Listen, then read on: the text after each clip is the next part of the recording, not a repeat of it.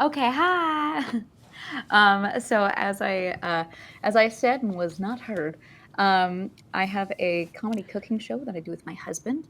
It is more focused on the comedy and less on the cooking. It is themed as a sitcom on a network. There's like deep lore.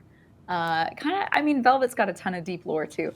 So very similar in that regard. And also just, I would say, when people say that their stream is full of chaos, ours actually is. It's genuinely very chaotic. Yeah, I freaking love everything about your show. It's so wonderful. Okay, and they're also letting us know that audio is great. Perfect. Yeah. Okay, They said yay. Chaos Town. Exactly. It is so great. You Yeah. guys, please do follow Nurse Huckleberry. You would be absolutely missing out if you don't check out at least one of her freaking streams if you're new to her. Well, what would you So, like to start off with? yeah, well, I cooked it last so it could still be warm while I was eating it, Uh-huh. but it's breakfast.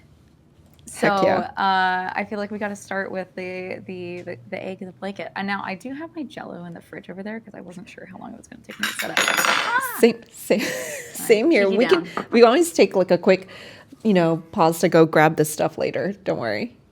Okay, cool. Because I was going to say I've got like a cheese board and like there's other stuff that's in the fridge. Mostly the cheese board is because of the cats, but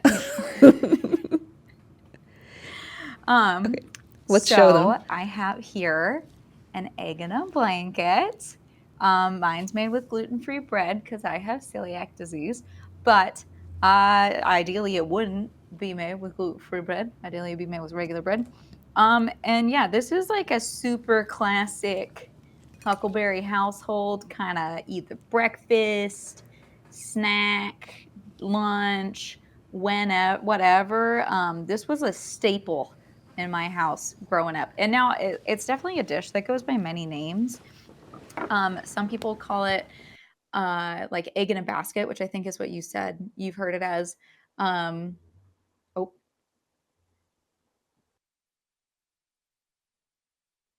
It's okay. Keep talking.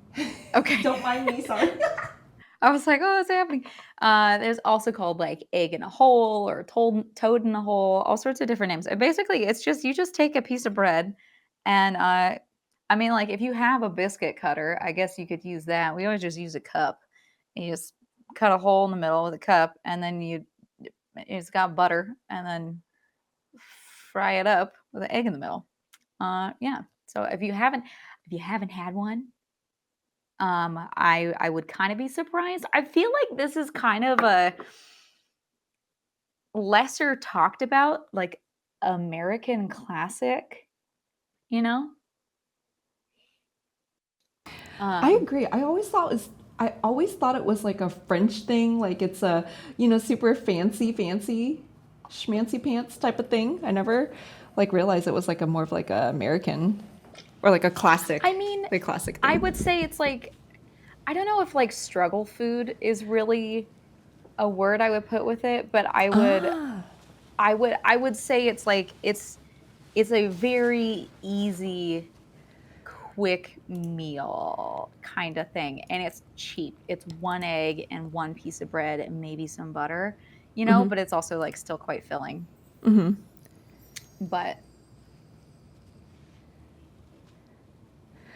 so I don't know if I would call it like struggle food, yeah. but I don't know. I mean, yeah, I've never heard of it as being a French thing.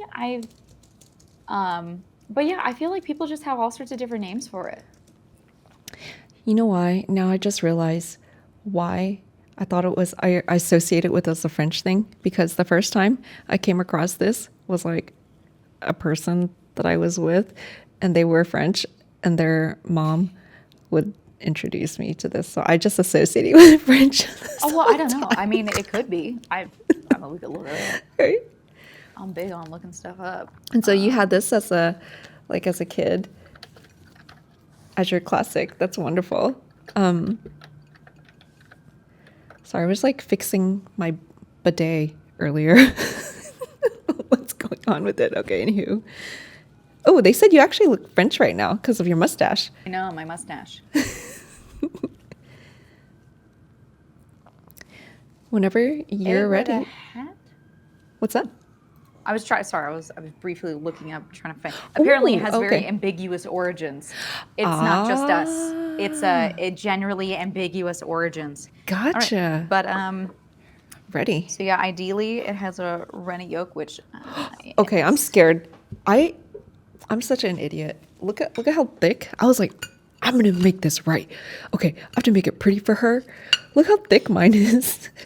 So what I ended up mean, you happening got is that like nice bowl.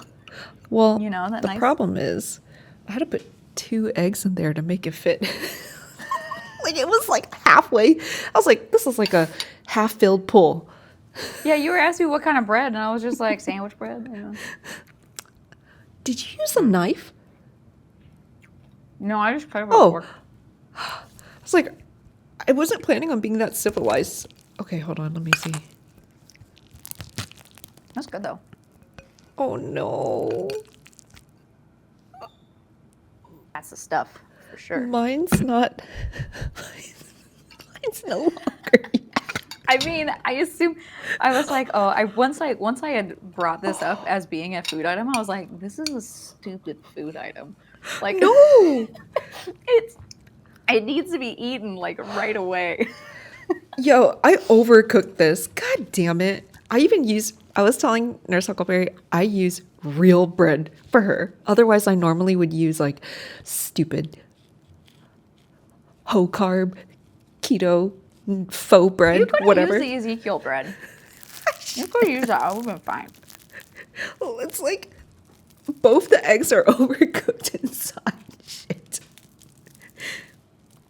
So do you usually like did you put salt and pepper on this? I just realized, oops. I mean, I normally do, but I feel like when I was a kid, when I would make it, there was no salt and pepper involved. But I mean, I assume my mom would put salt and pepper on it. We would use Maggie sauce if we had any kind of egg, like fried egg situation. Mackie sauce, what is that? Let me show you. Let me go grab it for you. Also, I'm like so hungry. I was waiting. I was tempted to eat earlier, and then I was like, no, we're gonna try a whole bunch of stuff. Like, wait. Same.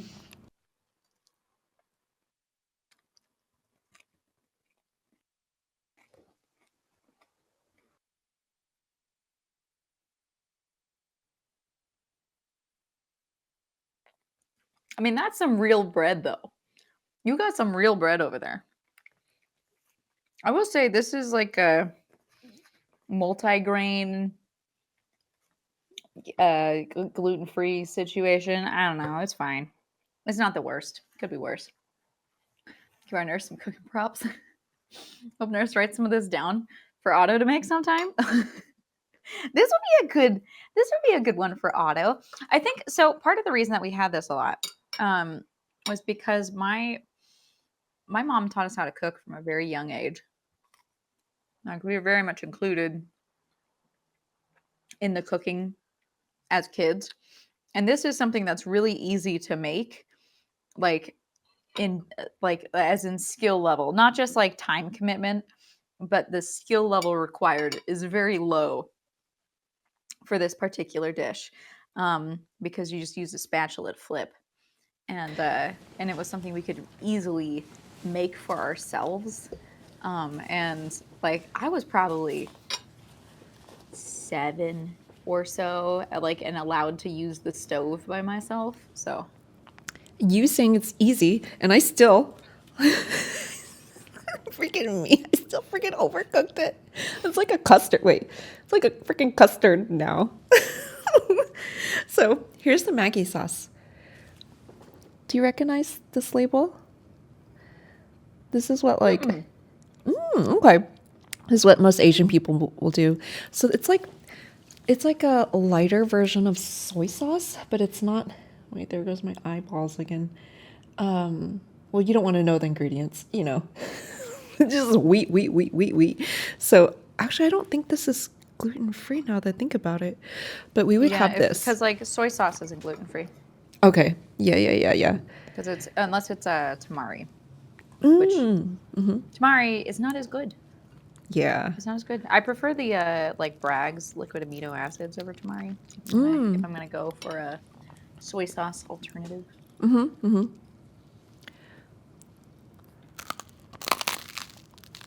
Now the Do you Asian like the custard? Americans group on this. Oh, what's that? My Denim custard. says he likes the custard. So I asked this before. Now that we're talking about breakfast, okay. What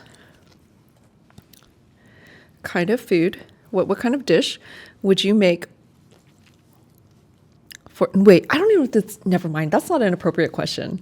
That is not an appropriate question. I was gonna say. You can Oh ask me all God. the inappropriate questions you want, my dear.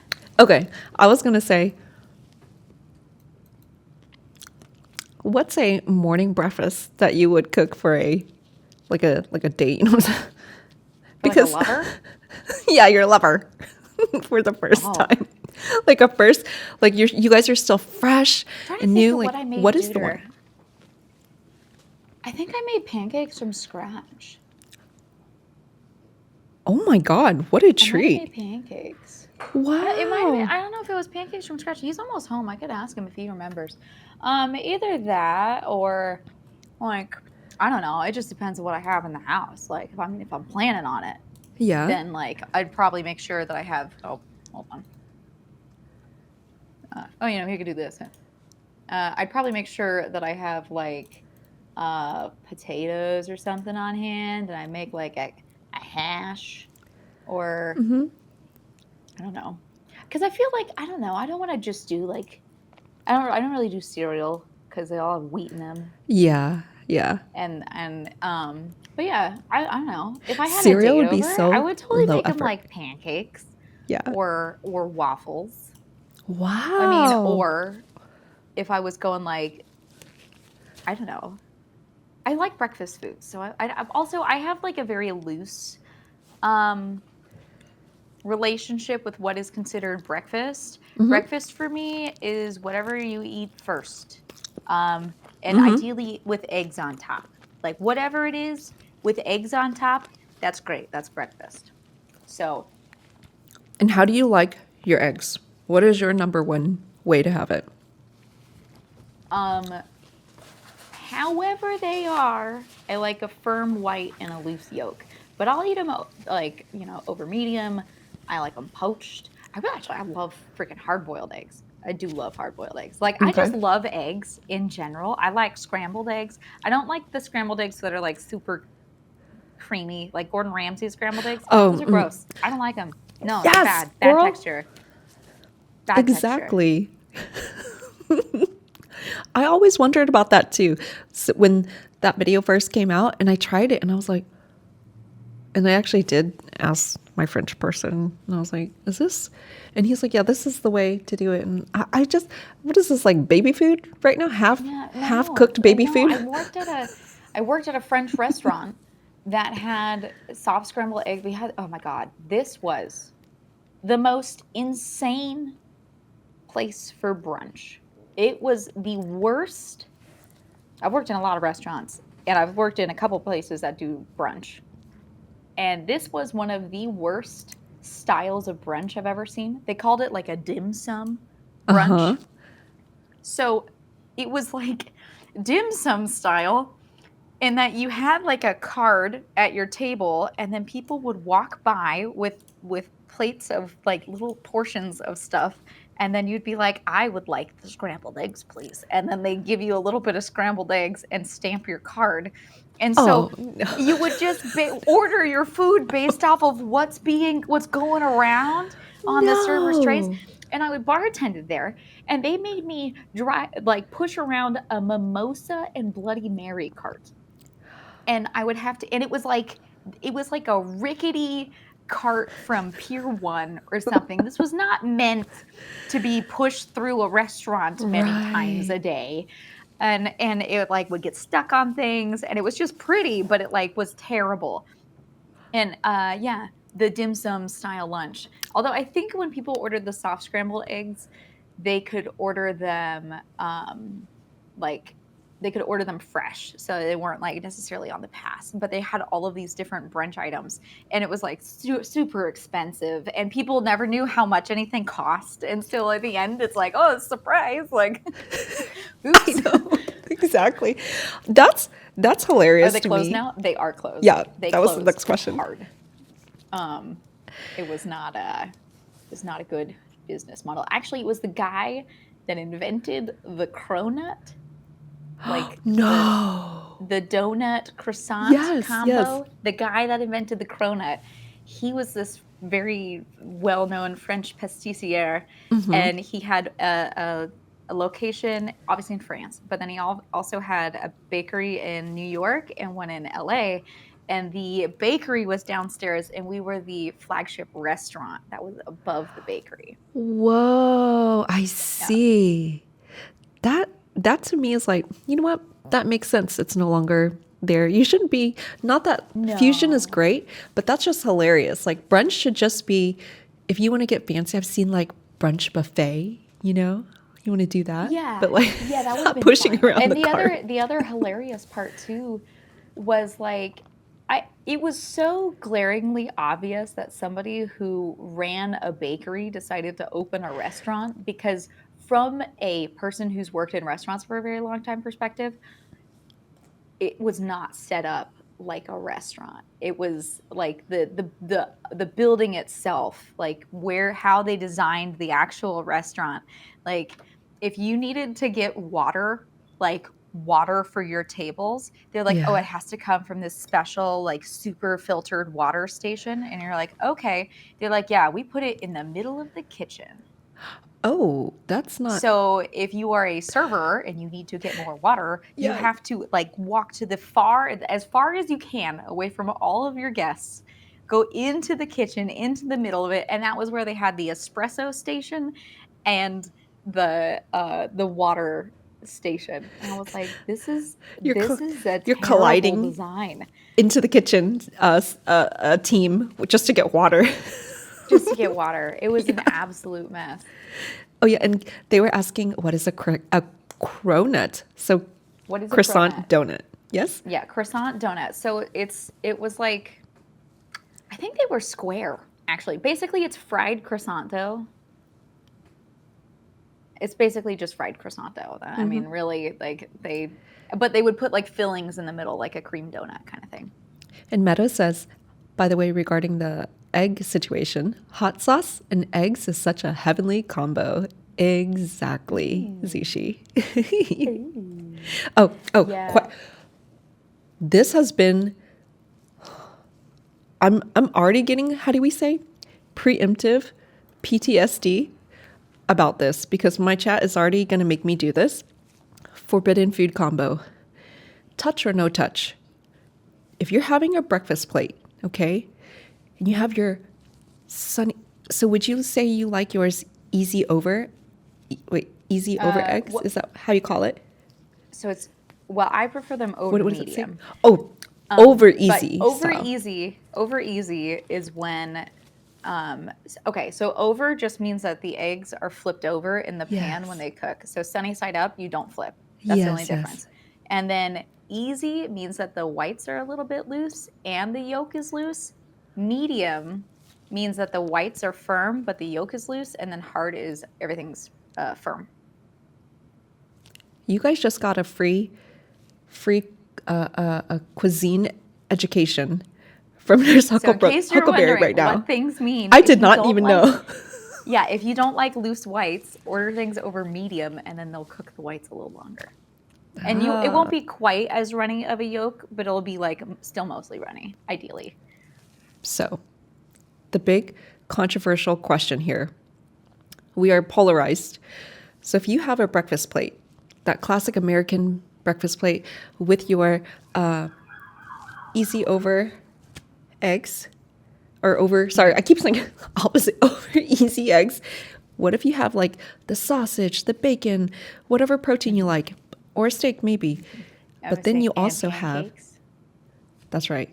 What if you had the pancakes in the same plate with the syrup? Do you like it when your syrup touch or no touch the eggs? I do not mind it. I'm sorry, it was sirens. That's okay. I don't mind it. I'm not necessarily going to put syrup on my eggs purposefully, but if it touches, kind of whatever. What I will say is if you have not taken an egg and put it on top of the pancake and eat the egg with the pancake, you should try that.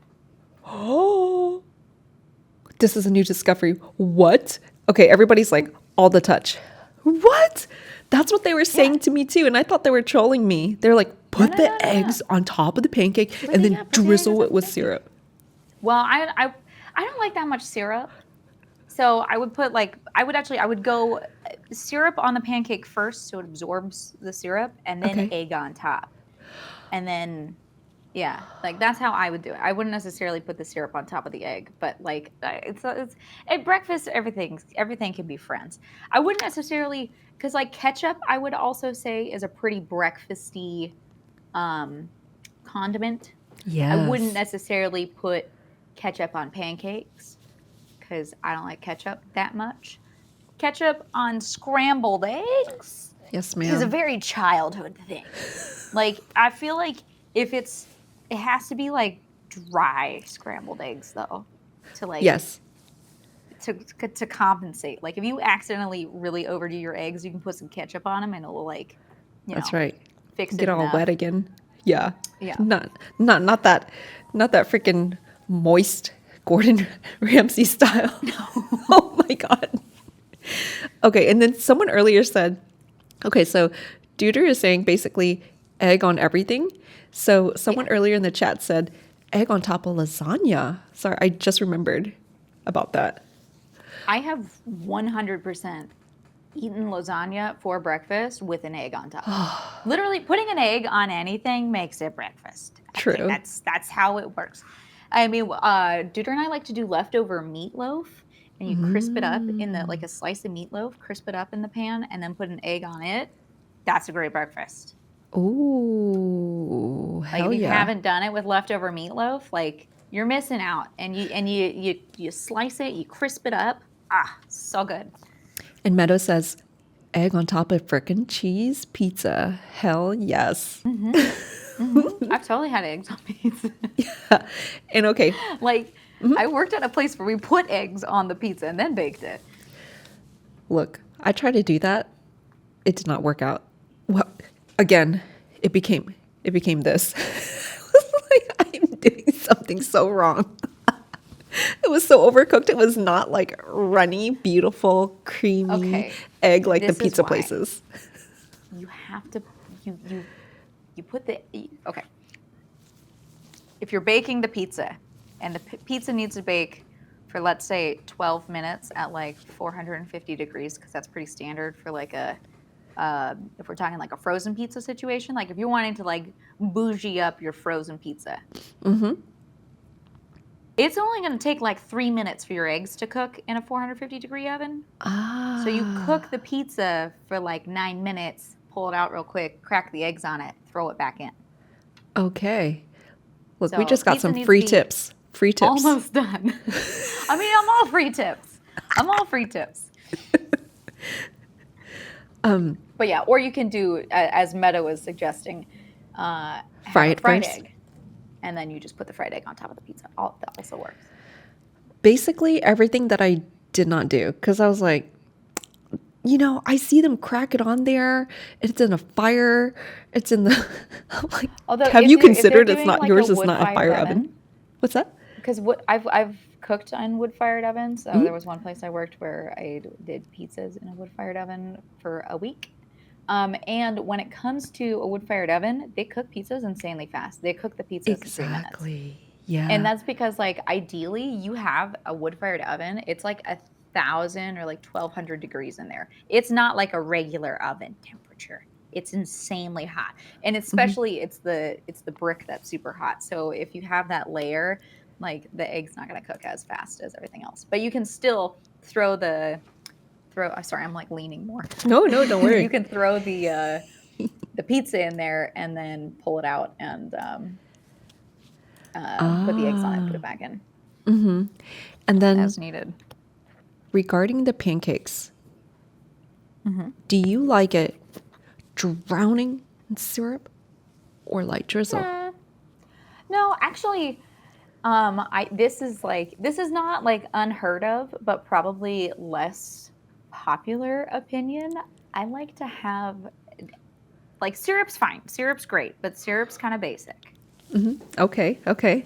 Um, have you ever done like a yogurt and jam on your pancakes?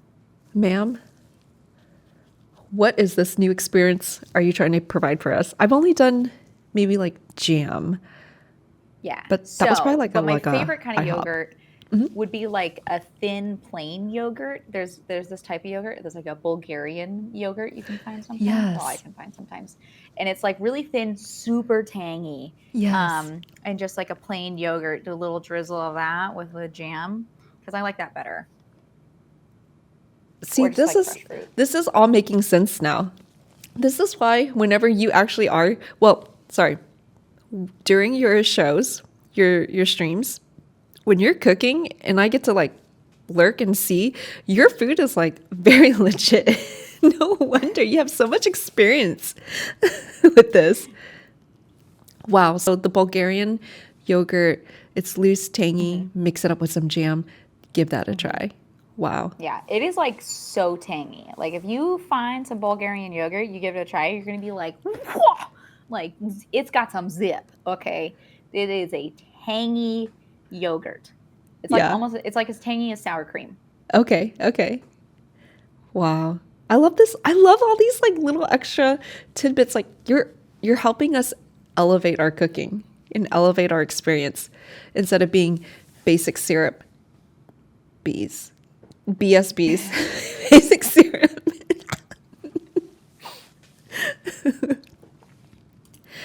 Don't you know? Well, don't worry, we're gonna get into some basic stuff too. I'm Um, following your mhm. lead on this, but Oh, okay. I'm ready for what is the next item you'd like to dig into. okay. Well, on my table, Hmm.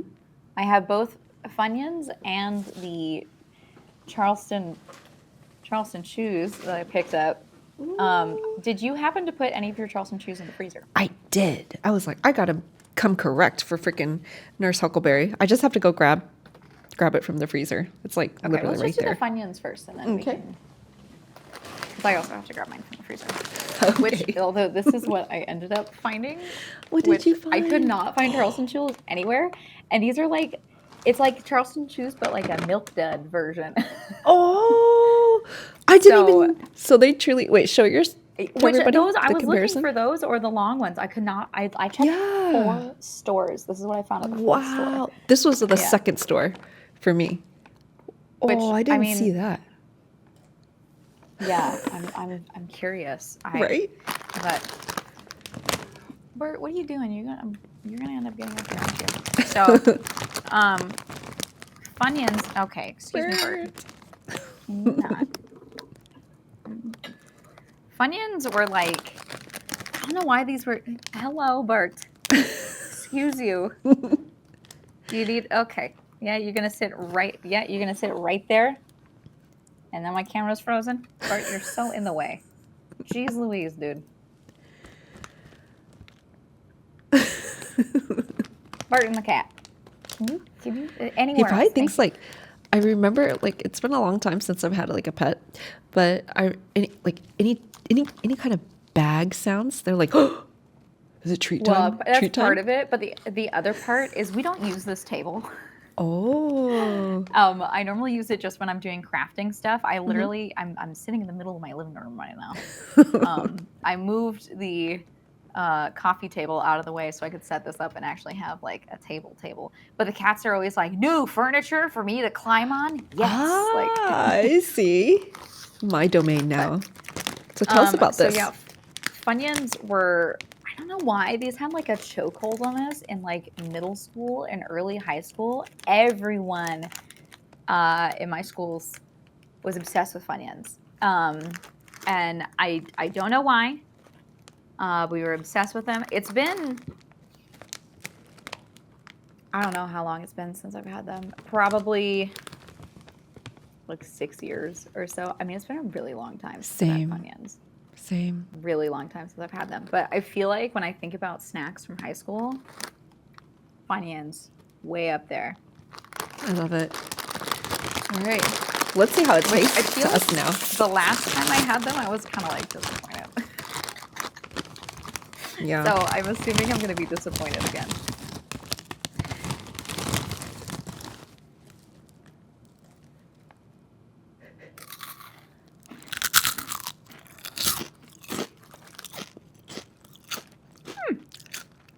You know what? That's more flavorful than I feel like it was last time I tried them. It's not bad.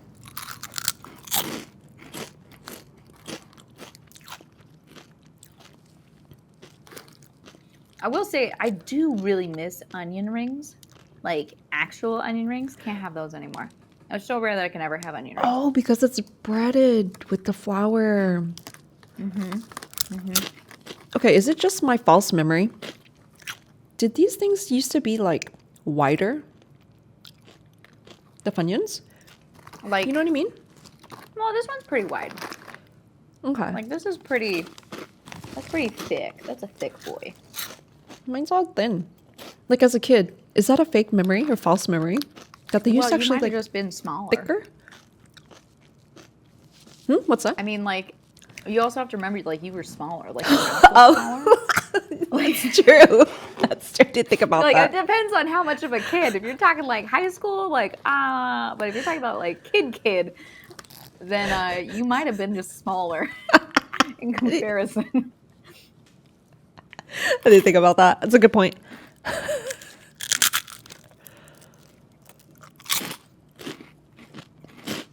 Yeah, I had smaller hands. Yeah. No.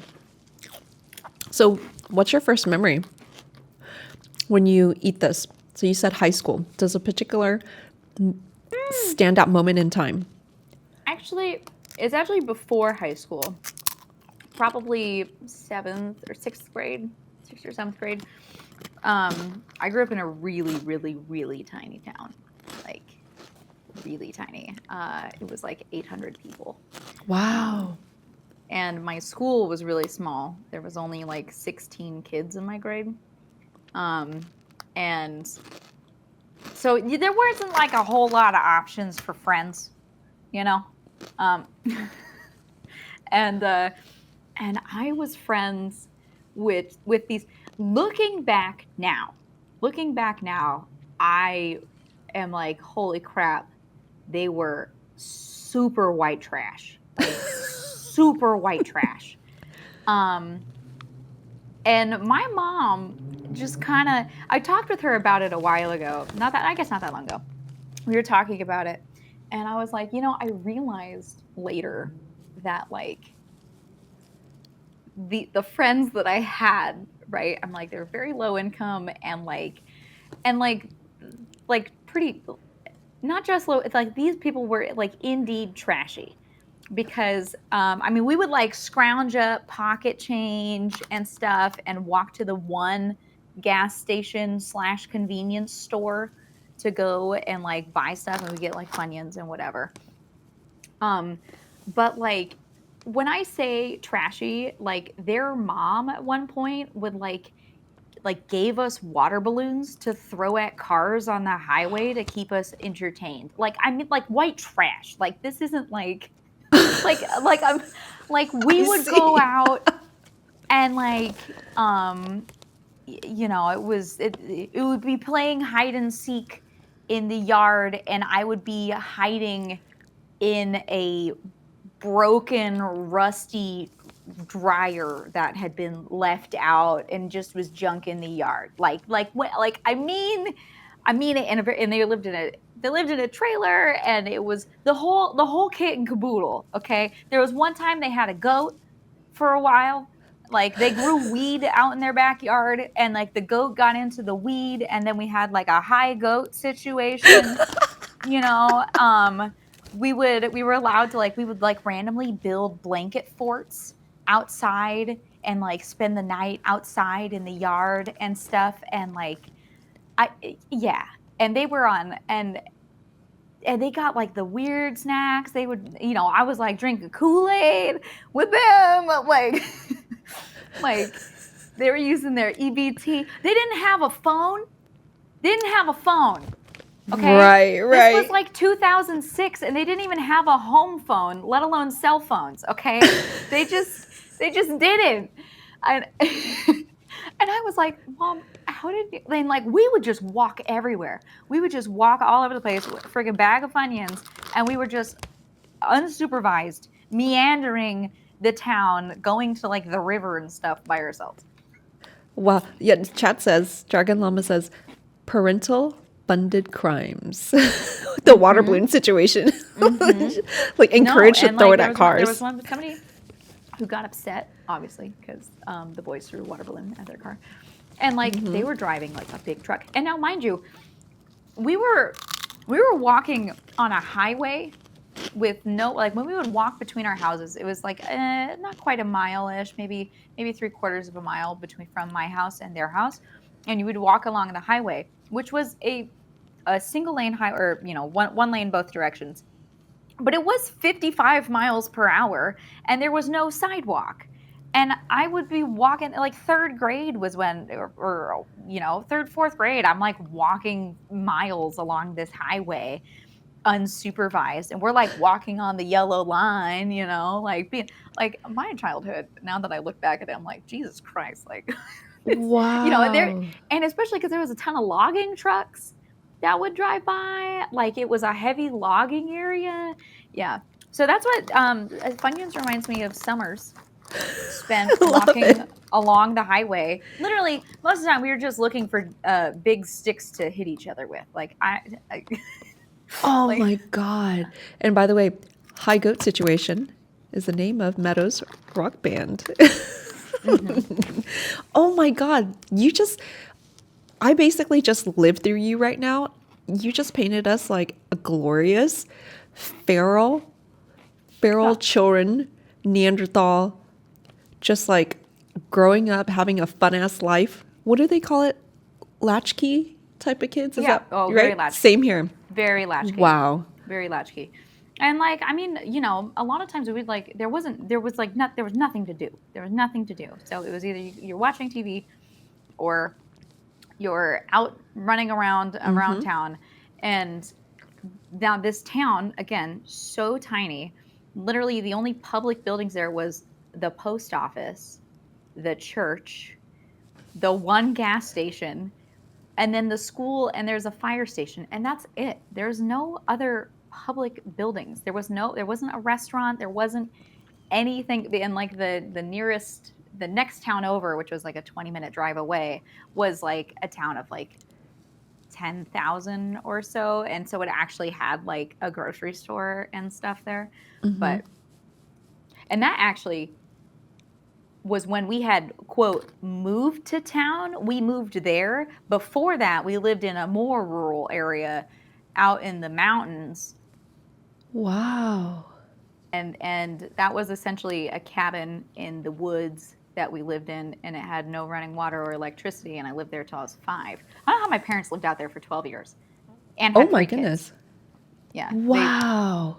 they moved to town, which was moving to the town of 800 when I Yeah. was 5-ish, and my older sister would have been 9, and then my younger sister was like 1. The way they lived at your original place sounds like pioneer woman type of situation. Oh my goodness. No Mhm. water, no electricity, just the cabin. That's it. Yeah, Wow. my mom, there was a very small town there that was like based around this lake, Ruth Lake, and my mom worked at the one.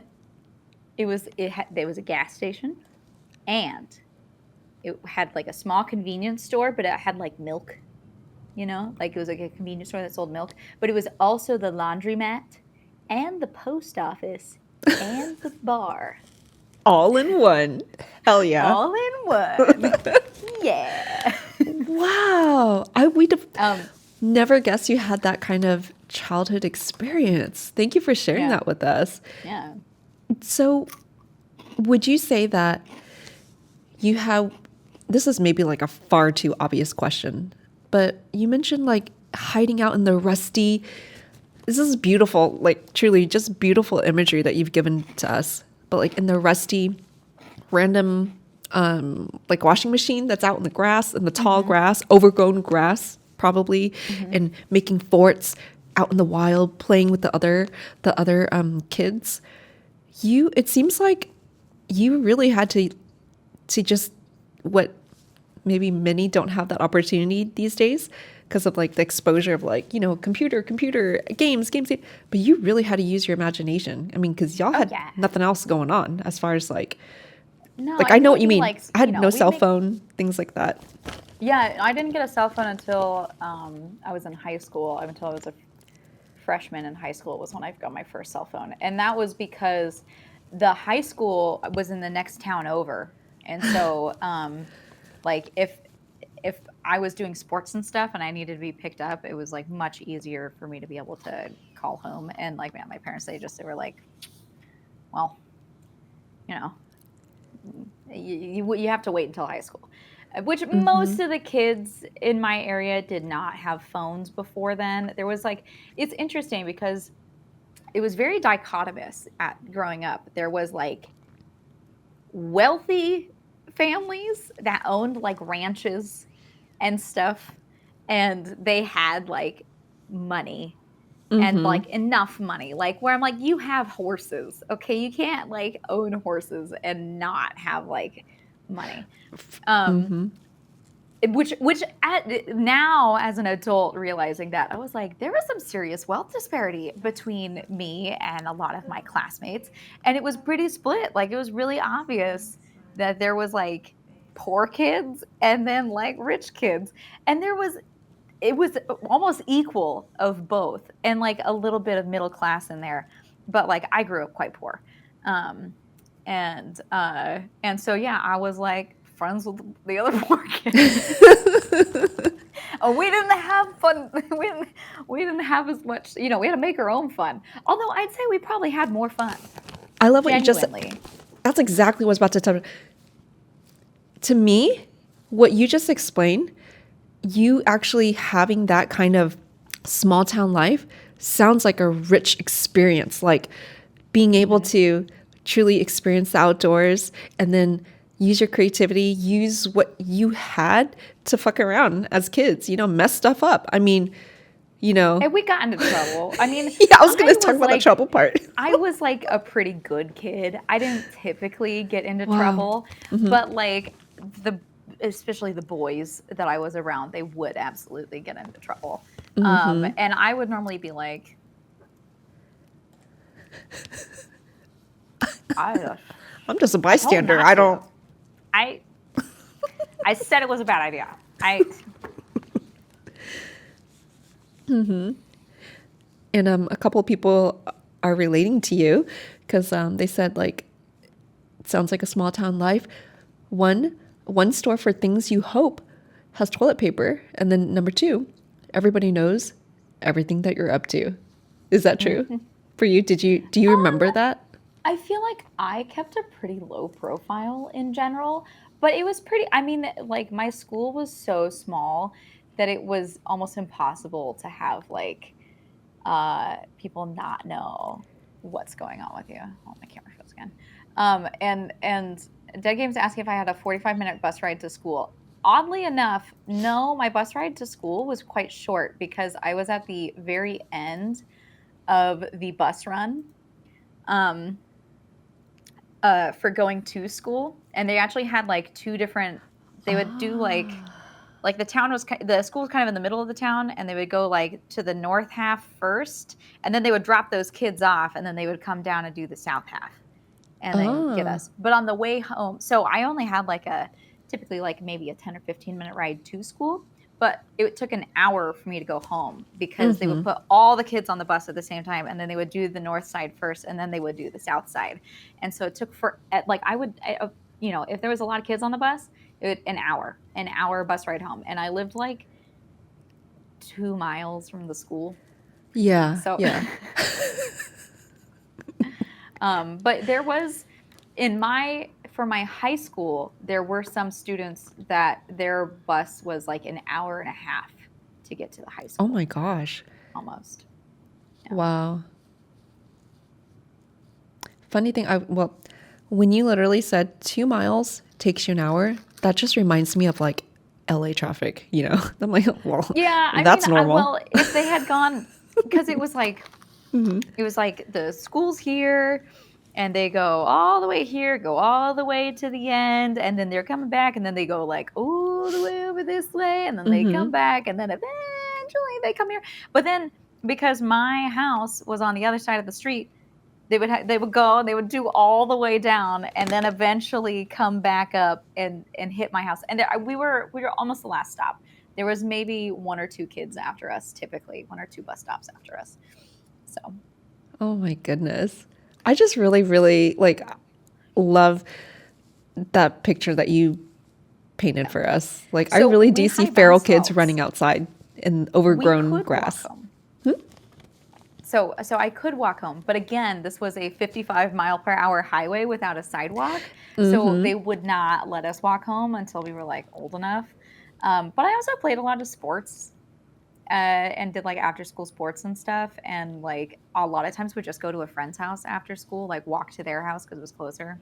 And yeah. Mm-hmm. Um, Oh, yeah. you guys are reminding people of Ferris Bueller's Day Off. Yeah. Yeah, yeah. Like probably a movie that they saw during their childhood. Yeah. Um Second trip. Oh, okay, okay. So, was there any other Okay, I don't know why this is popping up in my brain right now. When you guys were all feral running Mhm. around outside with your Funyuns, was there like another treat? I don't know why I'm thinking about like popsicles. Did you guys have like the kind Oh, in the tube, the little plastic thing or oh, like you talking about push pops or push ups um with like the Flintstones characters on them? Yes. that as well as the one that's in like it's like a flat You talk rectangular. about ice pops or otter Yeah. pops because Yeah. also yes, those were we had a lot of otter pops. Normally a Costco box of otter pops. The other thing that if we were getting Funyuns, if we were scrounging for coinage Mhm. to go pay for this with like dimes, right? Um, glass bottle Cokes because that store had glass bottle Cokes. And if you could scrounge up 99 cents, you could get yourself a glass bottle Coke. And that was pretty Oh, typical for us to try and get some like Funyuns or a glass bottle Coke or something like that. what a classic combo. Ooh. Hmm. But yeah, the other one I would say that was pretty typical are those little sundae cups with like the chocolate swirl and the wooden spoon. Yes. Those we would get also if Mhm. we're going for like a cold treat. Also, my Yeah. camera is now deciding to not be focused.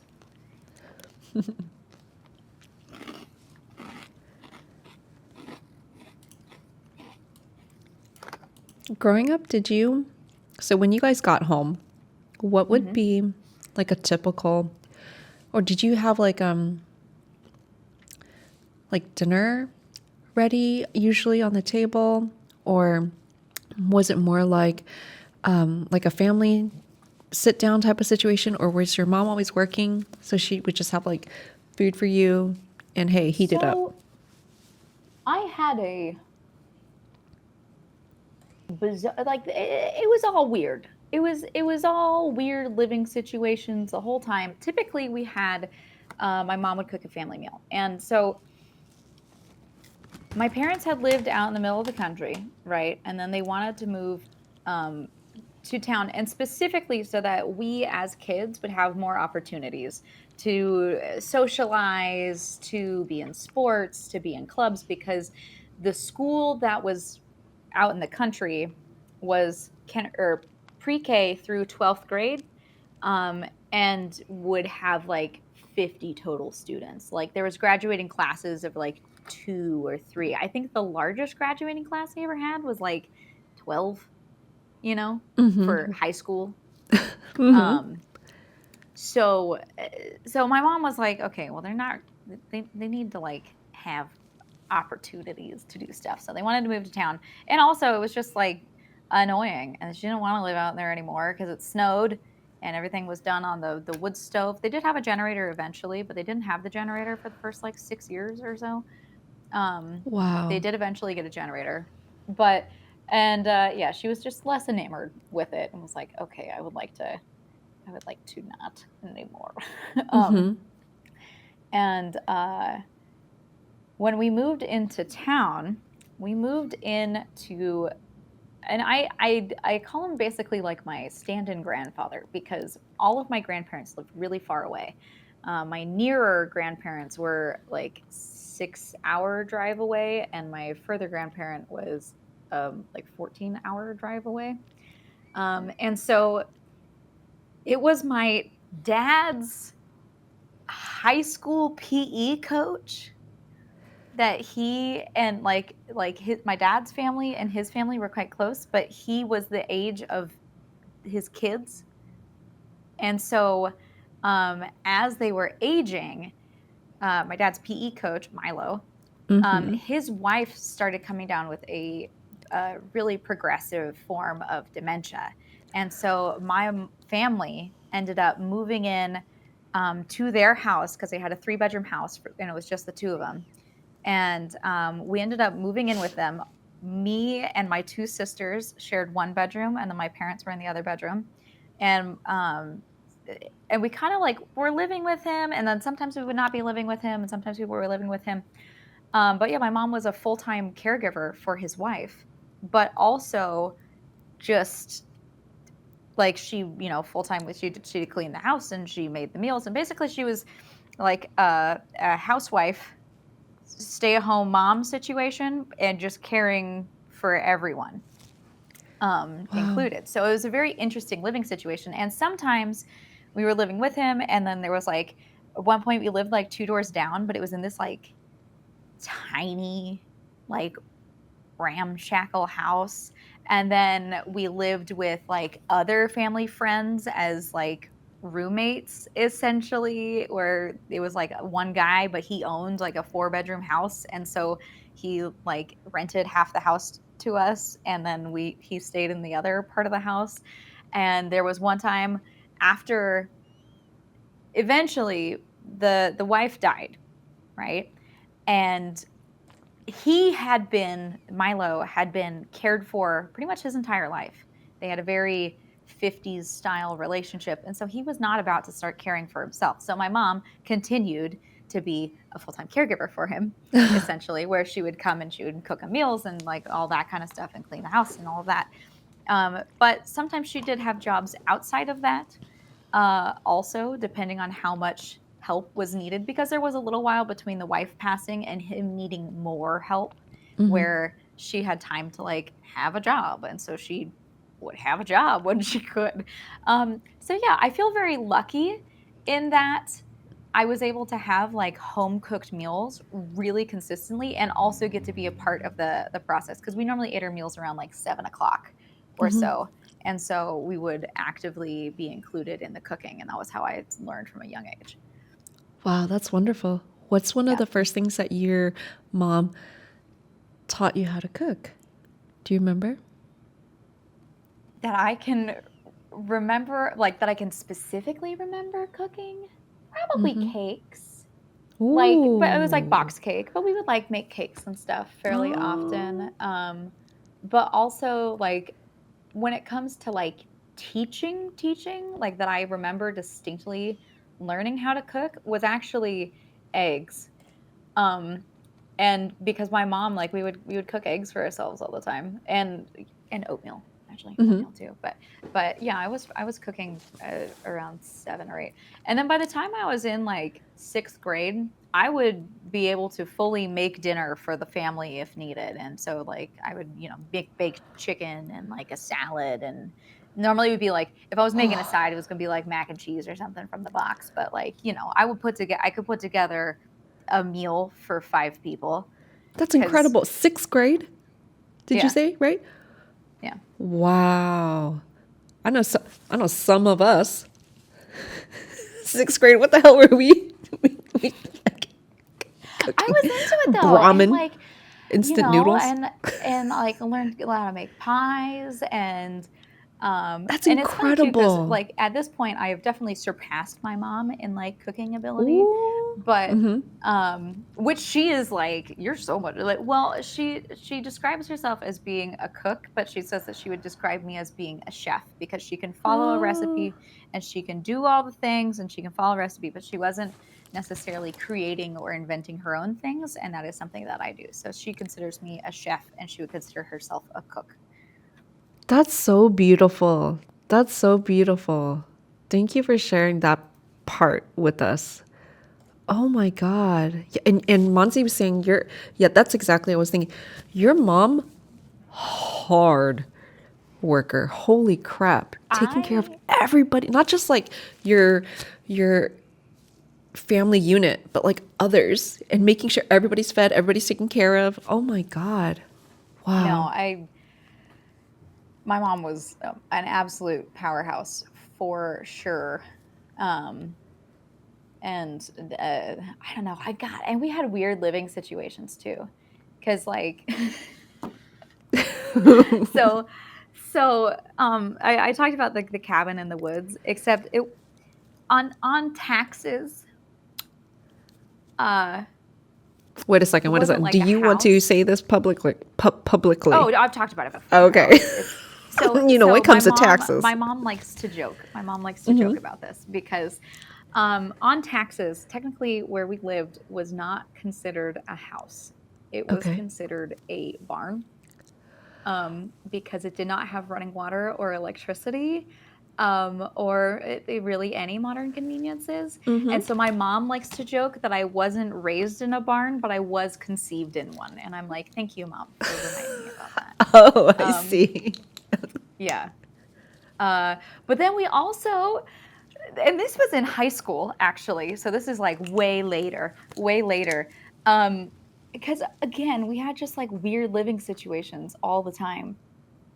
A friend of my dad's, so Milo died eventually. He died. Hmm. And he wrote my mom into the will. And so he had 5 children, and he basically gave my family a sixth of his will.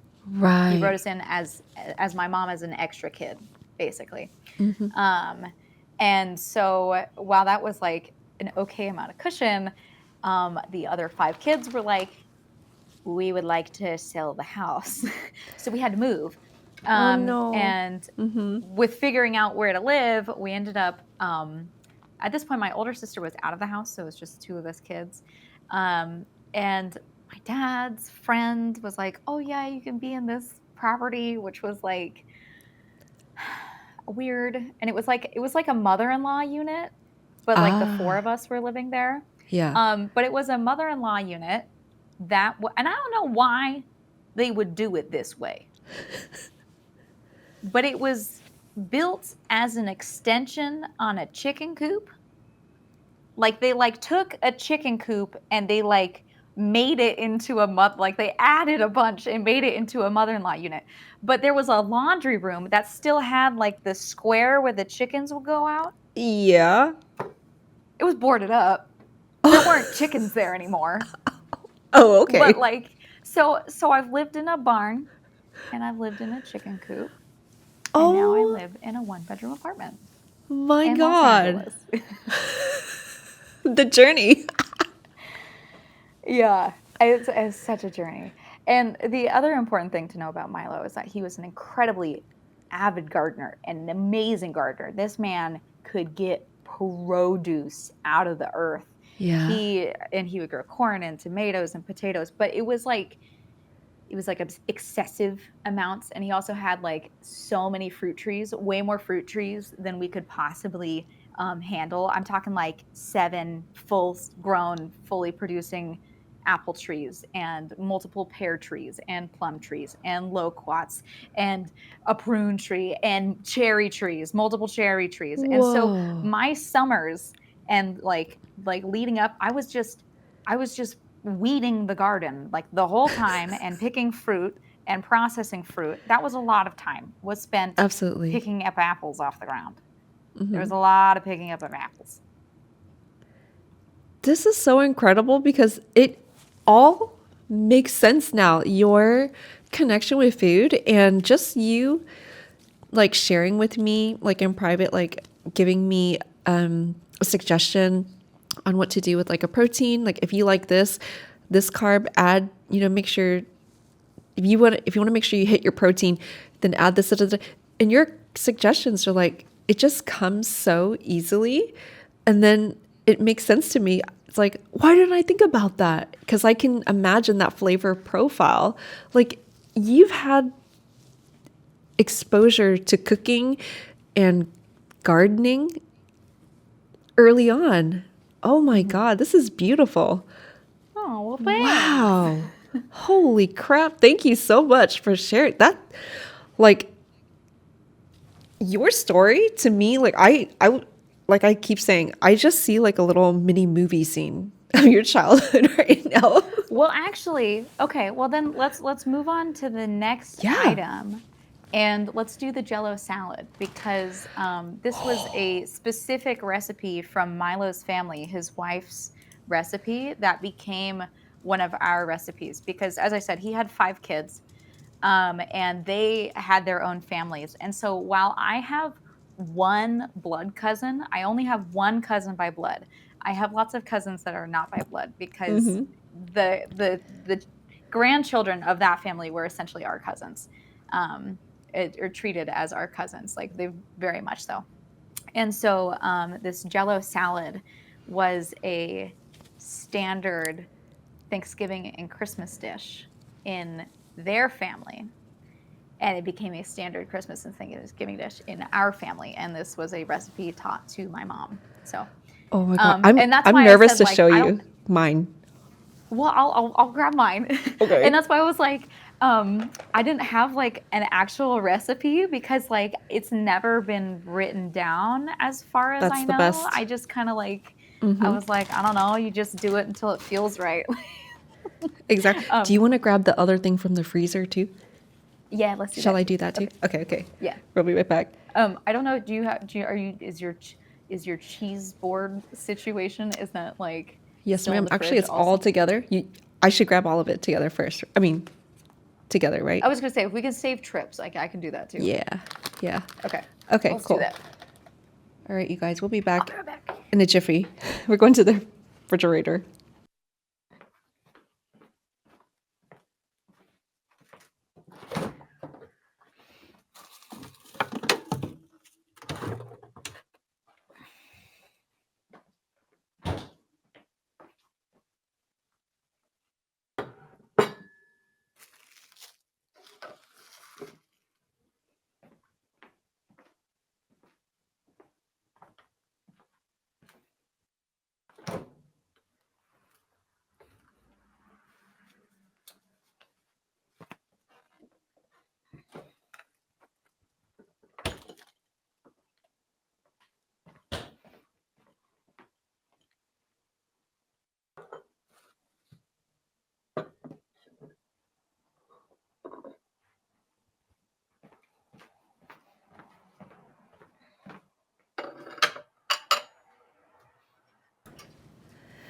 Meadow, I'm so glad you're enjoying. Sorry. I see your message, Meadow. I'm honestly I'm the one that's so honored that one, you guys are actually enjoying this, and then two, that so far everyone that's come on this show, including Nurse Huckleberry and Moo Hoodles and Ultrasaurus and Chelsea Bites, and then on Tuesday will be Coco. I'm actually just like, okay, this is gonna sound so stupid, but I'm just like a little girl in the freaking on Christmas. I'm like, oh, they said yes. They actually said yes. Oh, I kid you not. So it's really my honor and my pleasure because Meta was just expressing that she's really enjoying like the stories that you're sharing. Oh, And thanks. it really is just truly, truly my honor that I'm, like I said, one, you guys are enjoying it, and you guys said yes.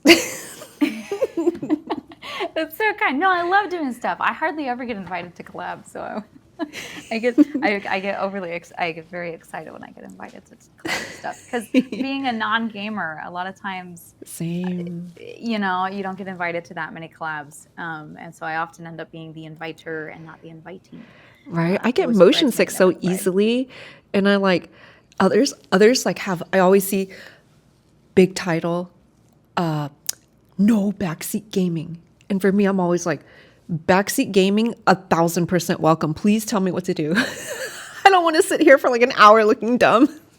Like I Mm-hmm. can't solve this puzzle. But Okay, whichever one. Ooh, I see your salad. Okay. Oh, I shouldn't so I have. realized I didn't tell you. I don't think I wrote down what kind of vessel to put it in. I Oh, don't know what you ended up putting it in. Anything's fine. Um, okay. if you did it in a bowl or whatever, anything's fine, really. Okay. But it's just more of because like we always would put it in like a shallow dish so it would set faster. But I assume you made. I think you made yours Oh, yesterday, right? yes, I Or made did it you make last it? night. Yeah. So it's totally fine. But Okay. I was like, oh shoot, because when I was making mine earlier today, I was like, Oh I wow. didn't tell her.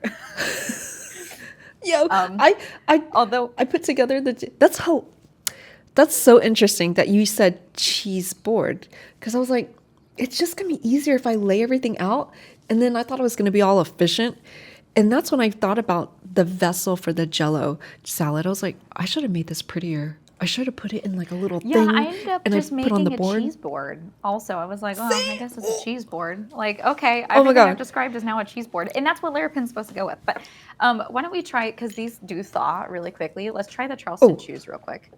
okay. Oh my god, mine Because just went missing. What the heck? Okay, which one? Frozen first? Or maybe do a au natural okay. and then try a frozen one. So these are like a chocolate dipped nougat, which I could only find these, and these were I love these. I love these were my favorite candies as a kid. And I could only find these little like nugget ones, which I have a feeling are going to have a um, too much chocolate to nougat ratio for my liking. I feel like yours will be okay though. Mine is like a mini It's like Snickers super bar. tiny. Wait, can you people see? There we go. Mm. I just like nougat. How is yours? The ratio. Good. I mean, it was kind of a lot of chocolate comparatively, but I was kind of bummed too because I really like the strawberry flavor, but I was Oh, just gonna take whatever I could get really because they have strawberry and they have chocolate I think we both have the vanilla. Yeah. do any of you guys remember this or know of these? We both couldn't find them. They come in The full size ones, yeah. like a full long bar. Is it triangular shape? Or that's not the one. No, That's a it's like Toblerone. yours are. It's like a rectangle, but it's like yay by yay, but like this long. Wow. Okay. We both found versions of Mini versions, yeah. yeah, mini I versions. mean, it tastes very much the same. Okay. Okay. Um, I just don't remember ever having this. So I will defer to your judgment. Okay. yeah, very chewy. Frozen one. All right, little frozen one. Oh.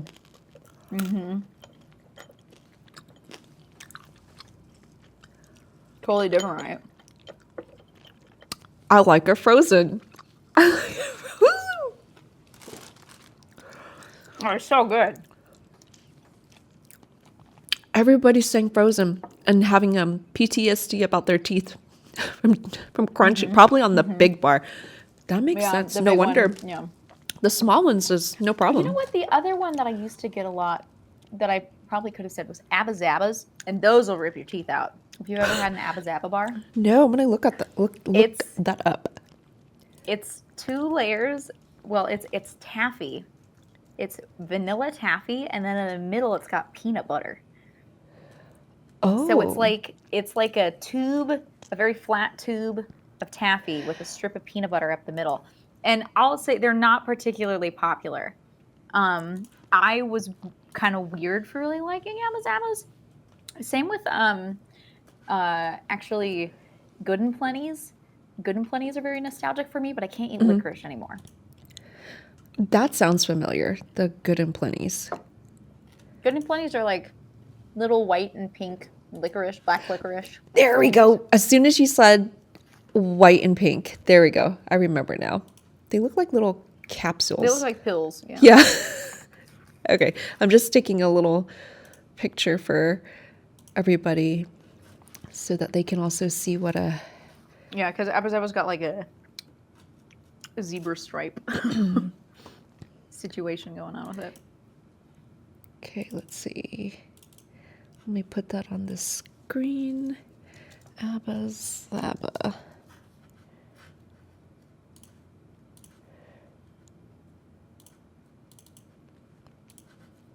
Yeah, the middle peanut butter was yummy and smooth. It was very creamy peanut butter in the middle. This, right? Yeah, that's it. That's it.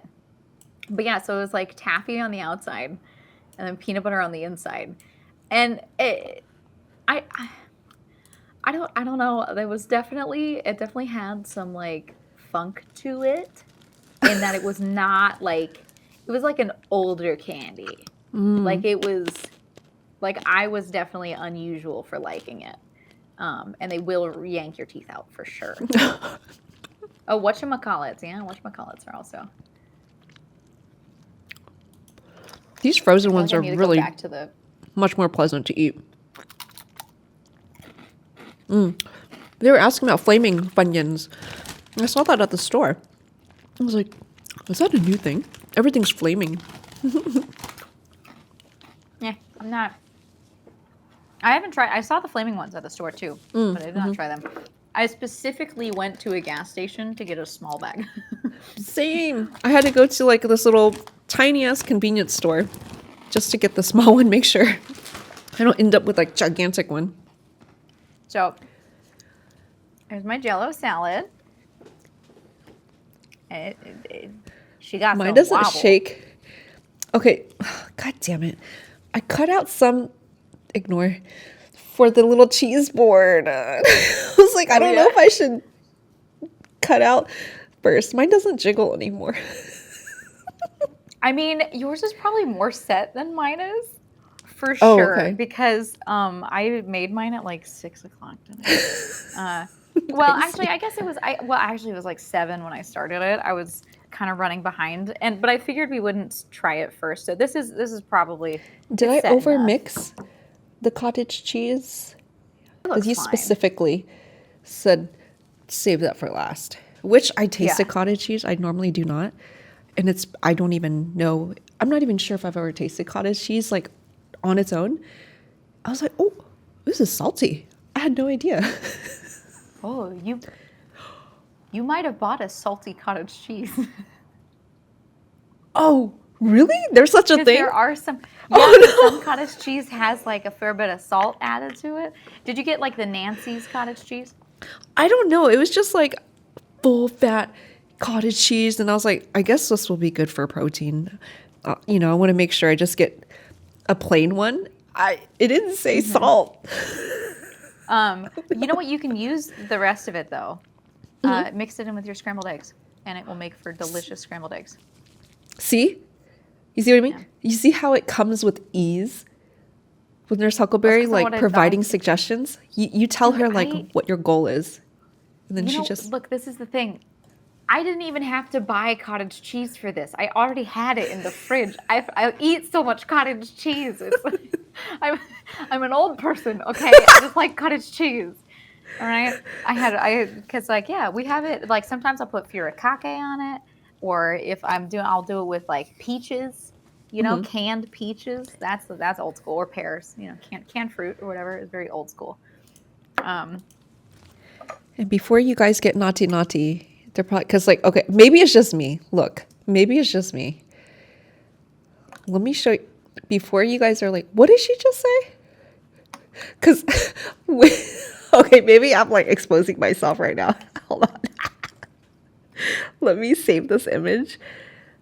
Um,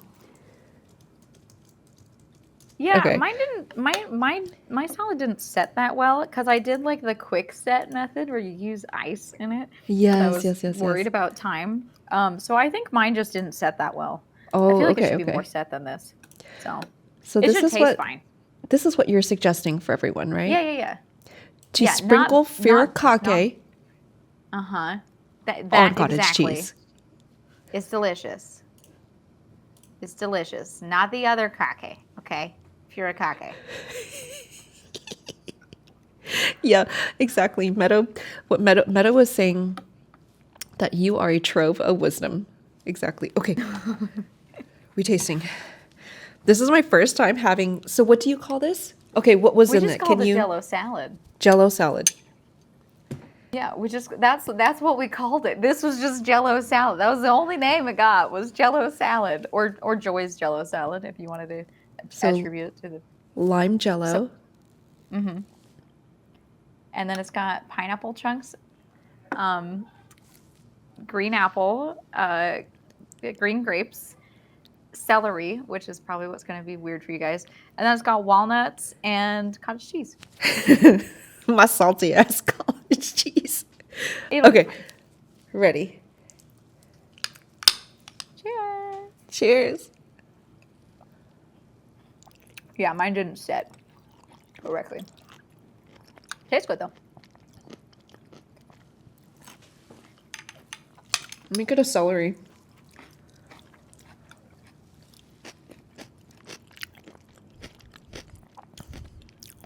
It's not bad. Are you surprised?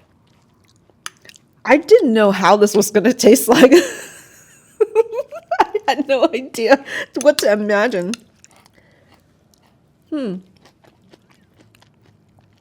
I have something to share with you though, as you enjoy your Jello salad.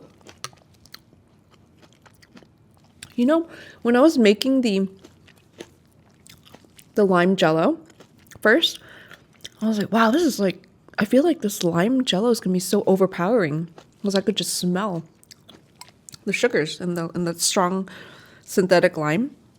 But this is Mm-hmm. like actually very mellow, very Mm-hmm. mellow. The celery is it's just more of a thought thing. Like if you think about it, whatever. But everything is very like neutral with it. A lot of texture, the walnut, you still have the Mm-hmm. crunch. Luckily my cottage cheese is not that salty, so it's okay in Yeah. there. I like the And even if large it chunks of was pineapple. like, yeah, and then the pineapple's like really bright, kind of zippy. And I like having, well, I guess technically you don't have to use green grapes, but I liked that it was all green. I don't know.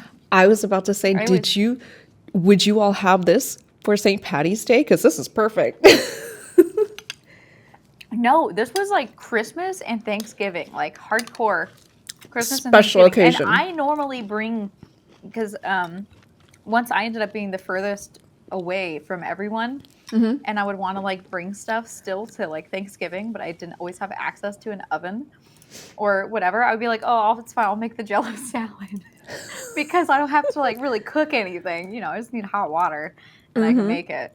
So, Chat says, who doesn't like or who doesn't love the mystery of a potluck Jello salad? no, Yeah, this it is like does look weird super as heck. Midwestern for sure. Oh, what's that? Sorry. It's like a very Midwestern kind of thing. I'm so excited to share this next part with you, girl. Enjoy your Jello salad. I'm going to mumble for a few moments. I was like so proud of myself that I remember to look up a history of something that you were sharing with us today. Okay, I love that you just said Midwestern because you are 1,000% correct. All right, check it out. So, my little freaking nerdy part here. I looked up the history of Jello salad. It is a very, what one would say, Caucasian people thing. Mm-hmm. Because, okay, so pre-industrial, so medieval Europe, they would actually have, they would use collagen. So that's just boiling down bones, having that. Mm-hmm. So whenever you guys have bone broth that's like really condensed, it's like this the next day if you put it in the fridge. So this is actually what medieval Europeans would do. So they would have elaborate molded centerpieces, but that was more for like nobility. So think of like, I know it's fictional, but And they were savory. yeah, exactly. Like Game of Thrones type of thing, like the little centerpieces, they would have this. So that's pre industrial. Now, Industrial Revolution times, so mid 19th century, it's like about 1897. So there was a cough syrup maker that patented the brand name Jello, so Jello. And he actually sold it 2 years later to a Genesee's Pure Food Company for $450, which is roughly Like, $11,000 today. So this was the time when, actually, sorry, let me put up my other notes. oddly enough, I Yeah. actually really know about the history of Jello Oh too. man, god damn, I can't believe So I it. so You already well, knew. no, it's fine. It means I can. I know. Well, I I like food science. Oh, So okay, okay, cool, cool, cool. So this is for chat then. So this whole situation here was like when we started going to war, and that's why like the whole industrial revolution thing, and then like women actually started, getting freed up with time, and a lot of things were like being created for us the women, like, okay, so scientific advances such as gas stoves, electric irons, the telephone. So these like domestic work things were being made easier. So this whole thing with the Jello, like this instant Jello thing, specifically this situation, Jello salad, actually came from a competition from Better Homes and Gardens, which you guys will know as a magazine. And there is a lady that actually entered, Miss John E. Cook of Newcastle, Pennsylvania. This was a 1904, just to give you guys context and time. She won third place, winning a $100 sewing machine. And her recipe, I will show you guys, was called the, oh my God, not the fukake. Okay, hold on. Oh my God, Jesus. it was called Furakake. So the Oh, first picture is this perfection yes, salad. the perfection salad. So the only other thing, if you don't mind me adding a little color Yes, to your story. please. So as you said, Jello towards the as the Industrial Revolution happened, right? We start having better access to lots of things, but something that was very difficult to get access to until about the 1940s was refrigeration. And so having things cold and having ice to chill things was an extreme luxury. And so for their very, very long time, things that were gelatin based were very fancy, and they were associated with like higher class and kind of opulence, because having the space and the time to make something where you're refrigerating it and holding it and keeping it, because it can't be warmed up, right? So keeping it cold for long periods of time, and it takes a while to set, that was considered like very opulent, very luxurious. And so even as we get into like the 1940s, it wasn't until the 40s was when they started having like refrigerators in the home, but they weren't refrigerators. They were literally an ice box where it was literally an insulated box. Oh my God, I'm like frozen again in this. It was literally an insulated box filled with ice, filled with ice. That's So it Chat's was these, expression after yeah. seeing this It was a Jello. so the ice box, right, was a refrigerated a box with ice in it. And so part of why they were popular in the Midwest is because Midwest had a really good ice trade because they could go to the lakes and they would harvest blocks of ice and then they would be able to bring them into homes and stuff in the Midwest where depending on where you were, it was not feasible to get large blocks of ice. Um, that being said, so as the 40s come around, right, and you have the wartime, Jello becomes an easy thing to prepare. In the 50s, more people are getting actual refrigerators in their home, and it's no longer just an icebox thing. And so this thing that was really opulent suddenly is very accessible and very easy to do. And so then it becomes associated with the lower class. It is no longer cool. And that's what happens all the time, right? So you have it, I mean, same thing with spices, right? The British, they spend all this time colonizing for spices, and then spices became so prevalent that poor people got access to them, and then the rich people were like, screw you and your spices, that's for poor people with your ethnic foods. We're going no spice. Literally they did this, and that's what happened with Jello. Was it went from being this opulent rich person's food to, well, everyone can access it now, so we're going to say that Jello is lame, Jello is for nobodies, and then it kind of got a bad rap. Wow. Thank you for sharing that with us. And let me show you something else regarding this. Like this is the first this perfection salad. So I found an article or oh, excuse me, the original. So later on, it was printed in the newspaper. Mm-hmm. Yeah. So showing her recipe right If there. something you might like, there's a book that's called Something from the Oven, and it's all about the evolution of food in America from Ooh. pre-war times through how the war changed things with like the advent of like frozen foods in the 1940s and like box mixes and stuff, and how at a certain like women like at first they made it so where you only had to add water, and women thought that it felt too much like cheating, and so then they were like, okay, they took the eggs out of it, they took powdered eggs out, and they said, okay, you have to add eggs now, and so it felt less like cheating and it felt like they were making a cake more. There's all sorts of really interesting stuff Whoa. about the food history and like how the war in particular affected American food. Exactly. That's such a unique time, which really fantastic inventions, but then we're still like feeling the effects of a bunch of the, like the negative side of like what it's done to our food here, at least here in America, like for ingredients.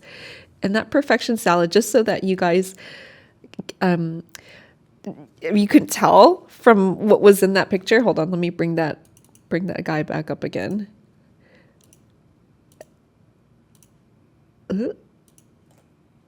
Okay. So this guy right here, it says boiling water, lemon Jello, the packet, vinegar plus lemon juice. That's super sour. Salt, celery. The celery made me think of yours. And then finely shredded cabbage, and then chopped pimento. Yep. Serve it with mayonnaise. Generous dollop of mayonnaise. This is that perfection salad. And thank you for sharing your part of the knowledge behind this. That Yeah, is so totally. fascinating. There was, gosh, it was so long ago. It was like way back at the beginning of the cooking stream when we would do like, this was like in the very, very height of the lockdowns of the pandemic, and we were at home for ages and ages. There was one time I made a Jello salad following. I have this 1970s cookbook called the Creative Course Cookbook. Um, And oh, you know what? I should just grab it actually because there's Okay. a picture of the salad in it. Um, and it was one of the single worst things I have made in a long time. Let me grab it for you real quick Okay. because it is uh like when I would describe it as there's radish in it and like cold garbage juice. Cold garbage juice. I don't know how else to explain it. Here we go. This book in particular, we'll go with. They take the word creative very seriously. They really, really do creative for sure. Everything in this book is weird, but they do have a whole section on Jello salads.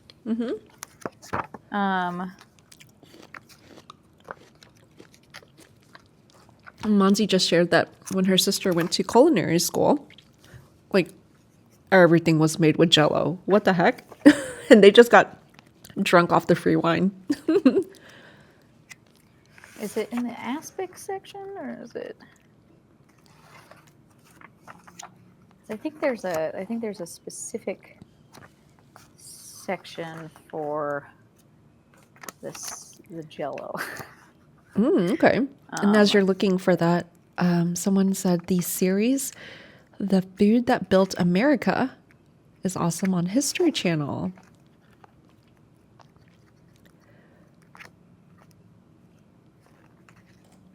Jello is their pistachio pudding. Let's see if the index will actually help me with this. I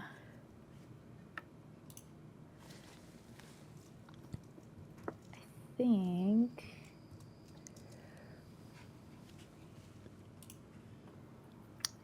Oh, I wish I remember what it was called. Okay, well, it had shrimp in it, so. That's okay. I can find shrimp. Take your time. We want to see what you got.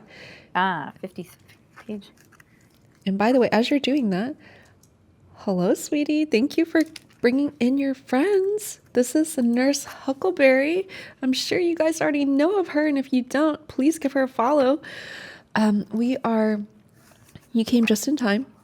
We're just going through Nurse Huckleberry's favorite nostalgic childhood foods and snacks. And so I can show you, because she's looking for something to show us. My not so great looking thing here. Bread in a basket is one way of calling it, but essentially it's like egg cooked inside bread. Right. And we are at Jello salad right now. Nope. There we go. Oh, I saw that picture online. It's so beautiful. This one that I made. Wow. And let me read the ingredients to you. Yes, You're gonna please. see it's beautiful now. This is molded vegetable salad with shrimp. It's got 1 pound of cooked fresh shrimp, 12 small fresh radishes, carrot, celery, and lime gelatin. And peel and devein shrimp, then chill. Remove the tips and stems of the radishes, and then you carve the radish into a flower shape. And then you take the celery and you like split it into like a kind of fan shape. It's more about the presentation. And then there's just shrimps in there. It was bad. I was going to say, is it meant for eating? I mean, the lime jello with shrimp, celery, radish. Yeah. And carrot ribbons. There was carrot ribbons in there. Wow. And at one point, and this was a poor choice. Okay. At one point, you're supposed to take the radishes and you cut them so that they kind of like open up and look like a flower, but they're still whole. I mean, they're small, but they're whole radishes. And so I have a radish that has a bunch of like Jello inside of it, and I was like, oh yeah, let me just slurp it. No, one of these single most like it tasted like garbage, like literal garbage. Like if you've ever had a garbage bag leak on you, that's what it tasted like. Oh my word. I cannot. it's very rare that I can't eat something. And I was Yeah. like, I can't. I cannot. There's other stuff in here that I made this one before too, actually. This was a cucumber gondolas. I made this one. Wow, so fancy. Yeah. It's not actually. It's just you hollow out a cucumber and then you fill it with shrimp and mayonnaise, basically. It's like a shrimp salad, but I don't know, it just looks pretty. It was pretty basic in flavor, all things considered. They said, "Nurse, if you carrot about me, you won't eat that." Mm. Yeah. Oh. I Oh. mean, I guess that's what happens when Midwestern housewives, 1950s, 60s ish, get creative. I mean, With that the was in the Jello. 70s, Oh, shit. oddly enough. 70s. That's from the 70s. And it was actually, oddly enough, it's all in one book there, but it was a creative cooking course where you would sign up for it, and then they would send you in the mail um, individual books in a course of like you're meant to like once a month you get a book, and Uh-huh. then you like slowly learn from it. Except when they put it together in this book, they just took essentially all of the pages from the different little books and just stuck them in to one big book. So it starts at like page 1 and goes to like page 40, and then it starts over at page 1 again, and like it's a very confusing book to use, which is They part of why it they was were so hard for asking, me to. can you show the book, the title or They, the front cover? Oh no, you're sorry, flipped. Uh-oh. I'm sorry, it's The backwards here. I can fix it because I had flipped it so I could be. There you go. Perfect. The Creative Cooking Course. There we go. Edited by Charlotte Turgeon. That's the one. La Rose Gastronomique. Yeah. Thank you for sharing that with us. Yeah, there's all sorts of weird stuff in here, for sure. Very, very creative. So when you made that green, big old beautiful Mm-hmm. thing, so how did your guests enjoy it? Like, did they actually I eat think it? they really enjoyed watching us eat it. Oh, Mm-hmm. Oh no, this was on stream. I did not make it for friends. oh, okay, No, okay. no, no, Sorry, no. sorry, It sorry. was on stream. So I did not make that for friends. That's a I would not show that off. I was like, yeah. Would you serve that to family? No. No, also because it was on stream, I did not wait long enough for it to fully set. So it was pretty, even though I Ah. had a tall mold, it was pretty short. Um, Oh my God. Well, your Jello salad, it's yeah, not I bad mean, at all. this looked great. Yeah. I like the grape Great. and the apples and the pineapple, of course. Hmm. So I something. feel like it's every time somebody's had it and they've been like afraid of it, Yeah, and then they finally taste it and they're like, oh, this is actually like it's not pretty bad. good. But, When you shared this recipe with me, um, it made me think about something that my momster learned from one of her coworkers a long time ago. And that's what this is making sense now because she was also Caucasian. So she taught her how to make quote unquote cranberry salad, cranberry jello salad. Salad. okay. And just like you, it's verbal. It's not like a formal recipe. You go with your feeling, go with, what you want to taste more of as far as ingredients. So that's Hmm. what I still make to this day for whenever I'm doing like Thanksgiving by myself. It's just, I use strawberry jello. I boil that with fresh cranberries to really get all that tartness mixed in.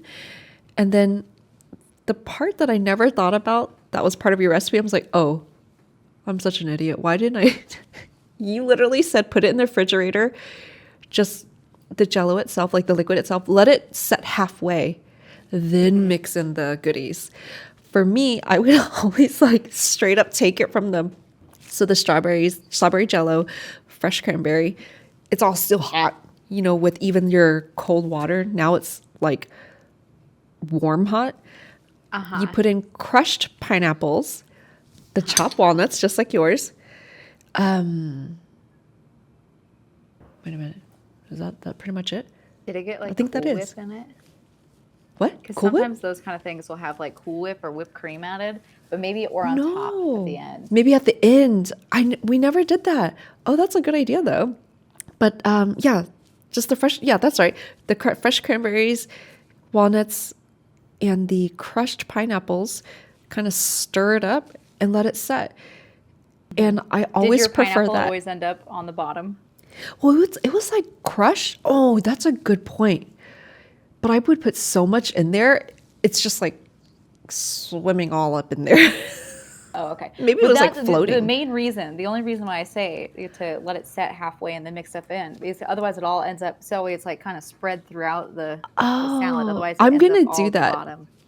this year. Do it your way as far as like let it halfway set and then put in everything else in there. But when I have that and I see the option of people like doing the cranberry, no hate, but the cranberry sauce in the can, I'm like, I don't know. I like I mine normally better. make a cranberry relish, Ooh.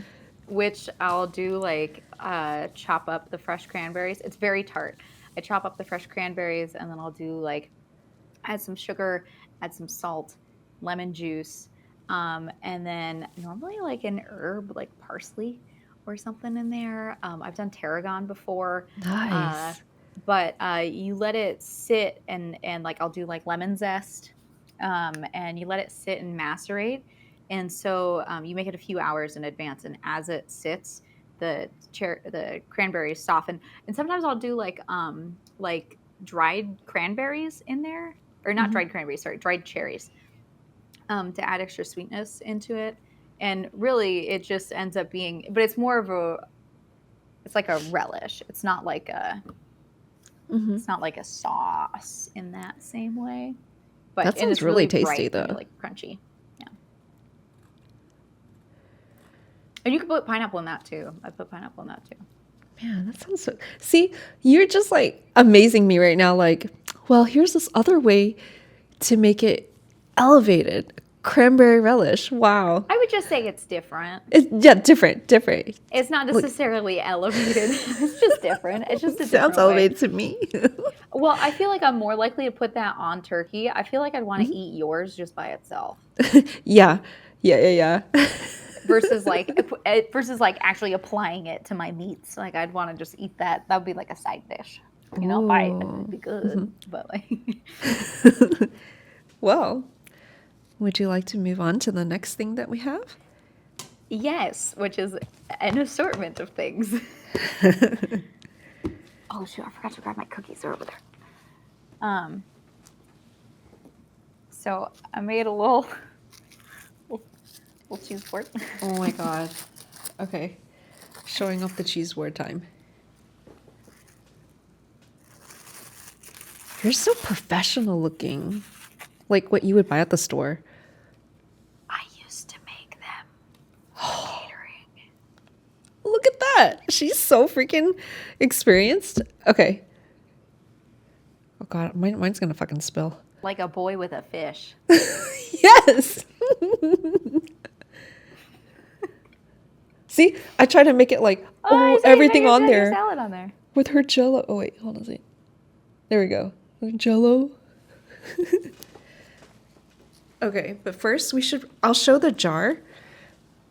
So, Nurse Huckleberry asked me to get this. Well, I feel like I'm probably your most expensive supper story. I'm so sorry. Oh, no. I was going to say I definitely was excited to get this. Can you tell us about Larupin sauce? How you're exposed to it? So Larapin is So where I grew up, Humboldt County, um, is a very isolated location. It takes like 4 hours to drive anywhere, and it's very isolated. And there is this place called Larapin Cafe, and they make this mustard dill sauce, and they're very famous for it. And it's a Swedish style sauce. So you can find it you can find other versions of it, but theirs is particularly good. And it's like kind of sweet, it's mustardy, it's got the dill, and it's like a very much a classic Humboldt thing. Like if I go home, like when we go home, Juder's parents will be like, "Do you guys need Larapin?" And like I've had people, like friends that live down here. I'll be like, "Hey, I'm going up to Humboldt. Do you guys need anything?" They're like, "Can you bring me 2 jars of Larapin?" Like it is a known, like if you're from our area, this is a it's so hard, and you know, because it was very expensive to order if you're not there, because otherwise it's just like $8 or $9 for the jar. Right. Yeah, it's But just because of otherwise, the shipping. Yeah, yeah, the exactly. shipping, because it's not carried by like big retailers or Mm-hmm, anything. And the mm-hmm. place that you ordered yours from, I think I ordered mine from a different place. It was like a mercantile out of Oh. the Bay Area. Mm-hmm. But where you ordered yours from, Los Bagels, is like it is like the only bagel place Oh. in the county, pretty much, that's like known, that's like a specifically a bagel shop. I don't think there are any others. They have a couple locations, Mm-hmm. and they always have Larapin, and you can get it on their bagels and all sorts of stuff. And Larapin is just like it is a cheese board necessity in Humboldt. It is hard to find a cheese board that doesn't have this, but it's delicious on so many different things. So I instructed Velvet to get a variety of different things to try, and ours already got open because Studer was like, "I got to get in this." Yeah, I have So not he tasted yet. I poured it in dug my little in. dish, but I purposely wanted to wait.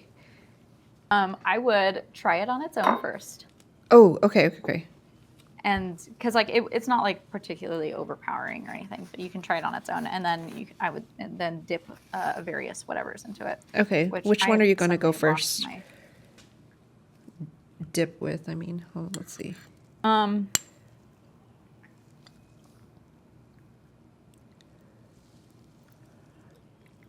my finger tastes pretty good on a finger. Oh, if you guys like honey mustard, but like quality with dill and like a little bit of kick, like like real mustard kick, Yeah.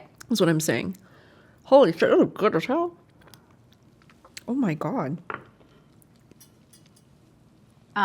So why don't we start with a strawberry, because I feel like it is one of the unexpected combinations that's delicious. Okay. Um, yeah, because strawberries are like the weird one where people are like, "What? Strawberry and mustard?" Okay. Anyways, I would start with strawberry, Okay. but Bye, sweetie. Thank you for bringing by your friends. Okay, okay. Strawberry.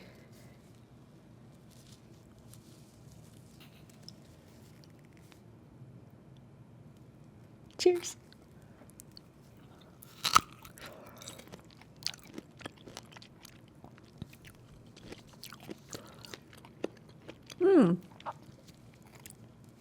I see what you're saying. Think of it like, yeah, why would you dip a fruit inside or into a sort of salad dressing tasting sauce? That tartness really complements it.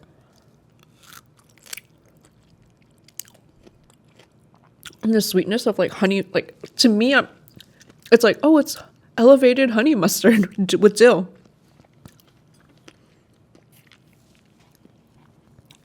Apple. yeah, really go for whatever. Um, a classic to have this on is like bagel and cream cheese with it, or bagel cream cheese and lox, which I know you got smoked salmon, and I also picked up smoked salmon, Heck yeah. which I did not realize when I bought my smoked salmon that I didn't know this was a thing. I bought pastrami style smoked salmon. So it Oh, has a very it smells like it's like pastrami seasoning just on right. smoked salmon with like garlic and which I mean I'm sure it's fine. We'll eat it. Like I'm not mad about it, Mm.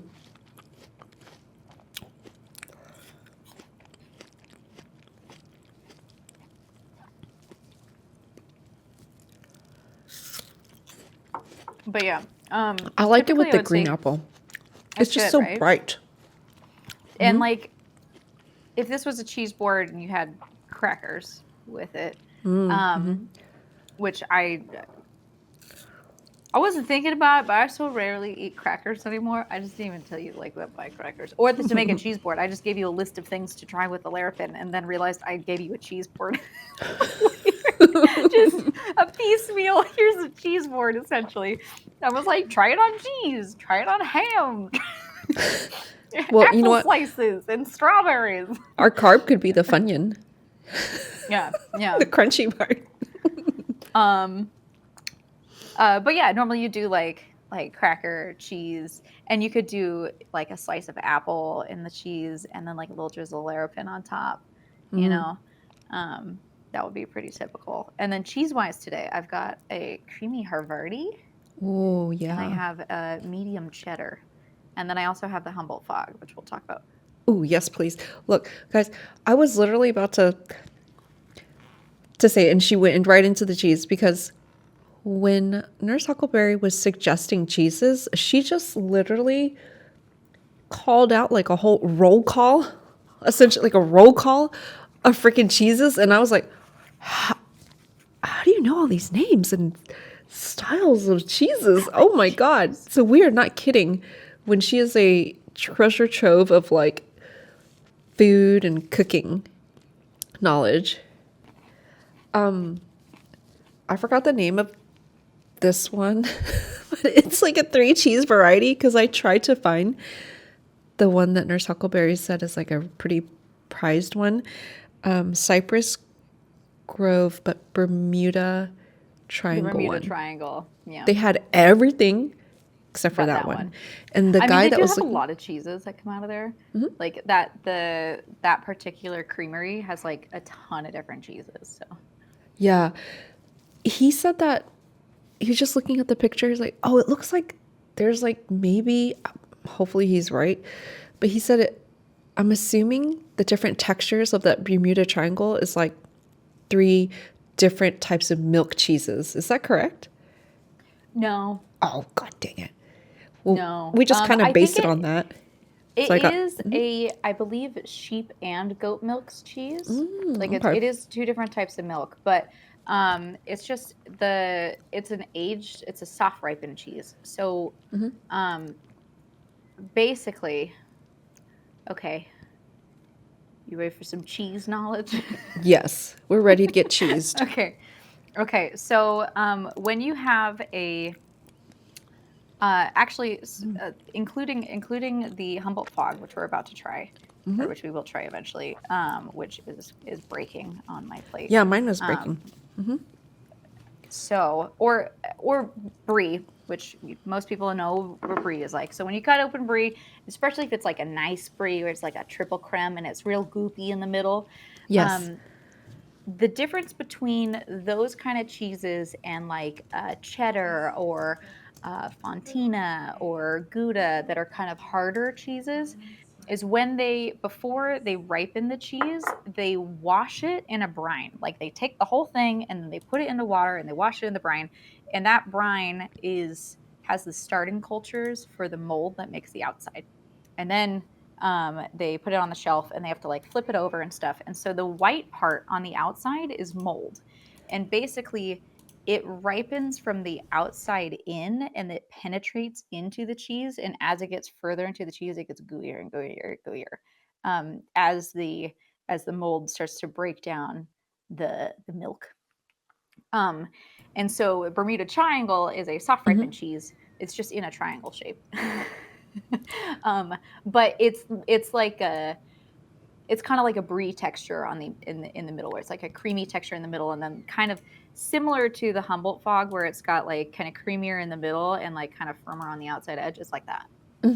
I was pulling up as you're talking, I'm just saving a photo for everyone so that they could, but with the logo, so that they could see what we're about to try right now. Oh yeah, yeah. Holy crap. I'm just like still so amazed that you have this knowledge, like detailed knowledge, you know? I like food. Yeah. I don't know. I was a weird kid. I was really It into makes food. sense.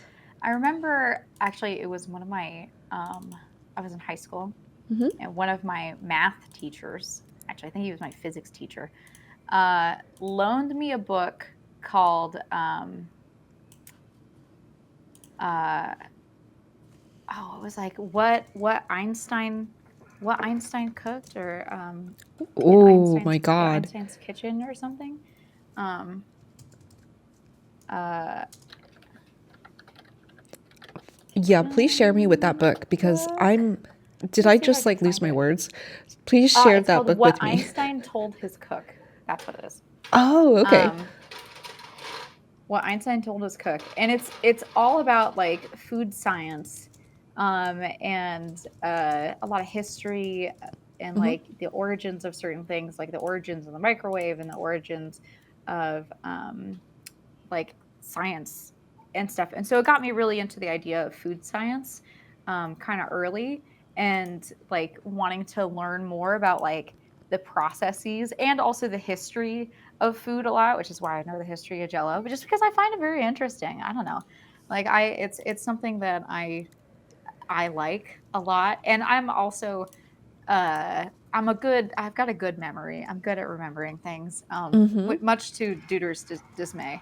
Uh, but And so this is the cheese. Oh, wait, have you tried? I'll try it with you, but this is as you guys can see on the screen, it has like that beautiful blue line. What is the blue line in mhm. the middle? So there is the mold that is Okay. on the outside, that's blue on the outside, and basically they inoculate the inside of the cheese also with that. Like they basically puncture. I think that's how they do it with this one. Is they take needles and they puncture into the middle of the cheese, and then that mold grows just where the puncture was, where it's able to travel deeper into the cheese. Oh my God. I had no idea. Holy crap. I hope y'all are like learning something new here. By the way, chat says the only real cheese is American cheese. Okay, let me try this with you right now. This cheese is Uh, really beautiful. Ooh, so oh, sorry. well, let's do her. Hold on, let me open the door. Okay. There it is. There's that blue line, but it Hello, my crumbles. love. Oh, you're so It's chilly. cold. Oh, it's so... It's cold outside. Tell me Hold say on. hey. I need to grab a fork, anyways. Uh, you want some Jello Oh salad? no, Bert. Yes. It's in the fridge. Well, I ate some tacos. Excuse me, Bart. What are you doing? Is it Bart? We're Bart, witnessing a crime. Oh no. you tell everybody about the cheese? Bart. Oh. Bart, you gonna share it? Can I sit up there too? We were like, first we're witnessing a potential thief at the table, a crime, and then we were telling you to tell Duder that we say hello. Oh, everybody says hi. Hi, everybody. Okay, I'm ready. You see what I got? What is this? Is that is that what I think it is? Got real excited. Yeah. What is it? Because they already know. It's the goat cheese. Yeah. Well, which one? The You know the name. I had 2 whole beers, okay? Okay. All right, you guys, I had 2 It's whole named beers. after where we're from. Humboldt Fog. There you go. But I didn't know if it was. I didn't know which one it was. No, it's a Humboldt Fog. Yeah. Okay, well, I didn't know. Maybe it could have been the, could have With been the Bermuda Could Triangle. have been the Bermuda Triangle. It could have been the lavender one. Could have been the truffle trimmer. Wait, hold on. Wait, nice mustache. Nice mustache. Excuse Well, we're both me. about mustaches. I brought my mustache. Yeah, you're on theme. Go put on a hat or something. No. He's so well put together right now. Wow. Well, Oh my he's gosh. This is after work. He just Wow. got home from work. Also, this is just how his hair is. I mean, he's just. God. It is, He's having a good hair day. I'm jelly. Everyone today was hitting on me. Yeah. Sorry. Dang. okay. 2 girls from Scottsdale. Whoa. Sorry. Excuse me. See, there's As long as Huckleberry he being makes polite money, right now. I don't care. As a Did y'all hear? bartender, you're never married until you need to be. Oh, bartender. I get it. I see. Let's talk about that in a little while because I have a question. But yes, I did not know, maybe because of my brain being all over the place. I know that you said something. I'm from Humboldt, as I'm over here like being ridiculous trying to look for this photo. And when Deuter just came in, what I just realized is that, so I'm going to share this with chat. We were trying to find this other cheese. So she told me this other cheese is really special. Same. It's just my favorite. Of Oh, her favorite. It's And my I was like, I favorite want to get her of the fucking cheese. favorite. God damn it. This is the triangle one. Same company, Cypress Grove. Mm-hmm.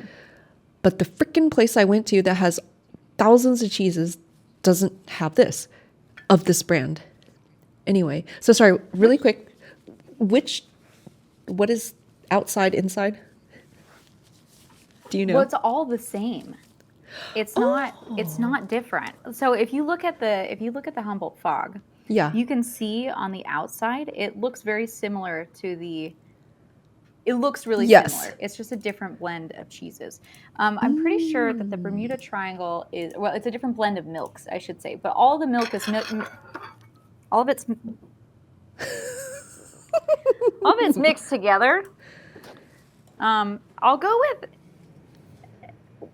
So you went to a fancy cheese place, but it sounds like your cheesemonger was like not particularly educated on how cheese is made. Apparently. Because if I let me look it up and see. Now the funny thing about this particular creamery is that they were pretty close. I lived very close to them. I lived very close to the creamery, and I would pick up on my way into work. I would stop by and pick up our cheese order for cheese boards and stuff. Mm-hmm. Okay. So this was the place. Wow. Mm-hmm. Mm-hmm. Tart and tangy goat cheese ripens faster. Yeah, I think I guess they are just both just goat. I thought one of them, maybe it's the lamb chopper. That's a mix of sheep and goat milk. See, I saw, there you go. I saw the lamb chopper. Here's the thing, you guys. I saw this one, the Humboldt Fog, and the lamb chopper. And I was like, I don't see this stupid ass. God damn, this freaking place. They don't have the freaking special triangle. God dang it. So I was just gonna like not get anything from this brand. I was like, whatever. But like literally this one kept staring at me, the Humboldt Fog. And I was like, I feel like I have to get this. There's something like I can't leave the store without getting this. Anyway, so what I'm getting at is that when Deuter just came in and you just clarified for us that, oh, what's the cheese from, hello, where we're from? Humboldt Fog. Oh my, I was like, in my insides were just like so touched. I was like having fireworks because I'm so happy that I ended up getting this because this is like a fucking beautiful moment. I'm just saying, even though it's serendipitous. Wow. Yeah, no, and it's a fantastic cheese. I mean, it really is. This one is, in my opinion, a bit stronger of a You're frozen goaty again. flavor. I'm fixing it. Okay. It's a bit strong. I need a new PC. It struggles with powering the thing enough. Anyways, this is a slightly stronger goaty flavor in my opinion than the Bermuda Triangle. The Bermuda Triangle is like a slightly less. It's a little more mild, which is why I liked it a little bit better. Because I prefer like a pretty mild goat cheese. I will eat this for sure, and Duder loves it. So Okay. I'm ready to try. I was just showing, but you're right. The outside, I don't know if the camera can pick it up, but it's like the brie cheese or yeah, if you Yeah. guys are familiar, and the inside is like more crumbly. it's more like a crumbly goat cheese on Yeah. on the inside. I'll If try you've it had- by itself first. Yeah, and then I would maybe put it on like a slice of apple if you want to try it with apple after. See, look at that. She keeps making all these like perfect suggestions. This freaking food pairings. But I would not take a huge bite, just FYI, because Oh. it's a strong flavor. I was like, Yeah, it's a strong flavor, so I would take a smaller bite. oh, I damn. That's potent. That's you see what I mean, because you were about to eat that whole chunk, and I was like, oh, it's a strong cheese. I'm like a Neanderthal. Call. It is pretty expensive. Like, I'm not gonna lie, this cheese is like bougie AF. It's a bougie cheese. Girl, when I finally looked at cheeses yesterday, I was like, all of these are sort of all I never expected because I don't really look for Well, if you're like going to a very fancy specific cheese. store, Yeah. yeah. It's like, oh, Yeah, okay. I mean, like, I think Cypress Grove, I think this one's normally around $26 a pound. Oh, okay. I just got their Depending. smallest wedge. That's how this place is. They just like kind of Yeah, yeah. Well, yeah, purposely yeah, do yeah. it in different sizes. In Okay. different sizes. Yeah, I also picked Okay, up the okay. smallest wedge I could, which I think my wedge was like $17 or something. Oh, Because they I didn't see. have any small ones. They only had like Right, they only had right. big. So dude will be happy, but it's okay because we'll eat it. I was like, all right. Mm-hmm. Oh no, fancy cheese. Tax Yeah. write-off. Ooh. You know, you're right. It is potent, but it's like perfect. Like saltiness is not too salty. But yeah, I definitely love put that on, like, brie a part. piece of That's my apple. favorite. Okay. Because I really like it on apple Okay, I'll do that. in particular. It helps to like really brighten the whole situation.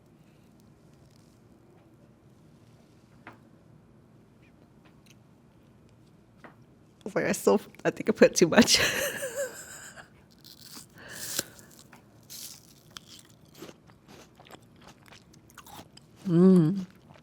You're right. Mm-hmm. It kind of tempers it. Yes. More harmonious now. Yeah, I would say this is not really a cheese that I feel like you eat by itself. You eat it like spread on something, and it's normally it's accoutrement. Like I would not, because like I like this creamy Havarti. Yeah. I could eat the whole block. Just like Exactly. I love Havarti, but The other cheese I got, kind of going by on that cheesemonger's comment, I just got one that has all the three cheeses or milks. is it like a Colby Jack? I don't know. Like It's like a swirl, or is it just multiple milks? multiple milks. So lamb, goat, and cow milk. It's very salty. It's far more saltier than this one, the Humble Is Fog. it a more mild flavor in general? Because I feel like the Humboldt Fog Yes. is very goaty, in my opinion. Very. Like, which took me a long time to be able to eat goat cheese because we had a goat And now I've already told you about Milo, right? My stand-in grandfather. Mm-hmm. So he had quite a large yard, right? The big garden, all the trees and all the stuff. And it was right off the highway, as everything was. It was right off the highway, and they had like a large embankment that went down from the property line to the highway. Except in this particular area, because it was against the highway, all of the government municipalities said, actually, it's not our job to maintain that. So, um, so like the town, right? They were like, oh no, that's highway, so it's Caltrans, and Caltrans was like, no, you're in a town, it's the towns, and they're like, oh, it's actually the counties, and so nobody would maintain it, and there was like a ton of poison oak and stuff growing out there, and so we ended up getting a couple of goats to put out there and eat all the stuff. Yes, And exactly. we had this big long fence, and so there was Mm-hmm. a lead that went the length of the fence, and then they had a second lead that went off of it, and so they could, kind of like, and we could move them down to different areas wherever we needed to have them, like, focus on eating stuff. But goats, especially male goats, right? You don't neuter a nanny goat, but male goats, you really need to castrate them in their first year, or they go into what's called a rut, which Uh-huh. is they're like basically entering their first mating season. And male Oh. goats are gross. They are dirty, nasty little animals. Okay? Especially the kind of goat that we had. He was like a billy goat. It wasn't like a milk goat. And they're jerks and they're nasty, nasty creatures. So, male goats like to show off how manly they are with their distinct, pungent aroma. And now you're wondering, how do they build this aroma? Of course you are. Well, have you ever considered how bad you would smell if you were to put your face in between your legs and pee on your face? Wait, For what? funsies, just to self-ripen. So so Milo was like, the goat's my friend. Okay, the goat's name was William, right? Because Billy Goat, right? So he's like, no, William's my friend. Like, I want to castrate him. We don't want to castrate the goat, right?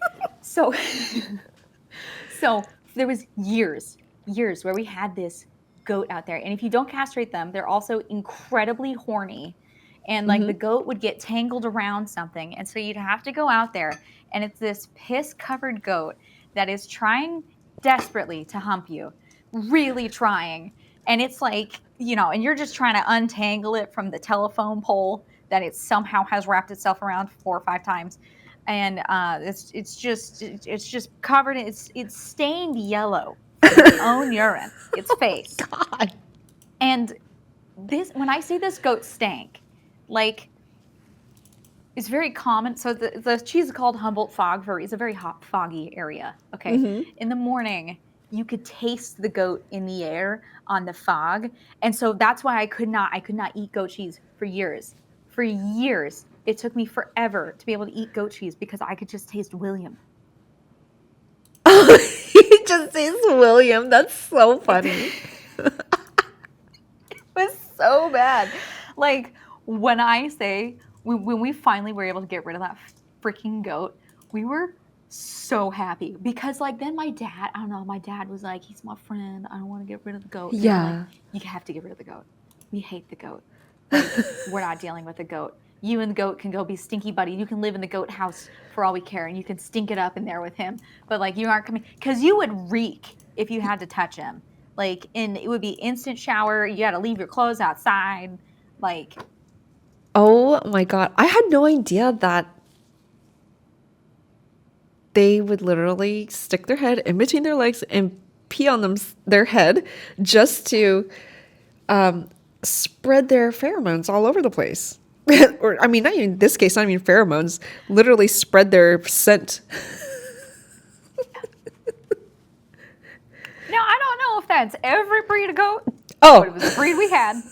It was the goat we had. Most people castrate their goats.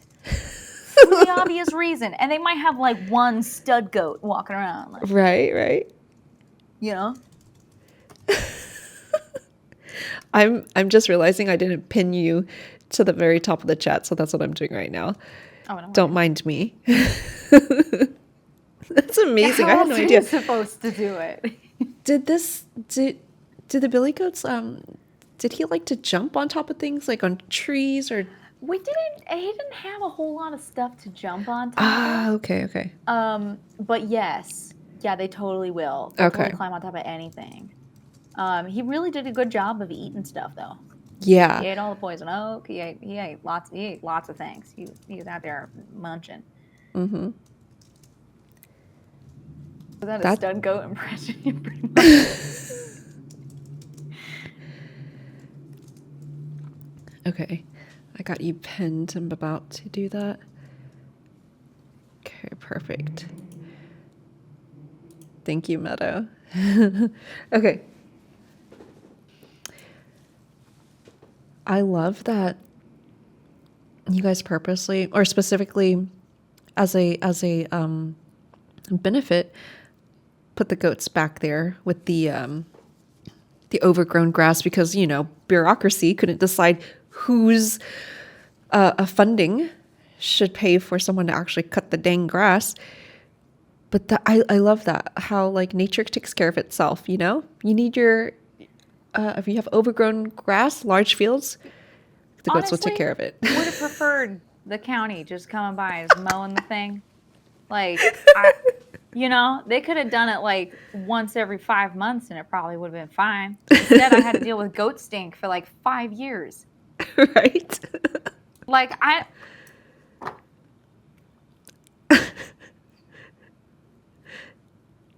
it was a lot of goat stink. I'm And still people would like come trying over, to. they'd be like, "What's with the goat?" Like also because they'd be like, "Your goat tried to attack me," and I'm like, "Well, yeah, don't go near it. Like, Yeah. you're gonna smell bad." And it was crazy because there was this family that had a bunch of like all the kids were not my age exactly, but like pretty close to my age. And I swear, I'm like, why would you mess with goat? Because I think we were pretty sure that they were coming over and like taunting the goat. And I'm like, that is such a dumb idea because Yeah. you're gonna reek like this goat. Like, there's no way you can. Because sometimes like it would be really tangled up, where we're like, there's no way the goat did this on its own. Like, Aw. it seems like unreasonable for the goat to have done this on its own. Like, but at the same time, I was also like, I feel like it's pretty unreasonable to assume, like, I don't know, it was a particularly dumb goat. So like, that being said, I don't know how dumb most goats are. Goat math is hard, they say in the chat. Have you ever, speaking of goats, I just recalled a memory. Have you gone to this new thing, goat yoga? I have not attended goat yoga before. I do know what you're talking about, where they Yeah, like the you do tiny yoga goats. and they have goats, the tiny Yeah. goats. Which I pet tiny goats and they're freaking cute. We didn't have a tiny goat. I mean, if it was those guys, I would have been fine. Like, even whatever. Yeah. You know. Those, yeah, the yoga. You know, I mean, it's a novelty thing, as you can imagine.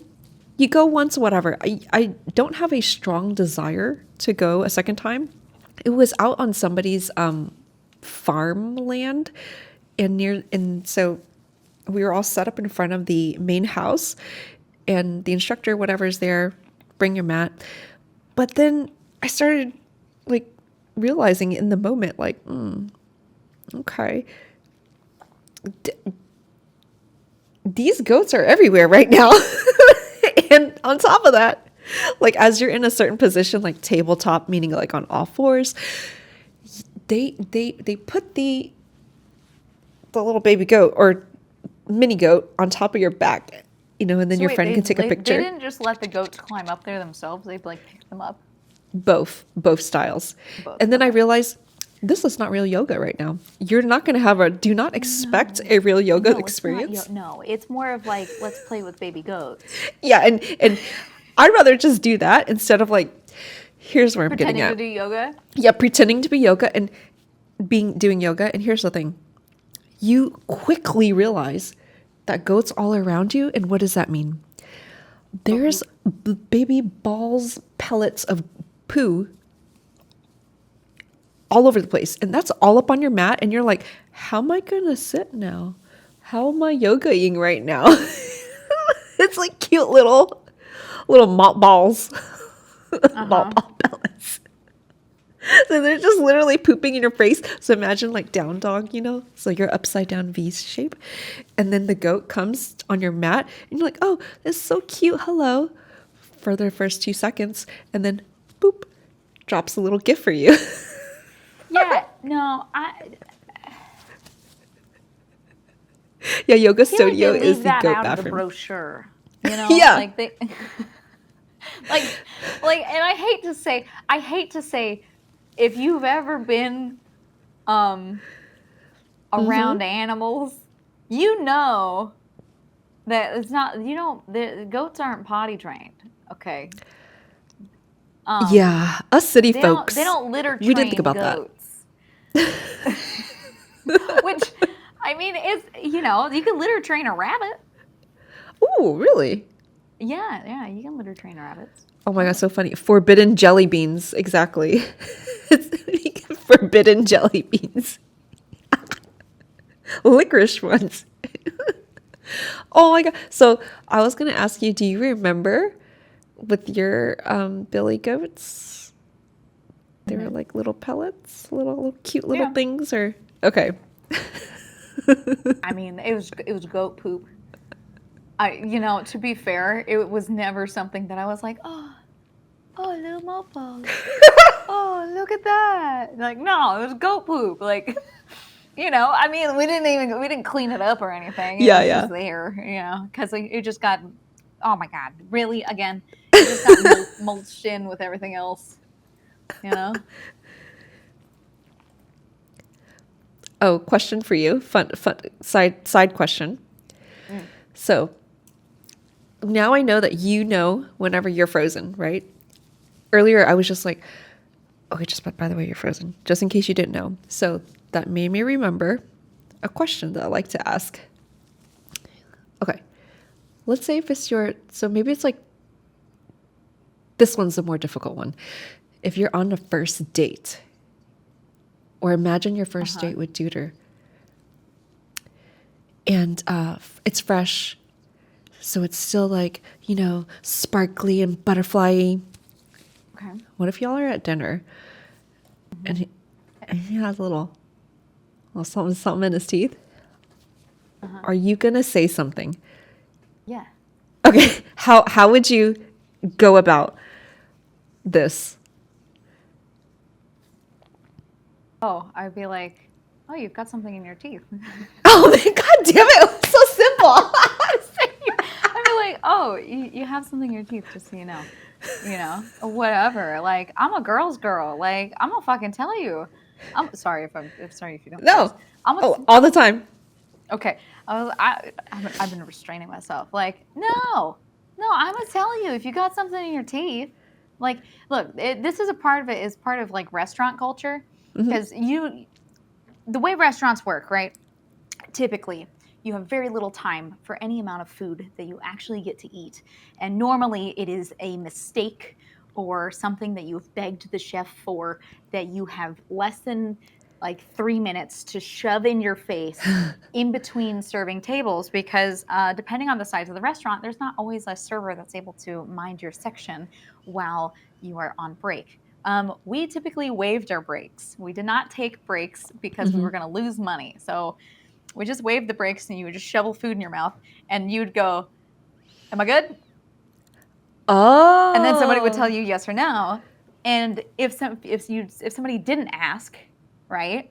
Yeah. And they had something in their teeth, you would tell them right away, because you don't want them like serving tables with like, schmutz, big old green thing in their teeth, right? Because like that's gonna, it's not gonna be fun for them. So like I will always tell somebody, because how much worse would it be if they go to the bathroom and they're like, how long have I had a giant piece of spinach? And I've been smiling all beautiful for my guests, like, just to get that tip.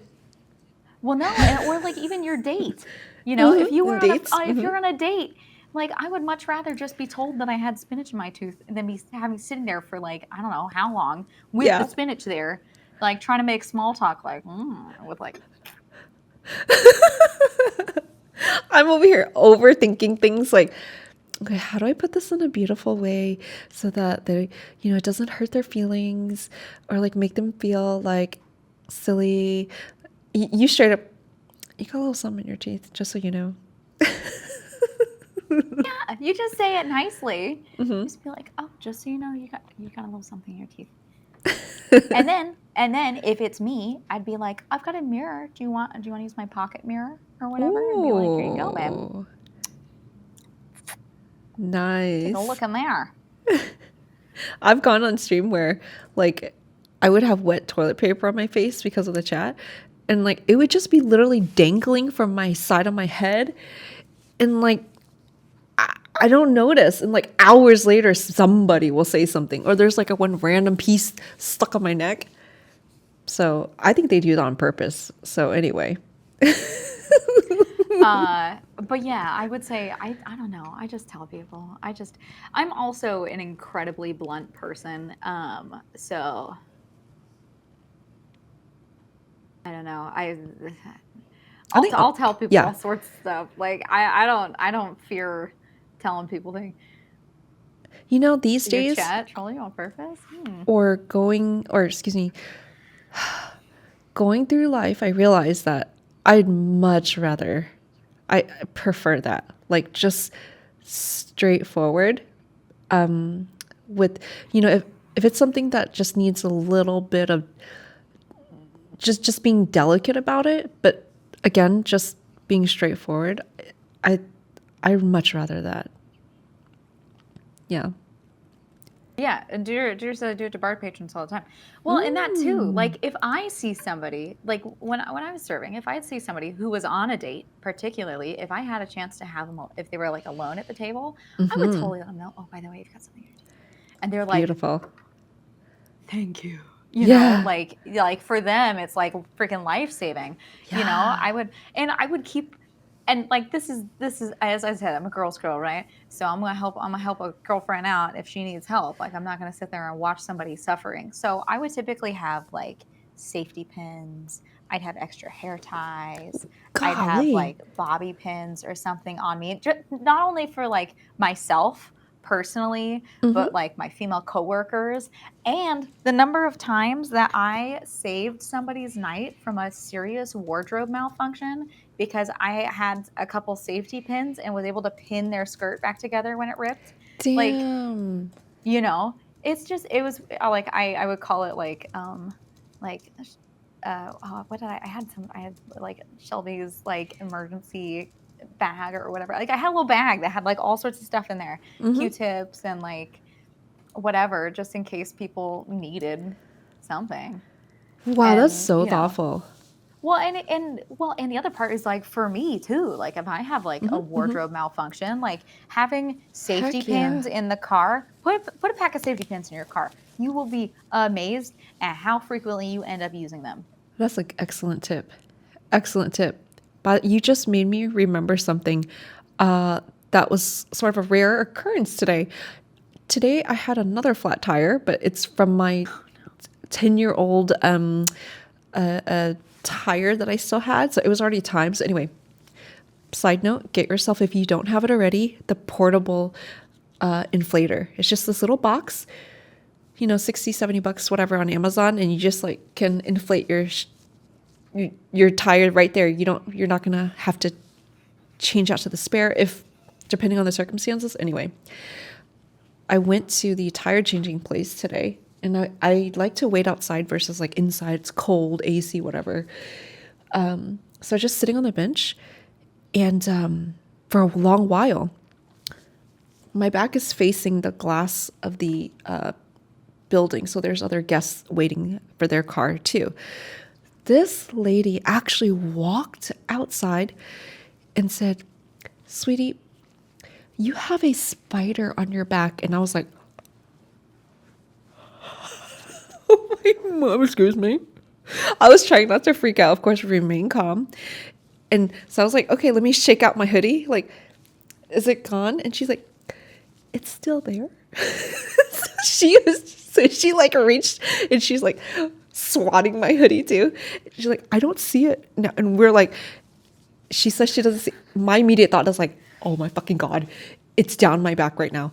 Oh my God, what kind of spider is this? What kind of poison am I about to experience? Can I? So I'm very glad she told you. Well, I mean, actually, you probably would have been fine. One. But there was one time I was with. Actually, we were hanging out with some of Duder's coworkers in a bar, and this is in LA, and it's kind of like a dive bar-y situation. Ooh. And I'm chatting with this dude, and he's a bartender at Duder's work, and he's also an actor, but he's in his like kind of mid 40s. And we're just talking, and then all of a sudden I look over, and he has a fat roach sitting on his shoulder, and I was like,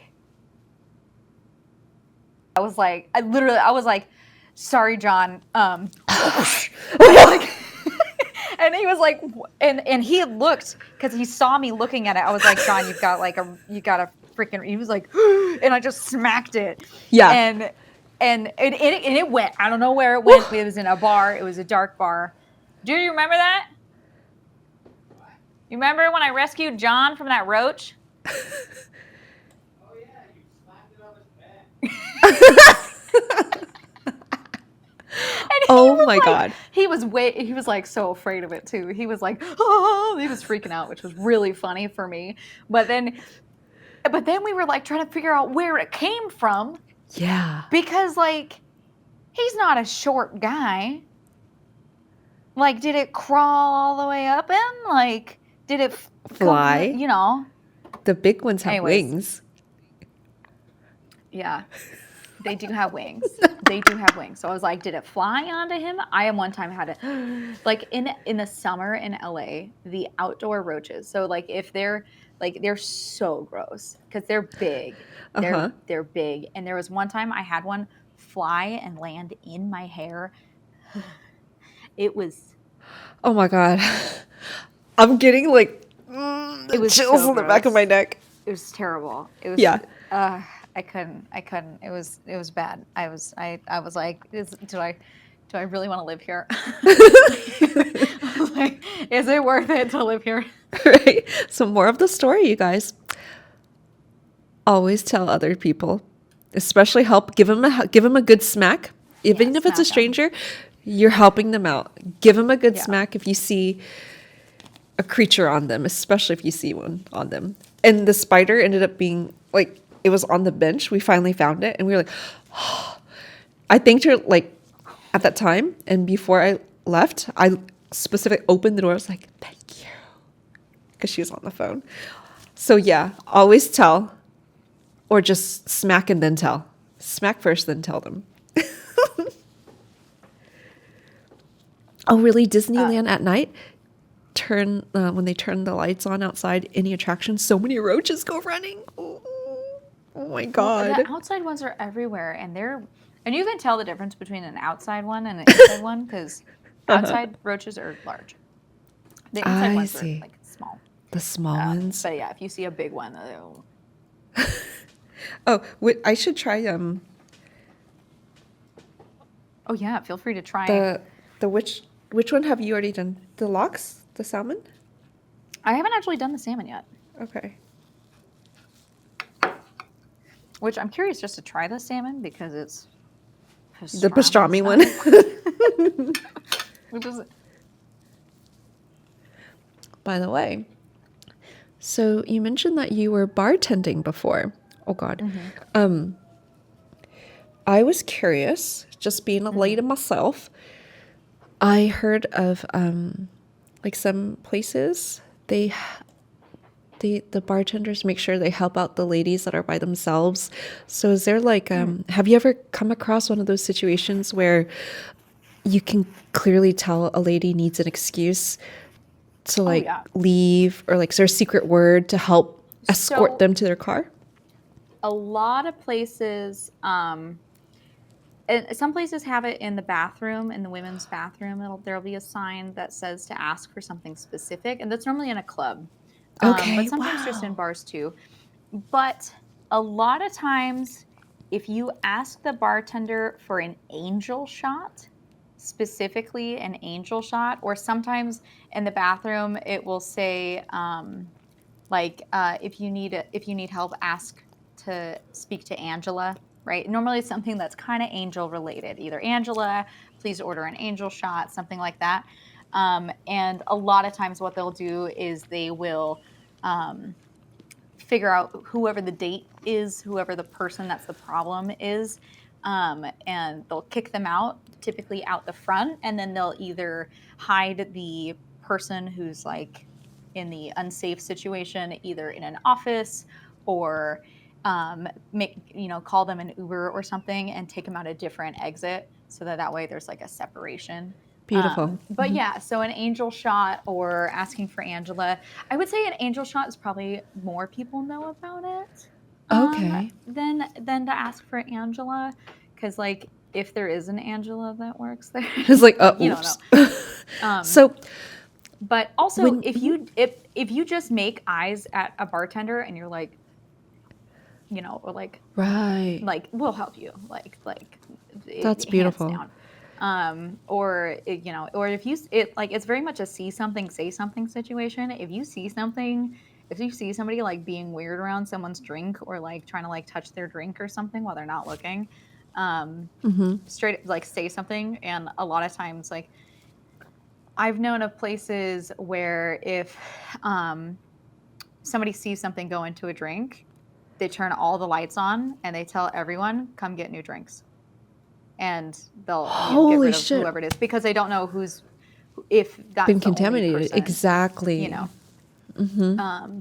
and the bouncers are really useful and helpful, and like in general, like I would say, it is a very, very safe option to go up to a bartender and say, um, I'm on this date and it's not going well. Can you please help me? Gotcha. Whatever. If you have like a moment to get away, or like I've had plenty of times where if I've had like a couple sitting at the bar, and this is more in a restaurant setting, but if they're sitting at the bar and I'm questioning how the date's going, I might wait for the date to leave and then I'll ask, like, is everything okay? Like are you enjoying the date? I might say, and give them the chance to say yes or no, Right. of like, do you want this? Because sometimes you'll have like I've had plenty of times where there's a date that's trying to push drinks onto the other person, like trying to order drinks back to back to back, Wow. and I'll be like, do you want another drink? And like depending on the look I get, I will either make a real drink or sometimes I'll make them a fake drink Hell and be yeah. like, here you go. I'll do everything except the booze. And then they Absolutely. get to sip on their fake drink and they give me a knowing look of, thank you. um, Wow. That's beautiful. Thank you for sharing that with us because I hope you guys are picking up on this tip, even if you, because I well, knew of the word, like there a shot, but I don't remember, but I was going to ask it's you typically angel shot. I would say it's angel shot would be the shot that people ask if for. that's well For known. What yeah. if like your person hears you say that though? So like when you order the shot, how like you're like screaming that shit out loud, or I you try would to lean not in say like angel it's shot, not please. that well known amongst men Oh fuck! Do we just fuck it because then? it's normally in the women's bathrooms. Okay, so But that it's was my next okay. It's question. okay. Um, Is it I different for would each place? You know what I mean? Oh no. Not always. I would So say if you're in a pickle, if you ask for an angel shot, and if they're like, "What?" and you're like, "An angel shot," they might like ask a friend. Like even if that bartender doesn't know, they might. okay, Or you could say something like, "Oh, can you look it up?" absolutely. Okay. Which I think if I look up angel Yeah, shot, let's do that. Let's see um, what. That's something good to know for the ladies. Or if you have sisters, you have friends, you have daughters. um, Yeah, Angel Shot. I mean, some place. I like this is what I'm saying. Like, if I googled Angel Shot bar, Hmm. is a way for concerned patrons to request help at a bar. Um, this Okay. one says like there's like more code to it of like straight up is like I need an escort or whatever. But I Oh would just wow. say if you order an Angel Shot, they're gonna understand that. Like, or if you Hmm. say like, can you please like can you look it up? Because if they look it up, then they'll see like, oh, There this you person go. needs help. So Okay. So if you're in a pickle, ask for that, but don't be like yelling it out. You can just like quietly go to the bathroom maybe and go find a bartender, whatever, or a your waiter waitress and ask for that. yeah, Wow. yeah. So yeah, it has been on social media, so people are kind of familiar with it. I wouldn't say that everyone knows about it. It's also like been in a lot of bathrooms, Hmm. Hmm. um, but it wouldn't necessarily be something that like everyone's gonna know exactly what it is. But I would say a lot of bartenders are gonna know what an angel Mm. shot is. And actually, even literally on Wednesday, Duder had a moment at his bar where, and I was talking about this on my stream on Wednesday, um, and it was so weird. And he just ended up having to step in. There's a woman, she had gotten some bad news and was having a hard time processing it. And she had been talking with Duder for a while at the bar and like had started to like she had been there. It's a hotel, so she's staying at the hotel. She would come in at like 3 o'clock and she'd come and then left and then came back and they were having like a second conversation and she was opening up about the problem that she was having, which was a surprise divorce being landed on her when she Oh, was leaving for a business trip. And so she's like, okay. Anyways, so she was opening up a bit about that, and had started crying because she was upset. And this French dude shows up and is like, "Oh, hello, let me comfort you," and starts like trying, like kind of like touching and like a hand traveling down to the waist. And she was like, please don't touch me. And then he was like, you're what's wrong with society. How am I supposed to console you without touching you? And then continued to touch her more. And she was like, please don't touch me. Like, I really like, I'm just, I'm overwhelmed and I don't want to be touched. Like, please leave me alone. And he's like, at this point, berating her. And Duder was like, bro, oh my go God. away. Like, and he had to step in and be like, leave her Hmm. alone. Like she said not to touch her. Don't touch her. Like, go away. Like, and so he's just sitting there arguing with them. And eventually Duder got him to leave. And then I think and then security was called eventually Wow. to like he was like staying at the hotel, and so eventually he got a formal complaint about him. And then when he tried to come back in, security was like standing there like, well, you can come in technically, but we're gonna like watch you. Absolutely. So Yeah. Wow, that's wonderful that he stepped in. Hell yeah. Because I was going to say, like, these days, people are afraid, like, they overthink it. Maybe it's not in every situation, but, like, I hate it when people are, like, just standing by and, like, take out their freaking phone and start filming. So, like, yeah, help another no, it's the goddamn human bystander effect. being. 100%. Well, and Duder, he said that he was like, because I am very much going to step in situations, and like he was like, it's too bad you weren't there because you would have ripped into that dude. Hell yeah. Oh my He was like, gosh. Yeah. it's too bad you weren't there because you would have like let him have it. Mm-hmm. And which Duder does not like confrontation, so he was like, I was like sweating and heart pounding the whole time. I don't understand how you do it. Like, even just telling him to leave was really hard. And I was like, yeah, Oh, I mean, it's not necessarily the easiest thing for me either. I'm just well yeah, practiced. but absolutely. Wow. but You, I was very proud of him. I was hell very proud of him yes. for somebody who Yes. does not like confrontation to stand up for someone like that. Made me feel real good. Two things about that. Yeah. Remind him how all of us are so thankful that he did that, right? Obviously. that bigger overall general picture. But secondly, doing it, remaining safe for himself, but doing it like diplomatically and firm. You know what I mean? Just firm and utilizing your resources, which is security too. So that's like perfect combo. When you were saying that, you just reminded me of something. I'll share it super quick because every time I get into anything about me, I'm always like dragging it out. Mine is completely opposite than yours regarding a bartender frickin' situation. I just remembered that 6-ish years ago at this point, I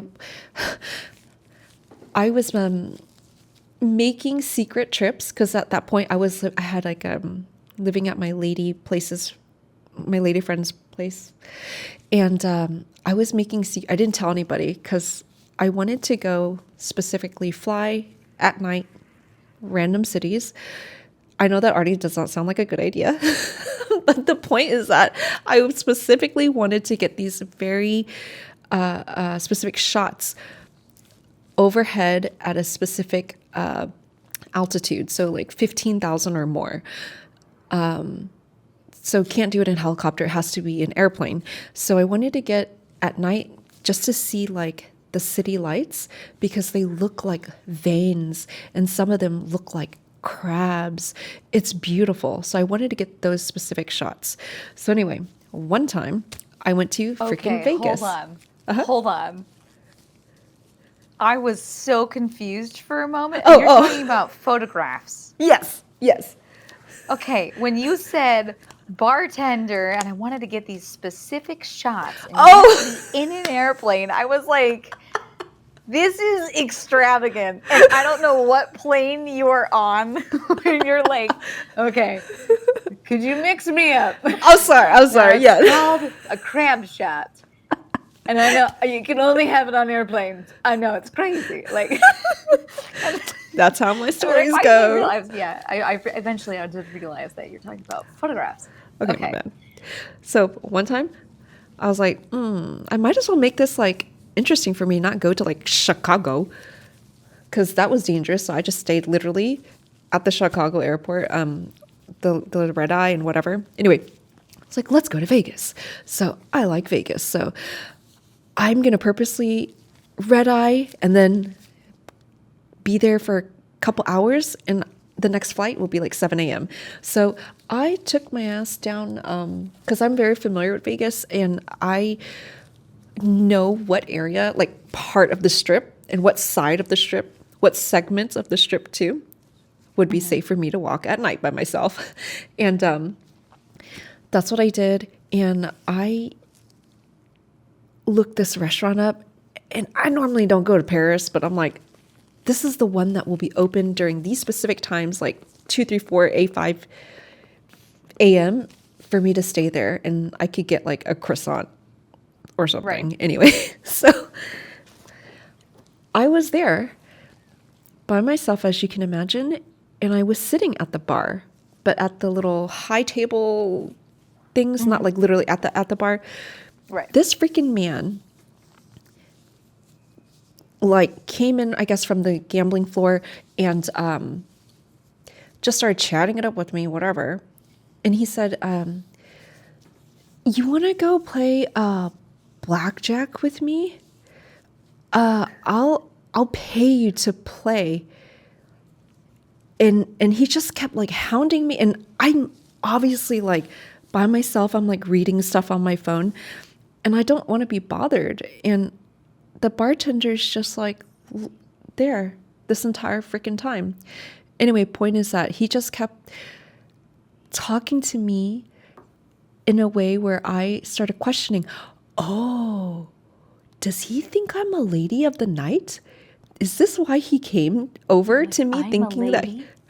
And it's night? Yeah. So, he thought I was like for hire, you know what I'm saying? And I was like, yeah, no, thank you. And he's like, come on, it's just like real quick. I'll teach you how to play blackjack. Sorry, as I'm telling you this story, I'm like, more memories. The bartender even joined in and said, oh yeah, he's like high roller. He wins all the time. But I'm like, oh, bitch, I don't give a fuck. Leave me alone. Leave me alone right now. Oh my God, no, I don't want to go play with you. So anyway, he finally left me alone, sort of ish, and started like talking about my purse. Is that a Birkin bag? And I'm like, if you're a high roller, you should know how it looks like. No, it's not a Birkin bag. What the fuck? Sorry, guys. If y'all are not bougie, Birkin bags are like Very expensive. cheapest is like 20K. 30, 20K Yeah, they're really for a fucking expensive. bag. That is a naked That is man cheapest. right there. Yeah. So, Excuse me, sir. oh, sir, Sorry, what- ma'am, what's going on? Duder's gonna take a shower, apparently. If not, he's just having a little nudist time over there. Jeez Louise. So, this bartender did not help me. That was a walk for sure. Private show. Yeah, it was very much like, Oh, nice. yeah, it was a show. Yeah, Meadow, me too. Meadow says, oh my God, I want to reach back in through time and slap this bartender. Me too, because No, you know what? I will say, I was man, I would kill dude's mojo like nobody's business. I would 100% be like, is this man bothering you? And they'd be like, no, he's fine. I'd be like, okay, cool. And if I saw a dude who I was like, he's being pushy, she looks uncomfortable, I would walk up as a bartender, be like, is this guy bothering you? Like, did you want to talk to him? Oh, straight up. Oh, wow. Yeah, I love it. I'd be like, oh, do you know him? Mm. And they'd be like, no, we just met. And I'd be like, oh, interesting, sir. Have you considered leaving? Like, I don't Damn, know. Like, that's like mom energy. I love it. I love it. 100%. I would be like, oh wow. But a lot of times, if I noticed that somebody was just being like weird towards like women at the bar, I would just be like, you're talking to me now. And I would just be like, we're gonna engage in conversation, and I'll let them find a way to leave. Yes, and then yes. I would be like, I have to go do something over there. I have to be left alone. Bye. And that would be a pretty typical way, because like if the ladies involved were interested, then I'd be like, oh, okay, cool, great. What can I get you guys? You know, whatever. Like, can I get you some everything? You know, do you need anything to drink or whatever? But if it was very obvious that they were like not into it, then I'd be like, cool. Yeah, I was very uncomfortable. Was we are having a conversation now, and I would be like, oh, have you ladies seen this over there? And they'd be like, oh, but sir, what can I get? You know, what can I get you? Like, you're gonna talk to me now. We're gonna let those girls go. And we're not gonna bother them again. And then I'd normally tell security like, yeah. Also, a green shirt. Green shirt normally means crazy. If somebody gets called a green shirt, it's like, I'd be like, oh, you know, I'd be like, oh, we got a green shirt today, which I have plenty of great green shirt stories. Industry talk. Nice. I was mad because one, that bartender was Asian too. And I was thinking like, can you not please help me? Holy shit. I was like looking at him like this, you know? And no, and let me tell you why I was so angry, not only at him, but at myself too, for not being able to be like you in that way.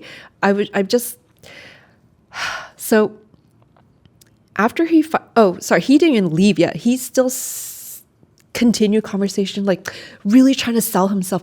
You know, I'm from Houston and like I work in the oil industry. I'm like, bitch, shut the fuck up. I don't care. Leave me alone. You know. Anyway, finally he got the point because I'm not for hire. Hello. Anyway, he finally left, and I realized I see how it is here. This is fucking Vegas. Money talks. I put two and two together. This bartender already knew this man. It means this man has indeed. Oh, that's right. Because there was like a poker. Sorry, it's not blackjack. It was poker competition. You know how it is. So this man has been here for days minimum. So it means this guy has been tipping this bartender hardcore. I'm sure. No, that's He what I already picked knew up on him. it too. That's what made me so. I was so pissed. Look, this is It the means thing. money talked. He couldn't say anything. This is the thing. Make them feel as uncomfortable as you feel. Right? Oh. And there's two strong ways you can go about this. Mm-hmm. You can either say, "Sir, I told you I did not want to talk to you. Please leave me alone." And you say it fucking loud. You say it loud. You say, "I told you to leave me alone. I do not want to talk to you. Leave me alone. Like, you're bothering me. You're harassing me. You get out of here. Like, I don't want to talk to you. You won't leave me alone." You know, make a fucking scene, okay? Because that's option one. Option one, you make a scene. Yeah, you're gonna make a scene, and it's not gonna be that great. They will leave. They're gonna leave. And then option two, if you don't want to make a scene, you can always pick a face, and that's your face. So just go ahead and hit on me for a little bit, if you would. Oh, well, hello, ma'am. I like how your hair looks today. Sorry, I'm not really interested, actually. Well, you know who I am, don't you? I own a ranch, and I have a lot of cattle. What? Ma'am, is there something wrong with your face? Ma'am,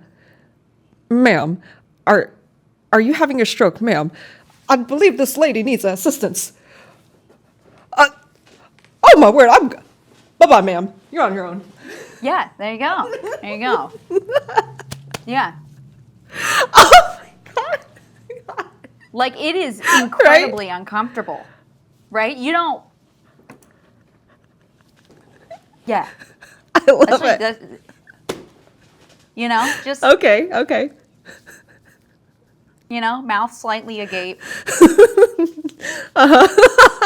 And you just hold it the whole time, okay? They're going to leave. Right. They're going to be like they will slowly, because the longer you hold it, the more they're going to get weirded out. Absolutely. For sure. And you just got to commit. You just got to stick with it. Mm-hmm.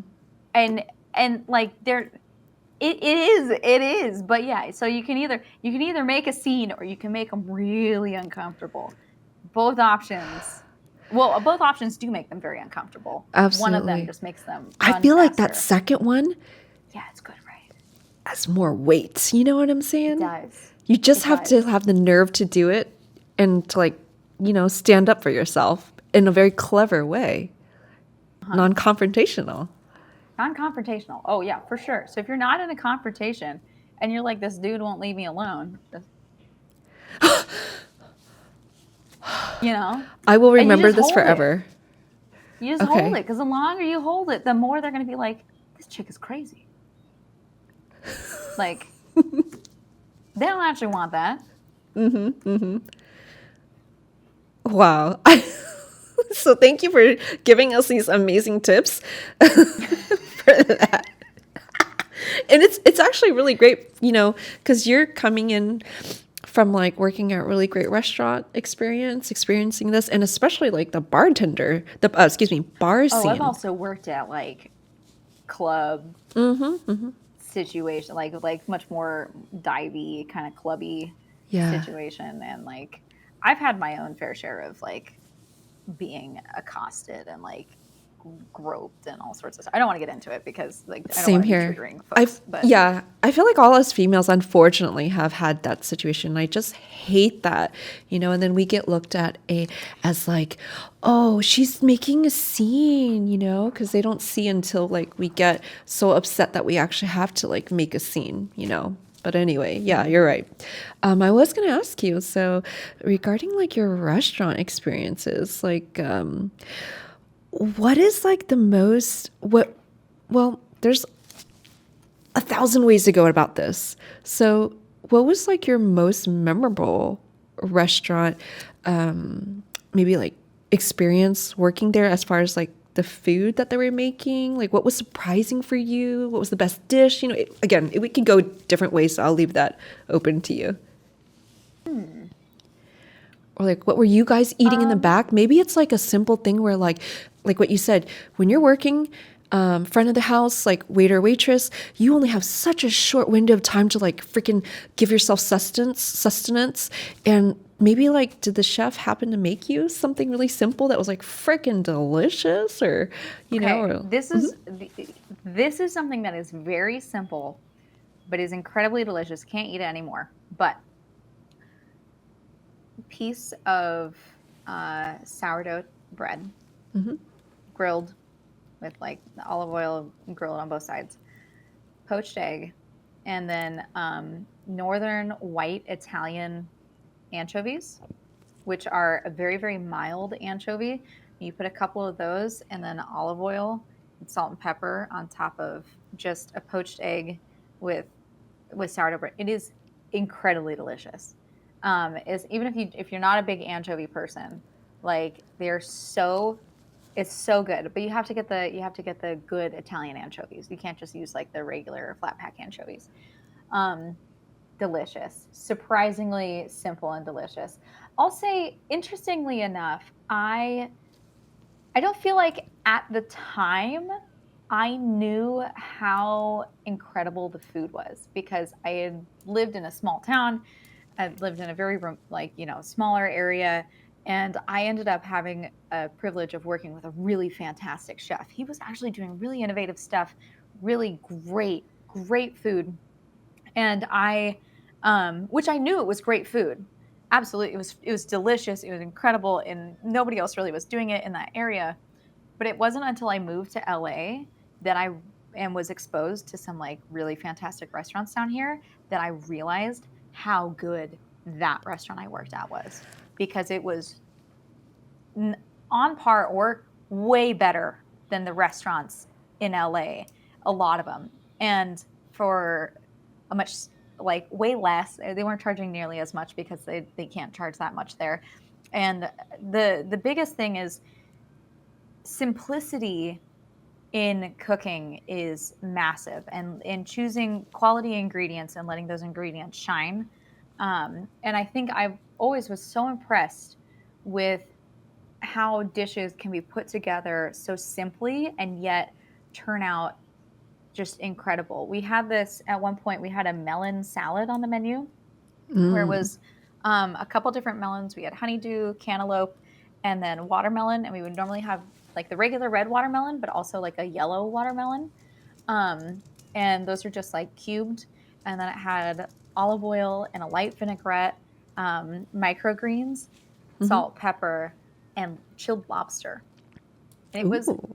incredibly good. It was such a different dish. And actually, I just love melon dishes too. So that was really cool for me. Was just I really enjoyed the melon aspect of it.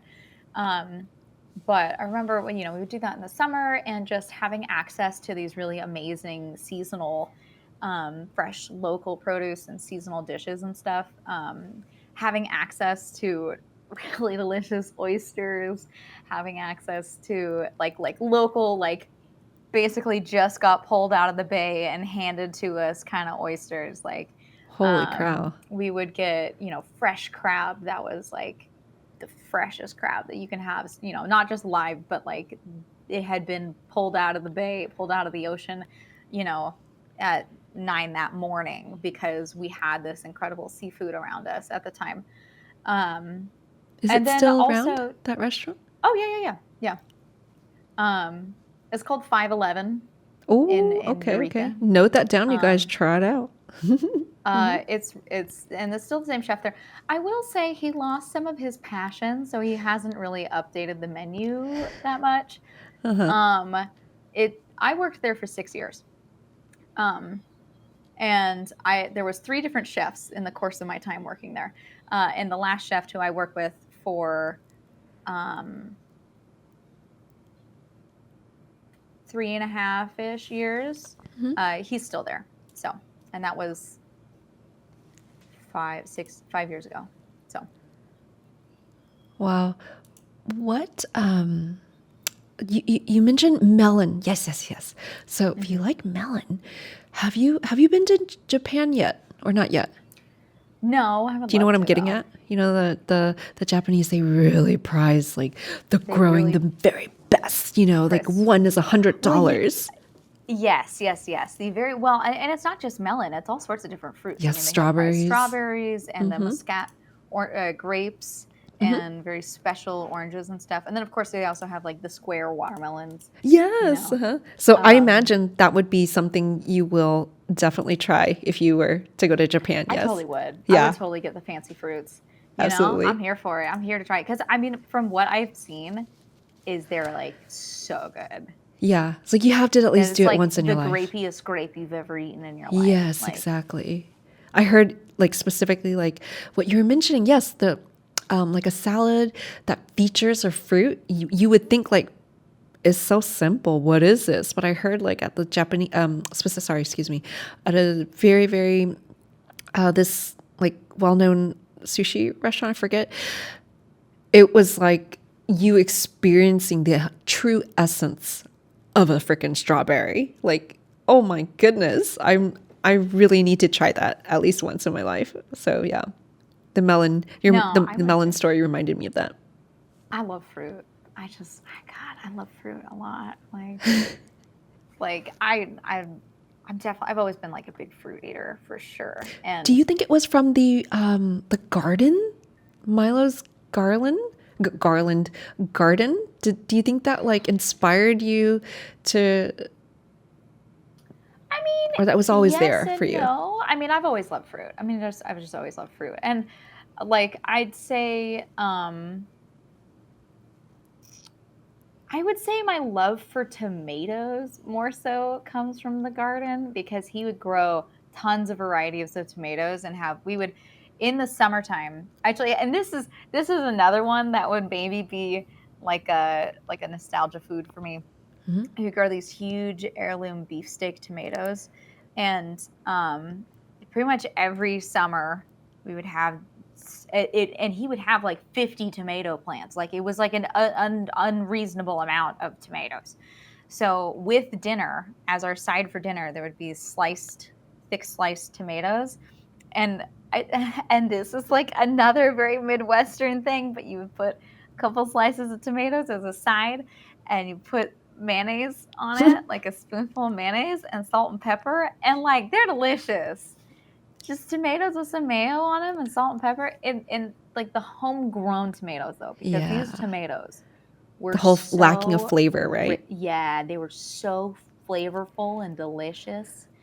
Um, yeah, I for sure like What just kind of mayo, by the way? Are you a like did you guys make mayo or is it Hellman's or no. Miracle Whip? No, we did well on the West Coast. Hellman's is called Best Foods. We did Best Foods. Oh, okay. Okay. Mhm. But yeah, Hellman's and if people don't realize this, but Hellman's and Best Foods are the same thing. Uh-huh. Um, and it's literally the exact same product. They just put it into two different labels. Different But packaging, I see. people will be adamant that That is different. Hellman's is better than Best Foods or whatever. They're adamant about it. But yeah, it's the same thing. It's the same thing. I mean, I've made mayonnaise and stuff. I actually sometimes I like a homemade mayonnaise, but I don't like large quantities of it. I don't know. It's too rich in my Mhm. opinion. Like it doesn't like kind of like you want to have Heinz ketchup with fries. Like there's a Yes. specific you're like that's well this is the taste I'm Specific looking flavor. for. Not that Yeah. homemade mayo isn't delicious, but like it might not be what I want in a particular circumstance. But I Yes, do like yes. homemade mayos, depending. You just made me realize something. Have you made butter? Yeah. I knew it. I just I had to made it know on for stream sure. a while ago. You can Really? make it in a food processor. Wow. Really? Or a blender. Yeah. Did your mom make it the old way, the old style way? Okay, I was gonna, how long does that take? No. Well, I mean, if you make it in a blender, it doesn't actually take that long. I mean, it can take a while, but it doesn't take that long to make in a blender or a food processor. But yeah, I ended up we did a slit neck kitchen, and one of my challenges was that I don't remember what I was making, but I had to make my own butter for it. Oh wow. Was right, you shook it. No, Or I you no, food processor, yeah, and I then you blended it, squeezed it. and then I squeeze. You have to wash it. So you put your heavy cream into the blender or food processor, and then you start blending it. And do you want to know why it happens? Can you hand Yes. me a Chromebook because I'm not one of things? Oh, never mind. So basically, so we homogenize our milk now, right? So Mm-hmm. when you get milk out of a cow, if you were to leave it, the cream will come to the float to the top, and then the whey is at the bottom. And what we do is, in our processing, we spin it all together and we break up the fat molecules so that they're really, really, really tiny. And those really tiny fat molecules are able to stay suspended in the whey, and they can determine how much fat they want in the milk, and that's how you get 2%, 3%, 1%, whatever, right? Or fat Mm-hmm. free. It's how much fat is in there. So when you put it in a blender, you're shaking it. You're literally making the fat molecules run into each other and they start to stick together. And Mm-hmm. so as they clump together, that is literally just what butter is. And so the clumps start clumping, and then all of a sudden it happens really quickly. It'll go from being like sloshy, sloshy, sloshy, and then you're like thunk, and it will be mostly coalesced in the kind of chunks that you shake it a little bit more, and then the fat will be mostly congealed, and you can kind of like press it into a ball, um, and you try and squeeze out as much of the whey as possible, and that's what buttermilk is the whey. Oh. Mm-hmm. And then you throw it back in the blender, and you can do it with ice water. Pour ice water in there, and you're washing out the rest of the buttermilk from the butter. And you do that a couple times and drain it and pat out all the water. And then you can add your salt, that's gonna be butter. It's it's So surprisingly easy. simple. So It's simple, so so simple. easy. I The main love that thing is you've done this. you just have to get all the buttermilk out. So you wash it, and you can like in ice water, you can knead the butter in ice water until it's Right, like right, right, right. completely clear, because if there's any cloudiness, then it still has buttermilk in there. Yeah. Wow. Okay. So this gets me curious then. Wait, do you need to? I was going to ask, I might need to make a gangster phone call like pee pee break. Would you like? Oh yeah, that'd probably be good. Also, my cookies are over there. I should probably grab those. So Okay, yeah. Yeah, we've got yeah. our final That will be item. next. Yeah. Okay, you guys. We'll be right back. I'm gonna go make a gangster phone call, aka pee. We'll be back.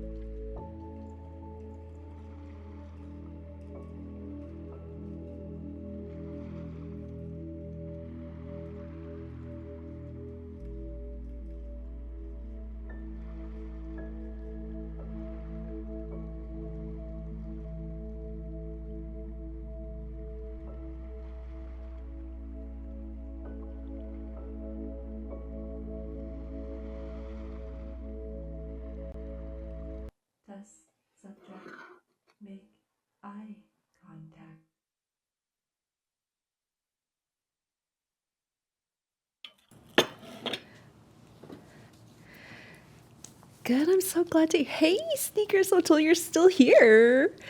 Okay, she's back.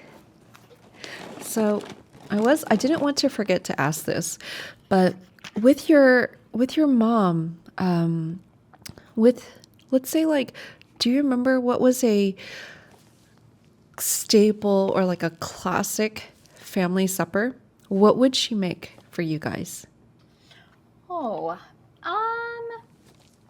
I mean, really, like we would call it like crispy skin chicken, or it'd just be chicken thighs that are done with like just crisp up in the oven, and maybe some mashed potatoes and a green, a vegetable of some kind. We were very much a very balanced meal kind of family, like protein, starch. Like it was full meal. So you protein, starch. Normally there'd be potentially some kind of fruit on the table. And the table that we had growing up was this absolutely massive round table that could seat like 10 people, maybe, or 12. Wow. Um, and it was made out of uh, the spool for rope for a humongous fishing boat. So it was this giant, it was a huge circle, and it had this like big cast iron pedestal that came down, and it was built by one of Milo's sons when he was in high school as like a part of a, and the top had this thick layer of resin, and there was like coins embedded in it, and like stuff embedded into the table. And then it had a humongous lazy Susan that was like a 4 foot lazy Susan, like very much what you would see at like a traditional Chinese restaurant where you have like the Yes. lazy Susan in the middle. It was like Hmm. that, like one of those big, big tables, and it was thick wood, the lazy Susan. And so it was everything. We always did family style where everything was just put on the lazy Susan, and you can, Beautiful. you spin Hmm. around. And I'd say one of the other ones that was pretty typical, if we had like we would, like, and it was varied. I mean, we'd have like pork chops, or I mean, really just kind of whatever, lasagna. My mom makes a really good lasagna. Um, I would say mostly just kind of like classic staples.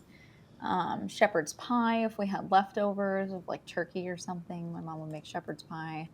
Um, Yeah, I would say most, like, I don't know, typical cuisine, American fare, nothing Hmm. particularly crazy. Although sometimes we'd have abalone during abalone season. Sometimes we would Whoa. do like fried abalone and stuff. Um, if we Oh. if we could, and being in an area that had really amazing Dungeness crab, we would have Dungeness crab in the winter as a special occasion. Um, let's see. What was your favorite, or excuse me, what was the dish, or maybe it's like a dessert that you were like, oh my God, please, mom, make this, please. Was there anything like that that you would request? I was kind of the person who made desserts, a lot. Like my sisters and I, we all baked, and we would all bake different stuff. I got really into like I did a lot of baking, and in later middle school and in high school. So it's typically, I mean, my mom would be like, "You can make it if you want." Like, like she wasn't really an avid baker per se, so I didn't ask Ah. her. I would ask, "Can I make this?"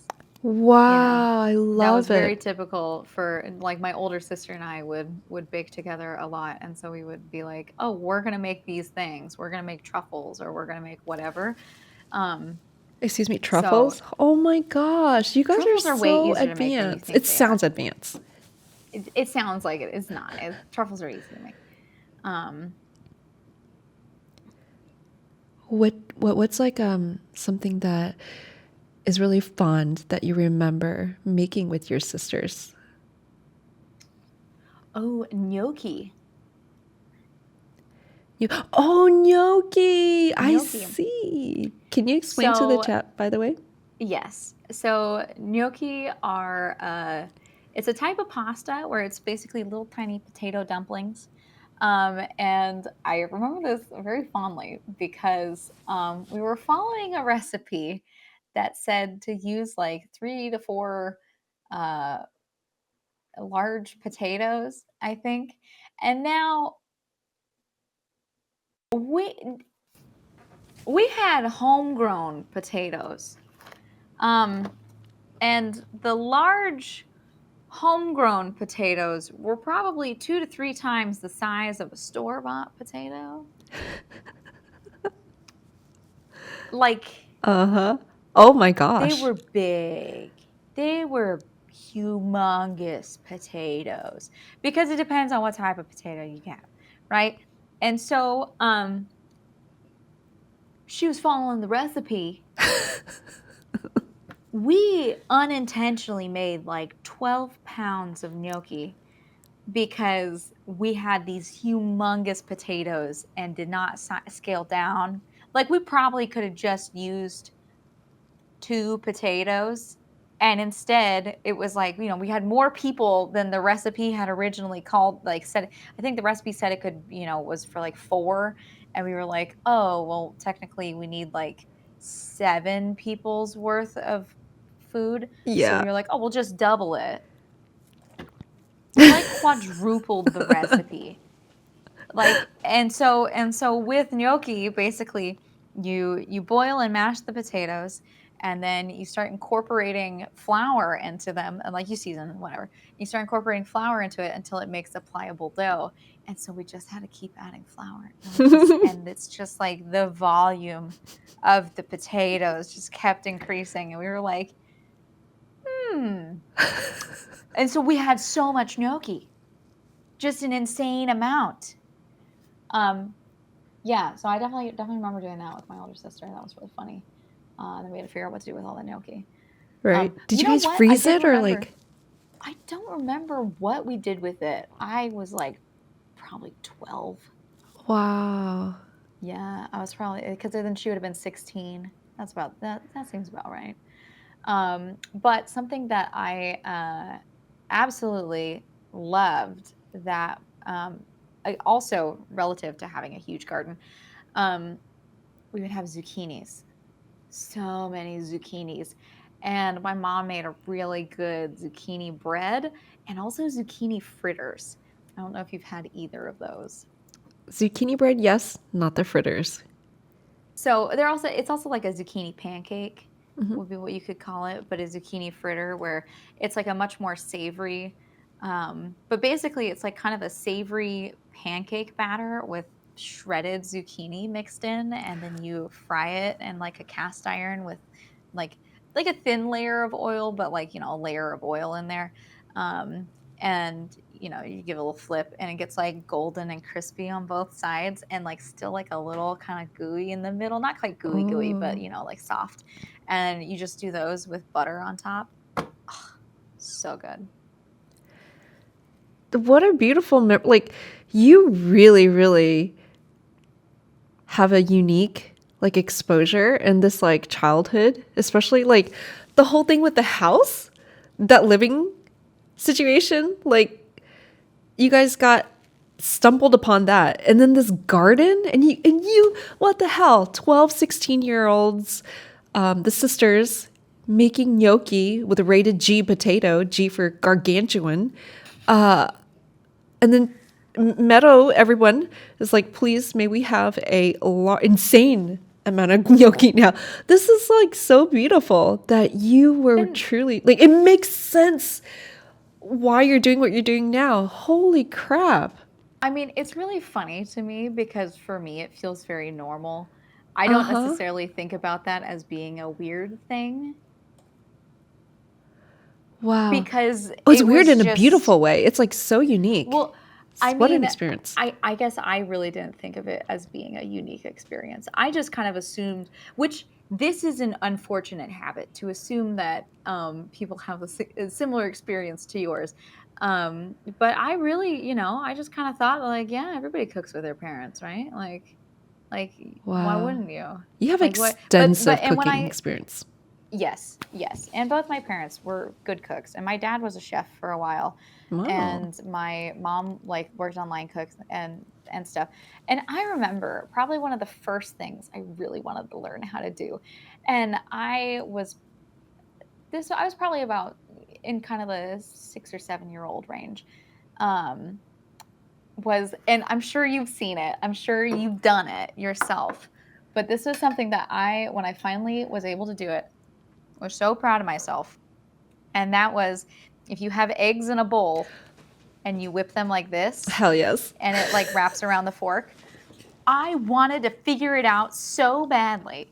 I wanted to know how you do it, because like, how do you mix it so that it does the thing? And that was something where I was like, once I got it, I was like, yes, like, I can mix eggs like mom can. Like, yeah, like my eggs are gonna be so good now. Like, yeah. Oh my gosh. And my parents were incredibly encouraging of us cooking at a young age. I had told you before, but I'll share with chat. My mom, she of course would let us cook, and it was really funny because she ended up teaching me how to flip eggs in a pan at a rather surprisingly young age. I was probably 7 or 8. And that was because we get the pan going, we get the butter in it, we crack the eggs, and then we'd be like, crap. And we'd go running, be like, Mom, come flip my eggs. Please. Because otherwise we would just end up with scrambled eggs, right? And so we would be like, okay, fine, scrambled eggs, whatever. Because like I could make scrambled eggs just fine at 7. And but I didn't always want scrambled eggs. Sometimes I wanted my eggs over easy, or I wanted them however I wanted them. And I would have to go and like try and find my mom to get her to come flip my eggs, and those have to be flipped right away. So she at one point was like, you have to learn how to flip your own eggs. Like you can't, either you make scrambled eggs or you flip your own eggs, because I don't want to have to stop what I'm doing every time to come flip your eggs for you. And so she ended up giving me a small fry, like an egg pan, and a piece of bread in the egg pan, and I would just practice flipping the bread over in the pan until I could consistently flip it. And then, and then she taught me how to flip the eggs. And That might seem simple to you, but for me, I only learned to like get that flick of the wrist correctly like only a couple years ago.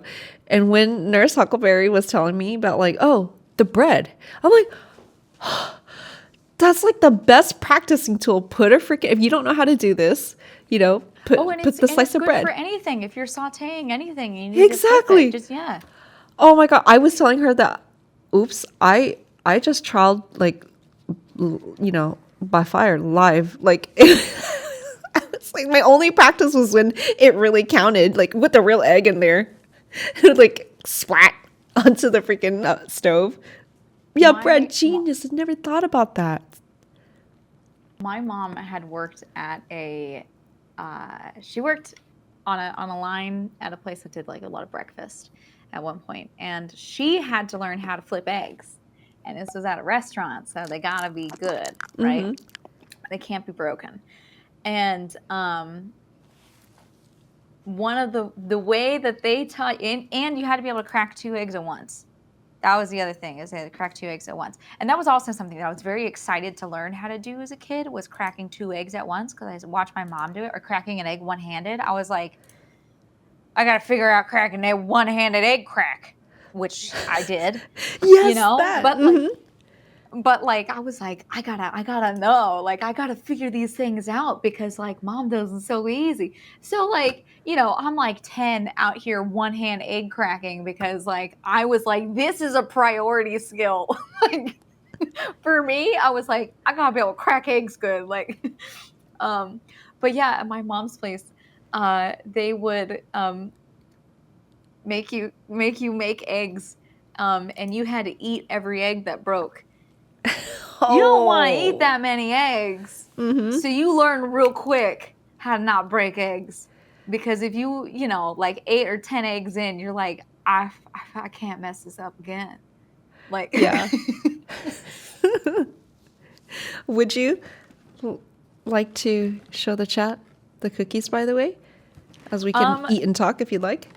Sure. Your cookies are better.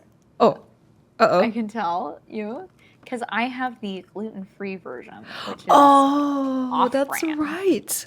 Okay, okay. So, which even just based on the box, these look worse. These look pretty rough. Yours look like nice and golden, and mine look like they haven't seen the sun in a long time. Oh, guess Um, what? I almost accidentally got the mini ones too. It's like everything's going mini. These came in minis as well. Yo, your box, that's me basically trying to be all like, oh, keto, low carb. So don't worry. This is not keto or low carb. It's just gluten-free has never tasted so good, which I don't always believe. Its first ingredient is cane sugar, not like the first ingredient First ingredients. on mine. Let's see. What's on mine? There we go. The flour that you don't want. Oh, wait, no. Well, at least it's unbleached but enriched flour and a bunch of other things. High fructose corn syrup. Yes.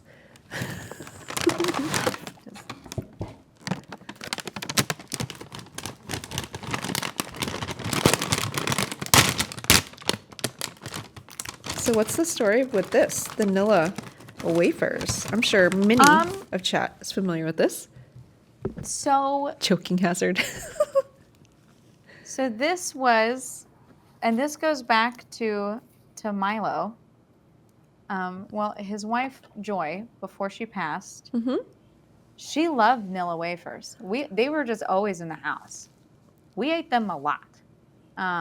So this was like the go-to snacky type cookie that was available, and it very much, and my parents didn't buy them.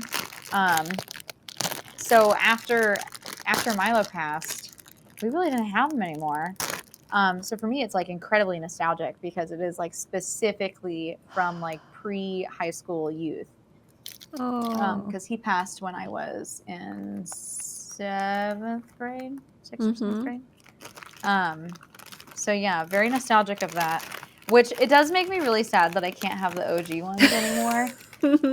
Do they at 'cause least these smell similar? They do smell. They smell like Nilla wafers. You know, they do have the smell down. Which gluten-free does a couple of things well. If it's really dry or if it's kind of stale, and Nilla wafers are dry.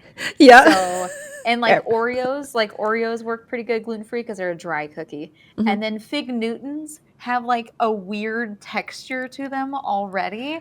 And the Yes. gluten-free does that really well. So the gluten-free Fig Newtons, like Pamela's is a really good brand. And they have like different flavors of jam in them, and they're good. I like them. I like them a lot. They got like strawberry ones.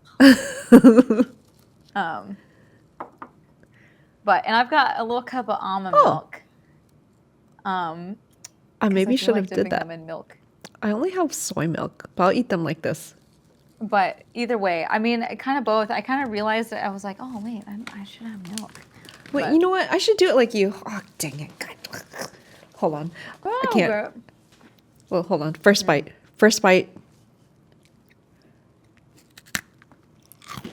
Yeah, yours is a lot crispier than mine. I can hear it.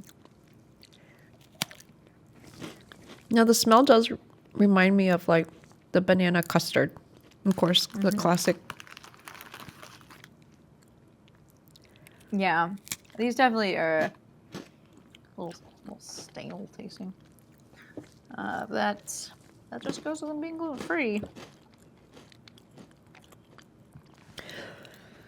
I don't know what it is. Maybe it's just me.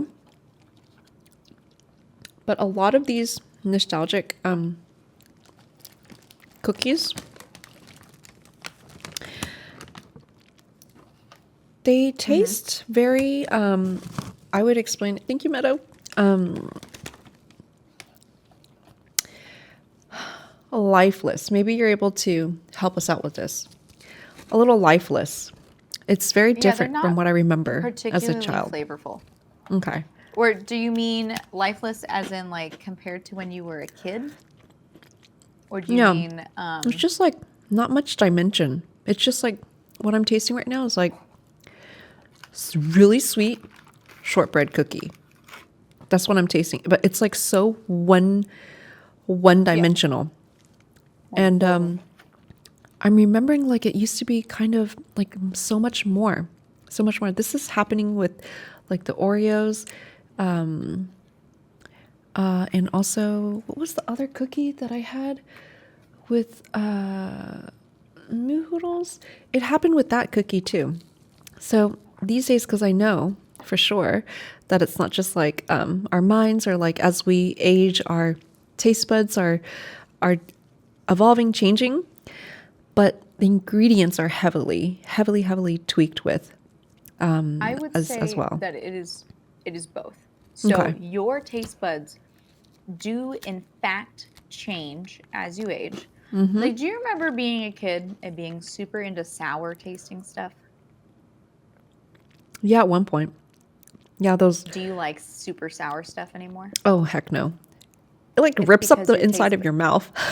yeah, but like it's your tastes literally change. When you were a Exactly. kid, your predisposition to want more of that sour situation, like your body like responds to it differently.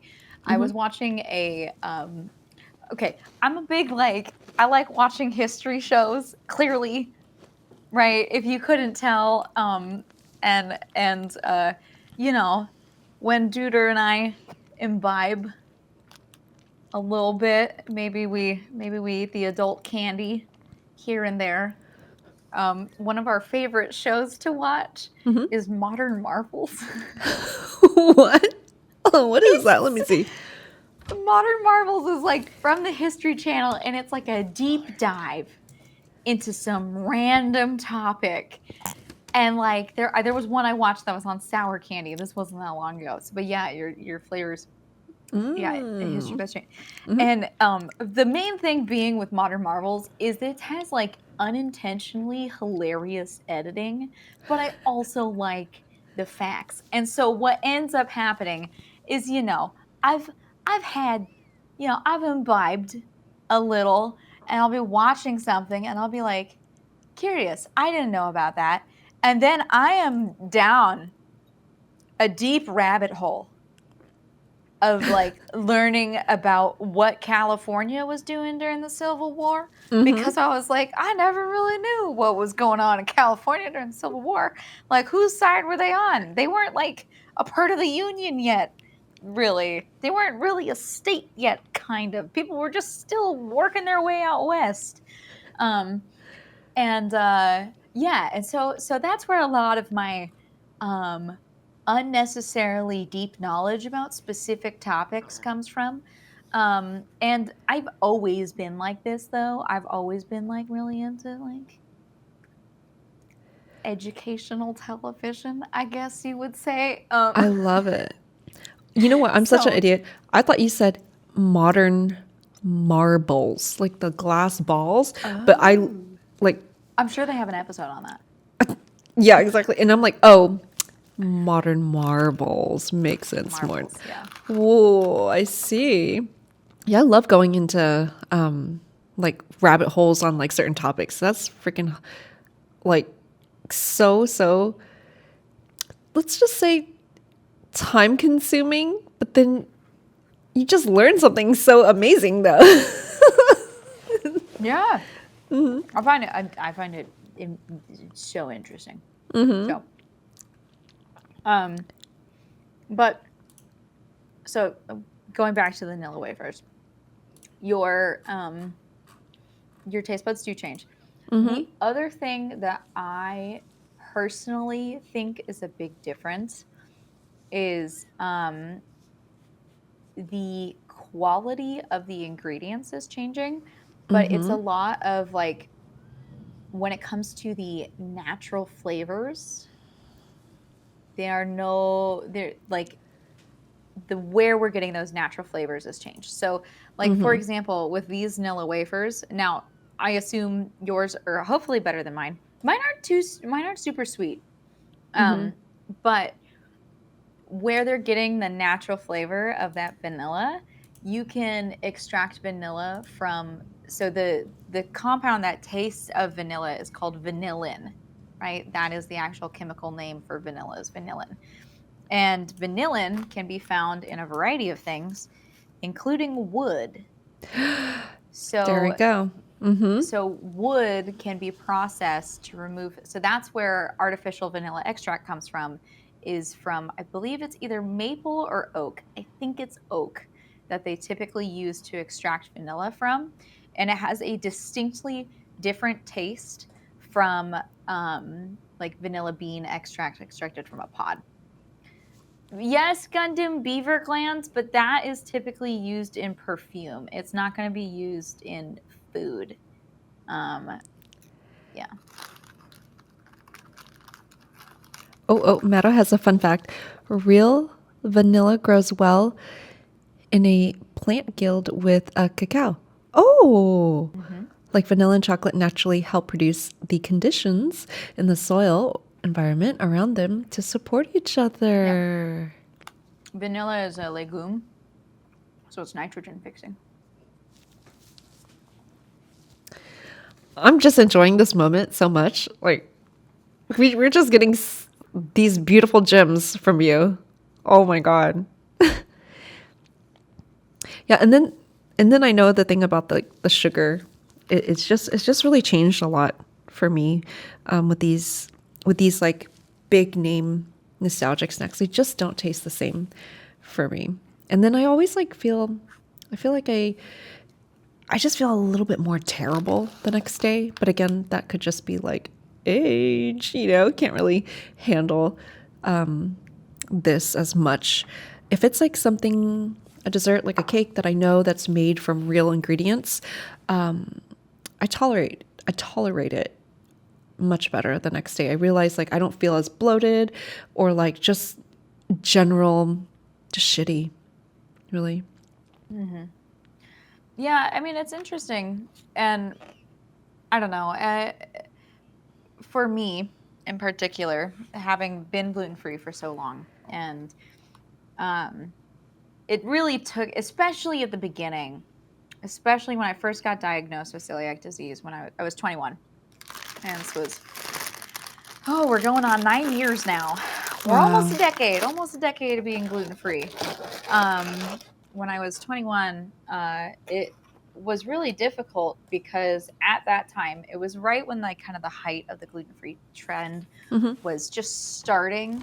And the next few years was kind of great and kind of sucked because there was a lot more products that were coming onto the market being gluten free, but then also there was a lot of people treating the diet as a trend and making my life very hard in the process because people would say, "Oh, well, it's not actually an allergy," and I'd be like, "Well, thank you. I'm going to be really sick now."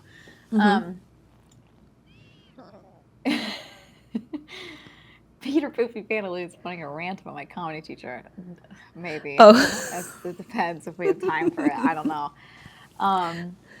But I cut out a lot of sugar from my diet because there just wasn't the replacements. And if there was a replacement, they were god awful. They were so bad, genuinely terrible. And I was like, okay, I'm just gonna pretend. And eventually I just gave up. I just gave up and I just cut it all out because it wasn't worth it. It was so expensive and Yeah. it tasted bad. And I just said, you know what? Screw it. We're not dealing with it anymore. I'm not going to do the dumb thing. And I gave up. But stopping eating sugar completely changed my taste buds. And so now when I have sugar, it is so sweet. Yes. And it's crazy because it only takes a couple weeks. If you cut out sugar for like 3 weeks and then try to go back to having things that are full sugar, you're going to be like, "Oh my God, how did I eat this before?" Absolutely. And Duder, his skin reacts poorly to sugar, so we really don't keep it in the house. We really for the most part, it's pretty rare that we have like any kind of candy or treats or anything like that in the house because like once you're used to not having it, you really don't want it. It's you crave it way less. Your body's not used to it. When you do have it, you end up feeling kind of gross. And Mm-hmm. I'll say it's a blessing and a curse because sometimes there are things that I really want to enjoy and I don't even get the enjoyment out of them anymore in the same way that I used to before because I'm just like overwhelmed by how sweet something is. It just tastes so saccharine. And like sodas, Mm. absolutely not. Like I cannot drink like Coke or anything at this point because it like hurts my teeth Yes, with yes. how sweet it is. And it's a bit of a bummer because there are some really fantastic, cool drinks and like sodas, and like you've got these brands that are coming out with these really awesome products. Um, and I know that this is like kind of a lame thing to complain about, and like I could just decide to drink it if I wanted to. But there's also that aspect of like I'm like I don't want to like I'm already at the point where it doesn't taste great to me. I should just stay here Yeah. because it's better for me. Mm-hmm. Yeah. That's why these days, if I on the weekend, I allow myself a cheat. So desserts that I have now, if I'm purchasing them, it'll always be from like a Asian bakery. Because with Asian and French, it's significantly less sugar than American treats, like significantly, so that you can really taste the essence of like Mhm. the chocolate or the cherry or the strawberry cake or whatever it might be. So I really do appreciate that. Um, I Yeah, was I think I going to. had Mhm. mentioned about how what Tudor and I really like as a dessert is when there's it's very French to have as a dessert, but a cheese board. And sometimes you'll find places it's normally a nicer restaurant, and sometimes they'll have a cheese board listed on their dessert menu, and it's so good. Oh God, I love a cheese board because normally it's like an assortment of fruits. It's kind of like fruit heavy, and Mhm. typically slightly mild slash sweeter cheese. Like I would be surprised if they had something like the Humboldt fog on there. Like that is not like a desserty cheese, Mhm. but like the creamy Havarti, yeah, I could see that. And like it might have some like, chunks of dark chocolate or something on there too. And it's really delicious, Mhm. Speaking of theater, just I was wondering, what was your first dinner or food date, or like maybe it was just like a lunch? What was that? Do you remember? Who, or maybe somebody cooked for I somebody? do. I do. Yes. um, so it's just the story of how we met, really. So I had been working at the restaurant with a good chef, and next door to it, it was owned by the same owner, and there was actually a doorway in between, but it was two separate buildings technically. Was a bar, and I worked at both the restaurant and the bar, and it was like a club, was the bar. Um, and I had gotten off of work at the restaurant and I was sitting in the club. And it was like kind of like 9:30 ish.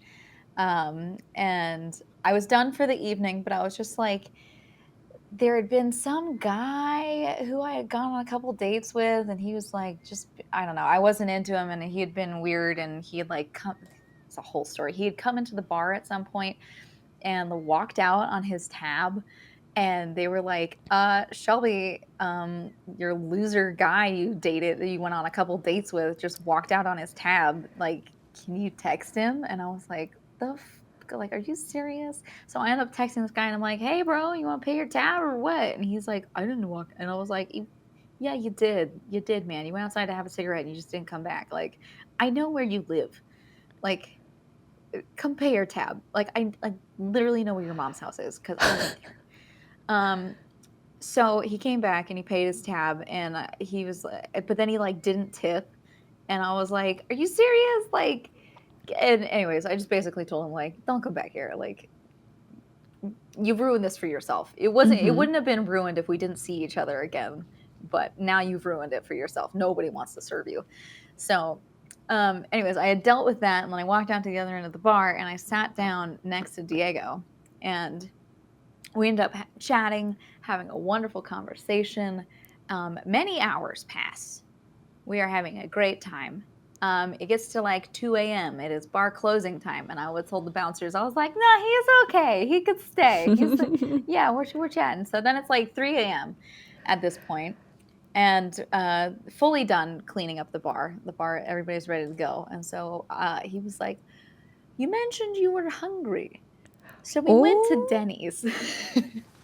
Because Denny's was the only place open. So we went to Denny's and we got the sizzler skillets things. I think that's what we got. We got like the sizzling skillets. And then after we finished that, we decided, well, it was like probably 4:30 in the morning at this point, and then we realized Denny's is empty and it's just the two of us. But we really were not ready to go home yet.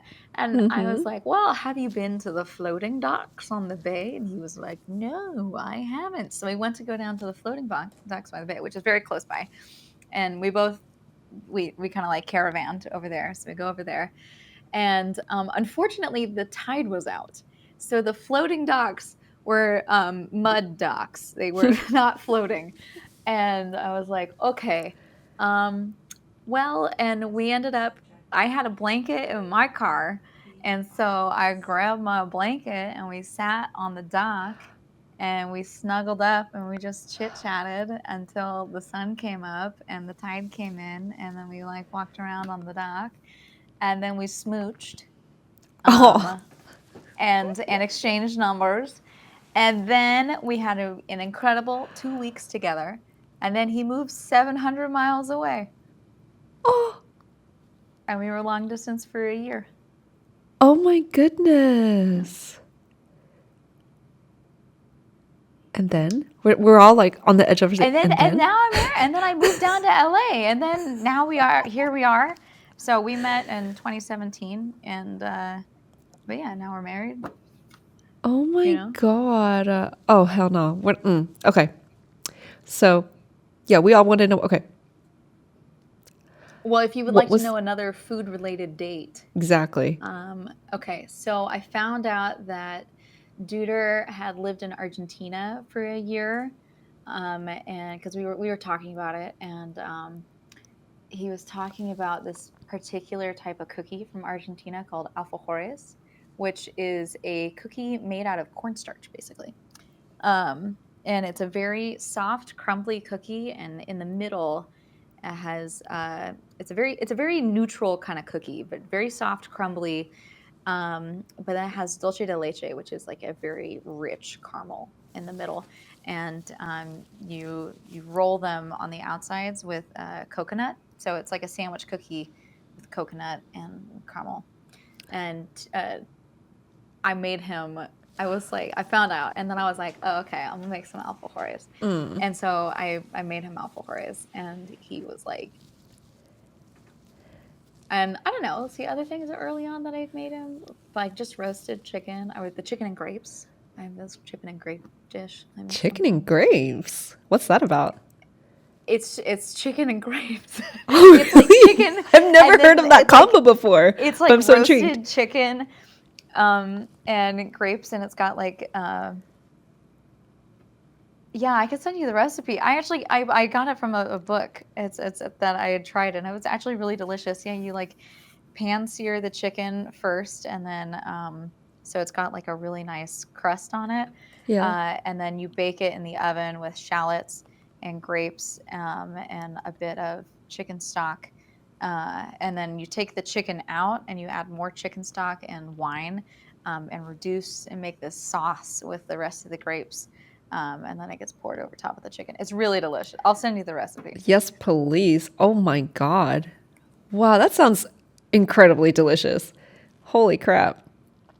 Um, Um, excuse me. What has a duder made for you? oh, he makes me omelets all the time. Man, he is the Ooh. omelet king. That and tortilla española. That's Mm. one of the ones that he showed me, which is his father's from Spain, and so tortilla española is a traditional Spanish dish that his dad would make for them growing up, and I've made it for him like the super traditional way. which is very time intensive. Normally it's for like his birthday or something because it's one of his favorite thing. But normally it's just like small little cubed pieces of potato and onion, and you saute that in the pan, and then you put beaten eggs in, and you flip it, and it's like an omelet, Mm-hmm. but it's got like potato and onion in the omelet. And then you do like Ooh. mayonnaise, or you can do kind of whatever sauce you want on it, really. But like mayonnaise is traditional to put on it, mayonnaise on top. And normally I like to do it. We'll do that. We'll do like a salad or something with it. And it's a very common breakfast. Um, but and then the very traditional way to do it is you use thin sliced potatoes, like on a mandolin or something. Thin slice them, and you actually take them and soft poach them in olive oil for like 45 minutes at a low temperature. And then you pour off the oil, and you put the beaten eggs into these now layered, very soft potatoes, Mm-hmm. and slowly cook it. And it's like this tall. It's like a really tall wedge of and it's delicious. It is not good This for you, but it's yeah. so tasty. Sounds so freaking delicious. Oh my god. Oh, Chad has a question. So regarding Yeah. quick jump back to the grapes, baking it with the chicken. So is it the key is to provide a little sweetness to cut through everything? Is that how it ends up tasting? Um, well, I mean, it's a little sweetness, but grapes are also pretty tart. Okay, so the sweetness and the Um, tartness. the sweetness and the tartness. I mean, Mm, also it's just a good flavor. I mean, um, it's its own whole flavor, I'm really. excited to try I that. Yeah, I'll send you the recipe because it's a great recipe. Um, and it's not particularly difficult or anything. Hmm. So, So, did you guys have like an elaborate, or maybe whatever it might have been, but did you have special um, event, like a little ceremony for foods? Okay, we just want to know did you guys have anything? What did you have at your wedding? I need to know the cake. I need to know what were the dishes, oh, you because don't know I'm about just my like wedding. You don't know about what we did for our wedding. no. Okay, Oh. so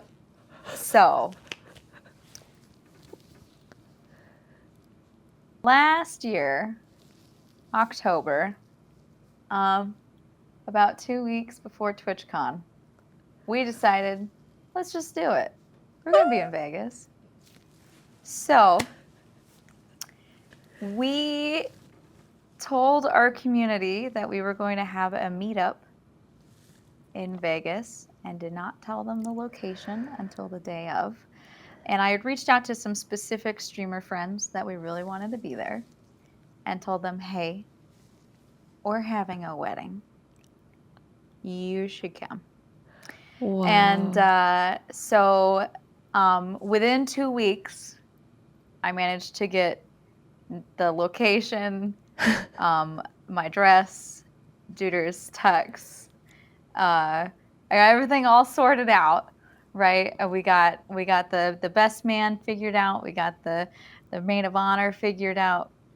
We did the whole shebang, and so we ended up getting married at the little chapel or the little Church of the West, which is where Mm-hmm. Elvis got married in the movie.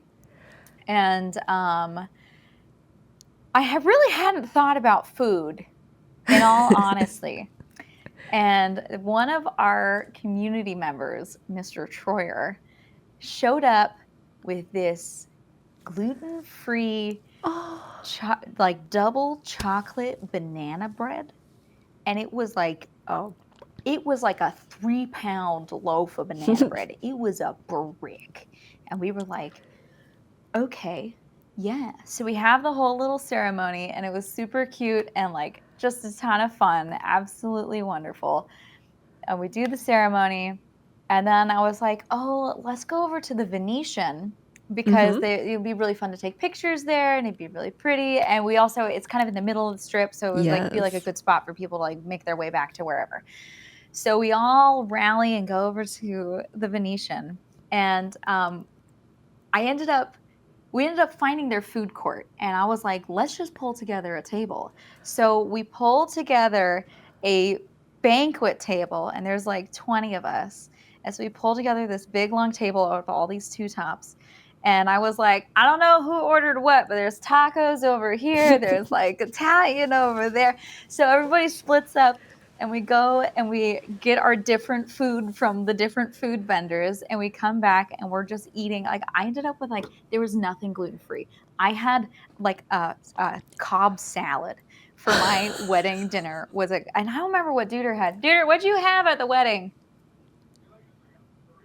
Yeah, he had a burrito. I thought you had a burrito. So he has a burrito. I have this Cobb, and it was a terrible salad. The salad sucked. I have this Cobb salad. Our friend Edie bought. I don't know if you know her. She's a streamer. She bought us those huge margaritas in the giant tubes. So we've got these humongous margaritas in the tube, and then I was like, oh wait, we gotta do the cake cutting. And so I pull out the banana bread, and so with a plastic knife. And a bunch of napkins, I just cut up, and this banana bread was so fucking delicious. It was so good. So I'm giving everybody chunks. We're passing down chunks of banana bread, and that was our wedding cake, was the banana bread. It was amazing, and it was so good, and it was perfect too, because there was no way we were gonna eat all of it. I was like, this is exactly what we needed, was the banana bread, and everybody got like a good enough chunk to be satisfying. It was so good. It was perfect. Wow, thank you for sharing. I'm just like, I don't know why I want to clap, because you know why? Wait, I just literally answered my own question. Sorry. I'm just like, because I didn't expect any less of a unique story regarding your wedding. I'm just not even surprised. I'm surprised, but I'm also not surprised. I didn't expect anything less. Wow. Of course it would be fun like that. Wow. Well, I don't know how much, if you have like a hard, you need to stop time, but I do feel free to just jump right in if you have anything like specific as I'm asking these like more like fun kind of like questions, like one right after the other. You just actually inspired something for me too. So since we're on the topic of your wedding, what would you have? Let's say you could do it again.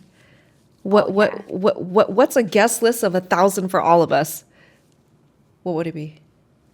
Okay, so if I was choosing like the full meal, okay, obviously huge charcuterie, like just big charcuterie. God, I fucking love charcuterie so much.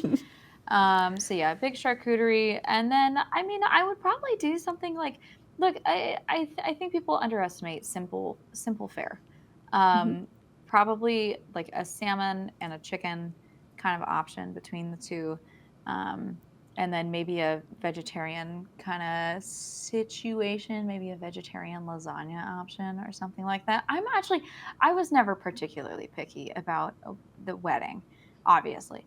But I don't know. I think as long as it's good food, because I've catered a lot of weddings, and I'll tell you what, the more complicated it gets, the more likely it's going to go wrong. Yeah.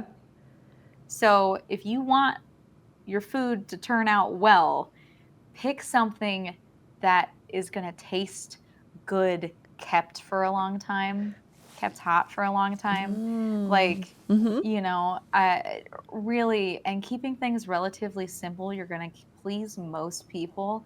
You don't there's nothing worse than when people spend like way too much money on the food, and then it's too far out of people's palates to actually want to like eat a lot of it. But yeah, I don't know, something relatively simple, not too heavy, because I don't want to have a super heavy meal and then be expected to go dancing. And Yeah, and then you have like starchy kind of options. Now, Deuter and I, neither of us really wanted a cake for our wedding, and this would be the one thing that I think is definitely unique. That when we were discussing doing like a formal wedding, or not really a formal wedding, but a more formal wedding, we had talked about for the dessert, instead of a cake, doing like a big pie for us. Well, having our cake be a pie, and that pie would be like lemon bars, but in a pie form. If that makes sense. If you've had lemon Oh, bars, you yes. know, but like a lemon curd kind of tart short crust situation. I made one a while back for a birthday celebration, but I did it in like a pie crust, and it was so like as a pie, it was freaking delicious. Um, yeah, and so we had talked about doing that, which and then I would just decorate it with just like the lemon bar itself, which would be like the yellow, like Hmm. pale yellow, and then fresh flowers. And really, that's it. Keeping things simple, beautiful. I Like love it. yeah, I love how yeah. I you don't. brought the The what? I was like, oh, go ahead. Sorry. Oh no, no, no. I Oh, okay. I answered. was gonna say, I noticed that. I love how your thinking style diverts back to like catering experience as far as like logistics, the efficiency, the time. How's this food gonna last? Are people gonna enjoy it? Love it. And then also, of course, you have an unconventional cake or dessert selection. I really do love lemon things as well too. If I'm not like on Mm-hmm. Shark Week trying to Mm-hmm. crave for chocolate, I love lemon cake or lemon things, or like maybe it's like a strawberry thing. So that Mm-hmm. sounds delicious to me. No, I think the main thing being is, while I am a person who really loves food, and food's a big part of my life. It's very important to me, and it's the thing that I spend the most money on. Mm-hmm. Absolutely, I spend the most money on food and having high quality ingredients because I want them. I want it to be high quality. I want to enjoy it, and I like the simplicity and like having things taste like themselves, um, and the big thing being is having worked so many weddings, the food just is not that important. And the main thing being is people don't typically remember great food from weddings, but they Mm-hmm. really remember shitty food. I see. I see. If the Yeah. if the food at a That's wedding is right. People are bad, always talking smack afterwards. Oh, people did you will. hear about Becky's wedding? The food But it's sucked. no, I mean it's not necessarily that people are going to talk shit about it, but they will remember it, That wasn't that right? great. Because if yeah, that like because I remember there was one wedding I went to. I remember that everything sucked because they had like That's I right. don't know what happened with the caterer, but it was like overcooked broccoli, cold. Like the food was cold. It was overcooked. It was like it was not good, and we were like, okay. Um, Yeah. and as unfortunate as it is, it's a reality of like, because what happens if the food's not good? Because it depends, you know, depending on how bad it is. If you can't, if you really don't want to eat it, you're gonna have your weddings are long, and you get You're gonna be hungry. hungry. You're gonna be Yeah. hungry and Mm-hmm. unsatisfied and very drunk, and Oh my God, yes. especially if Exactly. like, and then and so and especially for me being having celiac disease, like it was oftentimes I would like bring my own food to weddings if Wow. like I would. There's plenty of times where I always assume that there's nothing for me at an event just in Mm-hmm. case, because I've been burned too many times by people being like, oh no, it's gluten free, and then I'll be like, why does it say beer sauce? And they're like, what do you mean? And I'm like, you put beer cheese all over this. Like, beer has gluten in it. And they're like, oh, I didn't know. And I'm like, what else do you not know? Like, Exactly. That's a bit so dangerous for it those that is. actually Which, have or cannot tolerate it, truly cannot tolerate it. which for me, I'm not going to be upset with people because they don't know how to handle Yes, my yes, yes, specific exactly. allergy.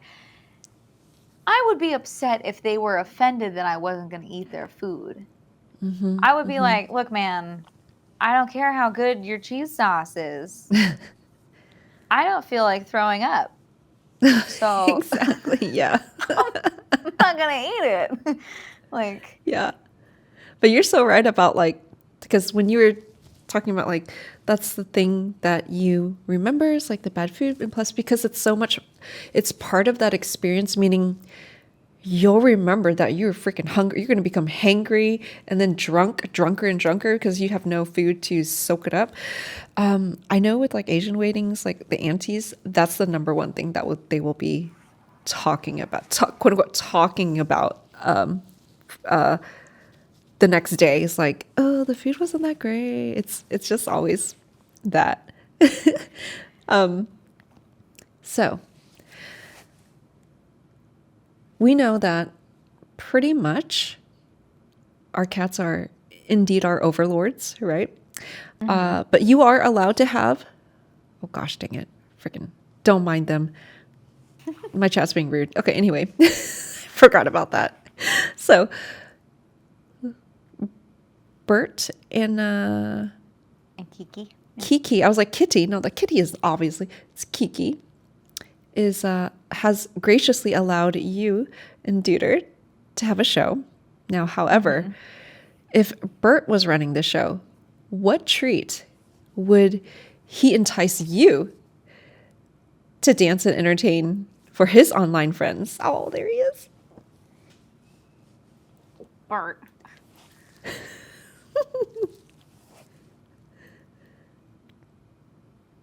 Oh, There you go. There he is, he's little so chunky precious. boy.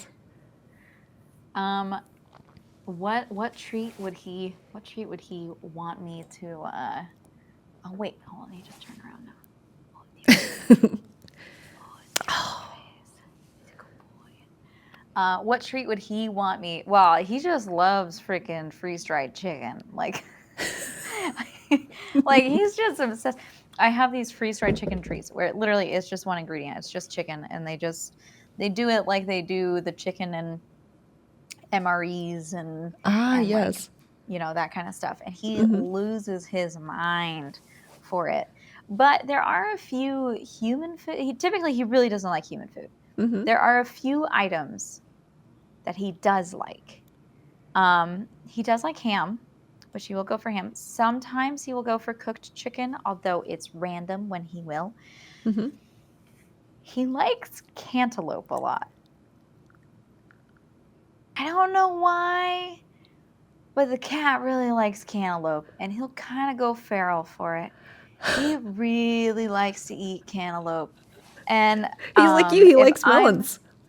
he likes melons, yeah. He doesn't really like watermelon that much, but he likes cantaloupe and he'll eat honeydew.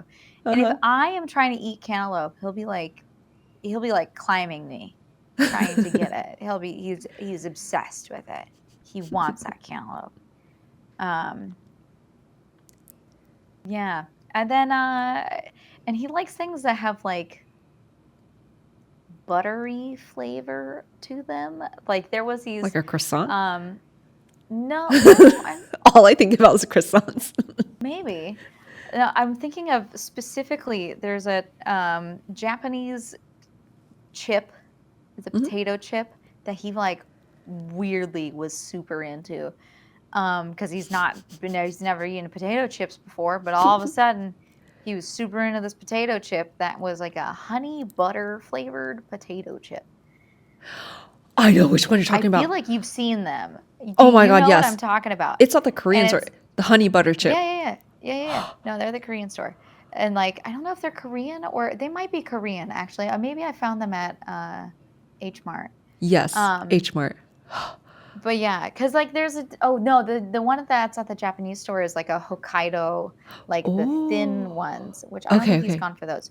But yeah, at maybe they are Korean, but it's like a honey butter chip. It's got like the honey spool or something on Yes. the front of it. In a yellow But yeah, bag. I don't know. Yeah, exactly. Yeah, in I the yellow love bag. that one. Yeah, well, so does Bert. So he really likes them. I don't know why. I don't let him have them, but Uh-huh. I let him eat one. And I was like, not a whole chip, but I was just like, okay. So what would he have to entice you with if it was switched, where he was the host and you had to dance for treats? What would he have to give to you? I mean, frankly, the melon would probably work. I I really like honeydew. I love honeydew melon. Um, yeah, the melon would probably be a pretty good option, frankly. Um, let's see. I don't know. Something that I think is like particularly special that I would dance for. I don't know, man. I do like good steak. I really Mm. do, and I cook a mean steak. I like like something that's really nicely marbled. You know, actually, a steak that a cut that I feel like people sleep on, hanger steak. If you've had it, it's Yes. often called the butcher's cut. You know, because Oh. butchers keep it for themselves because it's a relatively small cut. Um, but I like fillet's okay. I do like fillet, but I'm not particularly crazy about it. I like a little more fat in my meat because it gives a little richness to it. Hmm, hmm. Um, the other thing, now that I think about it, ceviche. Man, I love Oh, ceviche. Like a yes. really good, high quality ceviche. There's some places that are just so good. Hmm. Um, but yeah, I would dance for some some good ceviche for Some sure. ceviche, hanger steak, and the honeydew. Can you ask Huckleberry what is Yeah. Bortco? Browntown! Hey. Welcome in, Browntown. That's one of my moderators. Thank you for Oh, I bringing your party see. over here. Hi, Brown. How you doing? Hi. Thank you for bringing your friends. Hi. Yeah, real sweetheart. Um, bulbous ghost red. We're just Very chatting good. with Nurse Huckleberry, of course, about nostalgic foods that she grew up. We tried a bunch of things already. Yeah, we tried a Um, ton of food. like we had Funyuns, obviously. We had this charcuterie board. I keep saying Larupin. How do you say this? How do you correctly pronounce this? Larapin. Larapin. From her Larapin. hometown. Eggs in a blanket. I already said Funyuns. Let's see, Charleston chews. Charleston chews and the Nilla wafers. Oh, and the Jello salad. Oh yeah, I have that. I still have that here. And let me show them. Oh The no, is Jello it? salad. And we were just here talking about, It's still holding up pretty good. yeah, this is her family recipe. So thank you for sharing that with us. But we were just asking Nurse Huckleberry if the roles were switched, where Bert was the host and running the show, what treat would he have to entice Nurse Huckleberry with to make her dance for his friends online? Yeah, yeah, ceviche. I still stand by that. Honeydew is also a good option. I'd do a dance for some honeydew. Um, uh, Also gazpacho. Man, I love a good gazpacho. Yeah, have you had gazpacho? Are you a gazpacho fan? Gazpacho. It's a chilled tomato soup. It's Oh kind of yes. like It's been if a you long took time though. salsa and you just put more tomato in it and blended it real smooth. Oh, Um, okay. uh, it's got like typically it's not spicy, not very Hmm, spicy, hmm. or maybe a little tiny bit of spice. Um, but yeah, I like a cold soup. I like cold soups here and Oh, there. okay. Especially living in LA in the summertime, like cold soups, oh, hit the spot. So now you've had Um, like, oh, go ahead. Yeah, no, I was kind of finished. Yeah. Okay. So you've had a lot of experience with extensive experience, not only cooking with your such a fun, rich, dynamic childhood with that garden, with the goats, with the goats, and then your mom and your dad, them both being in the cooking industry. So, what kind of food would you serve if you were to have your own restaurant? Oh, Junior and I have talked about this a lot. I mean, it kind of depends on whether, well, I have some recipes that I've written down for things that I would want to do for a restaurant. Some of them actually include a cold soup. I made this really incredible. Actually, there's a YouTube video of it. If you want to know how to make this soup, there is a YouTube video for a melon soup, and it's freaking delicious on my Nurse Huckleberry YouTube or Borco TV YouTube. They're both. Ooh. If you search Nurse Huckleberry, it'll come up. But it's a melon soup, and it's delicious. It's so good. Go follow the recipe because like it's really worth it, especially for a cool like a summertime thing. Um, but I would do that, and I kind of like I obviously we're in California, and I do really like California fare. I don't like particularly heavy um, food, depending on what it is. I would probably play with a fair amount of stuff from my childhood, and but really keep things seasonal.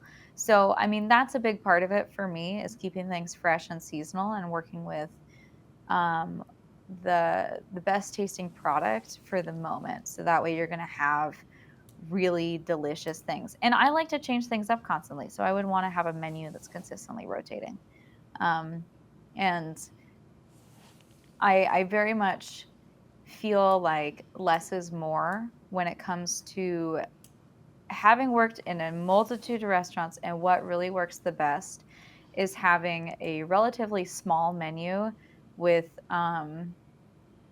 broad options where like you don't have like too many like chicken dishes or whatever on there, but kind of a 5 to 8 entrees, maybe 4 salads, and then maybe like 7 to 12 kind of tapas plates situation, and then being able to have a couple staples and then routinely switching out seasonal things, and you know which is not really like what type of food is it. It's just more of how I would like to run a Yeah, I see restaurant. how your brain is working. Yeah, Um, it's the because logistic side of it. Hmm. yeah. Because to me, the specifics on the food um, don't really matter that much because it depends on what you have access to and what you're able to get, and depending on the relationships that you form with like local farmers and stuff and what you're able to secure. Like I'm a firm believer in specials, because when you're able to run specials, if you're able to get your hands on something really juicy, really delicious, but you can't get it consistently, and you just do a special and you have 1 or 2 nights where you're running a special of like a particular fish or something, it Mm. makes it really exciting to go into that restaurant to see what they have, because if they don't have a special, then you've got these awesome things on the menu that you can consistently go back to, and the menu is consistently changing enough, Mm-hmm. but to have really cool, unique, special items come in. I remember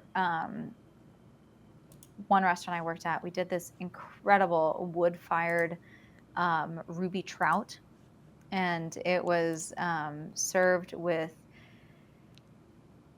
sweet potato puree, and then it had like a pomegranate and walnut, um, like pomegranate and caramelized walnuts, and it had I want to say fried Brussels sprout leaves with Mm-hmm. it. And it was so incredibly delicious and so perfect. Gosh, I just love that dish. So your restaurant sounds to me like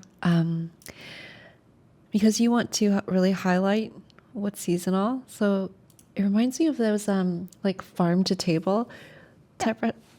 type excuse me type restaurants, and in the genre of like Would you call it like American? Just Um, is that what you have in the mind? technically it's called technically Mm. technically it's called New American Gourmet Okay. would Okay. be New the American Gourmet. classification is what I would want to do. And Gotcha. mostly because it gives you the most freedom because New American Gourmet, like the US is a melting pot, right? So Mm-hmm. it opens you up to having a lot of fusion in your dishes. You're able to take inspiration from different areas, whether it's French or Italian cuisine, and work that in with Asian inspired stuff. And sometimes it's just taking a new approach to a common ingredient. So looking at, let's say, like burdock root, like a very typical Asian ingredient, Mm-hmm. but figuring out ways that you can incorporate burdock into the more American palate. And like, how are you able to incorporate that and expose people to like a different, interesting flavor that they may not have had before? Or burdock can often be very medicinal. And so, how to incorporate it in a way that's going to have it not have a medicinal feel. Mm-hmm. Mm-hmm. Side note, have you seen that movie on Netflix? What was it called? Like the kitchen? Do you know what I'm talking about? And it Bear? on Netflix, it was about high level chef. I think it was like, let's just say you have to go to Sweden, and it is based off like a real restaurant. Does that sound familiar? Oh, the menu? The Menu. There we We go. did watch the menu. It's like a horror. It's like scary That's right. at the end. Exactly. We did watch it, and Hmm. we were cackling. We were laughing because it's so true. Duder used to work at this Hmm. crazy place that Hmm. was very much how the menu is, where it was like Wow. stupidly tiny portions. And specifically, he worked at this 14-course tasting menu Hmm. that was very expensive, and he was a bartender there, and they had a 12-course mini cocktail series that you could do as a pairing, which they ended up reducing the number of mini cocktails because they're supposed to be like quarter-sized cocktails, but people were like drunk at the end. Like somebody fell down the stairs, and they were like, "Oh shit, we gotta like chill it on the cocktails." So they ended up reducing that, but it was just like, one of the dishes was like a little tiny pancake with like caviar on it, but it was Yeah. served on a statue that was like everybody got their own statue, and it was like literally one bite, Oh my God. but it Yes. was Yes. served to you on a freaking statue, and they're like, okay. Was it good? Very, very much the like a plate of sauces and no bread, Uh-huh. as is in the menu. So was that Um, place good? Would you say? for Well, it's closed Was it now. tasty? Oh, oh, okay. I mean, I never went. I never got to go. I see. Some things were quite tasty, but it opened in October, November of 2019. Mm-hmm. Not a great time Exactly. for a restaurant to open.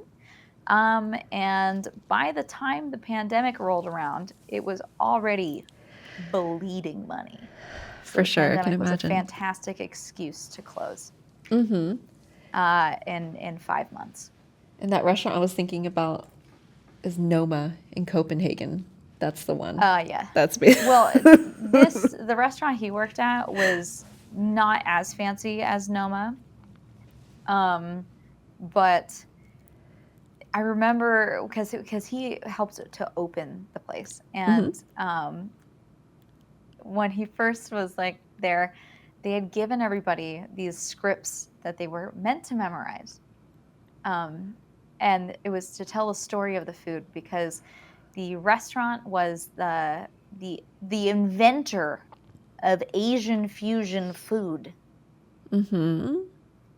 Literally, there was a Vietnamese woman who moved from Vietnam to the US in the 70s, Hmm. and she started Oh. Asian fusion, incorporating American and Asian food together in a restaurant. Like in a restaurant, obviously people are doing it at home, but like Hmm. providing it in a restaurant with specific the idea of this is Asian in American fusion food. In the 70s, it was pretty unheard of, right? She was the front runner of this. And yeah, and so the food, all 14 courses of it, which I think was eventually reduced. There was multiple dessert courses, I think, but all 14 courses of it, each course had a paired story that went with it, that was telling her life story in her time in Vietnam, and then the move to the Americas, and then all the things that happened throughout her life. And it was minutes of story that they were Oh, meant to wow. tell for each, which it's one bite of food. Right. Like, it's taken, way longer to hear the story than it is to Like, eat the thing. oh no, you're still going? Can I? No. And I told him, I was like, yeah, there's no way. That There's sounds no way that exhausting. Like a they're little gonna keep. much. It was. I was like, and nobody wants. You're gonna be there for hours trying to eat one bite at a time. Like, yeah, it was an absolute mess. And it ended up just being basically the owner's children bringing in their large groups of friends and trying to not pay and not Oh tip. no. And Oh it no. was a mess. It was everyone was glad that it closed. Which, now, mind you, this was like a secondary venture by that owner. They still have like the initial restaurant, and this was like a special tasting room kind of situation that they closed. Nobody was mad about it closing. Yeah, I can imagine.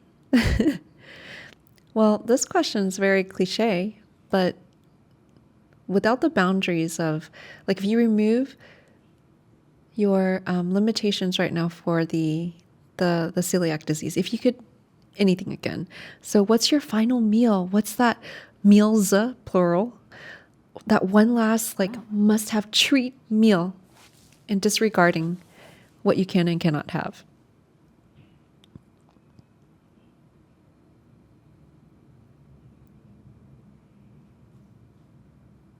I just want some really good bread. Oh, Like a really nice, high quality French bread. Man, I fucking love French bread. baguette or which style?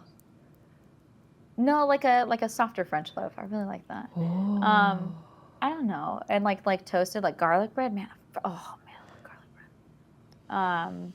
I don't know. Like, there's a lot of stuff that I can get away with well enough to where I don't know that, like, Danishes, like bear claws. I did make them gluten-free once, and they weren't as good, but I really like a really high quality Danishes, like because I like croissants and all, but yeah.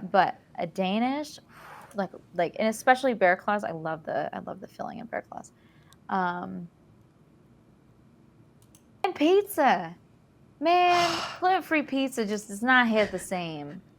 Like, I just want some good freaking pizza, man. Yeah, hell yeah. Like, if I'm thinking about specifically gluten-y things that I can't have anymore, there's some others that are I miss and I wish I could have sometimes, but I don't know if I would include them in my last meal.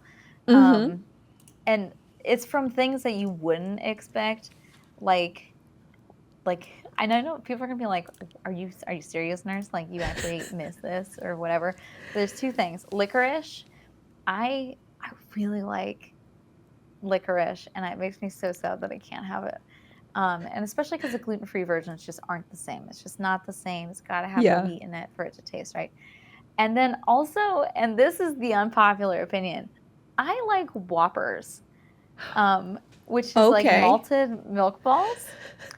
And I can't have malt. But Oh, I'm no. like, and it's not like I ate them frequently before, but like, when you realize the last time you ate them is going to be the last time you ever ate them, and it was a few years ago, you're like, one other one that is so particular and yet so good. You know when you get an ice cream cone, and it's one of the kids' cones where it's like flat on the bottom and it's got like the cup, Yes. Once you eat all ice cream off the top, and you get to the bottom, and it's this perfect, like, like little cross section. Oh, the little grids Very inside? last bite at the bottom where it's just Yes. crispy shell and the ice cream melted into it. I miss that. Oh, God, I would. Wow, man, that like just like 10 of those little bites. You just pulled a real strong memory for a lot of us.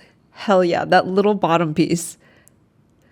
Wow. So pizza, the breads, soft French bread, Danish, and then the bottom of the flat cone where the ice cream is perfectly absorbed into it, but yet still crispy.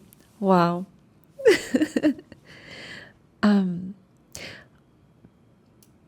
There's one last question that I ask everybody, but I wanted to ask about like, do you remember things that you would make with your sisters? Did you guys have anything like special that like, or when you guys get together, do you all have like specific dishes that you must have, that you must make?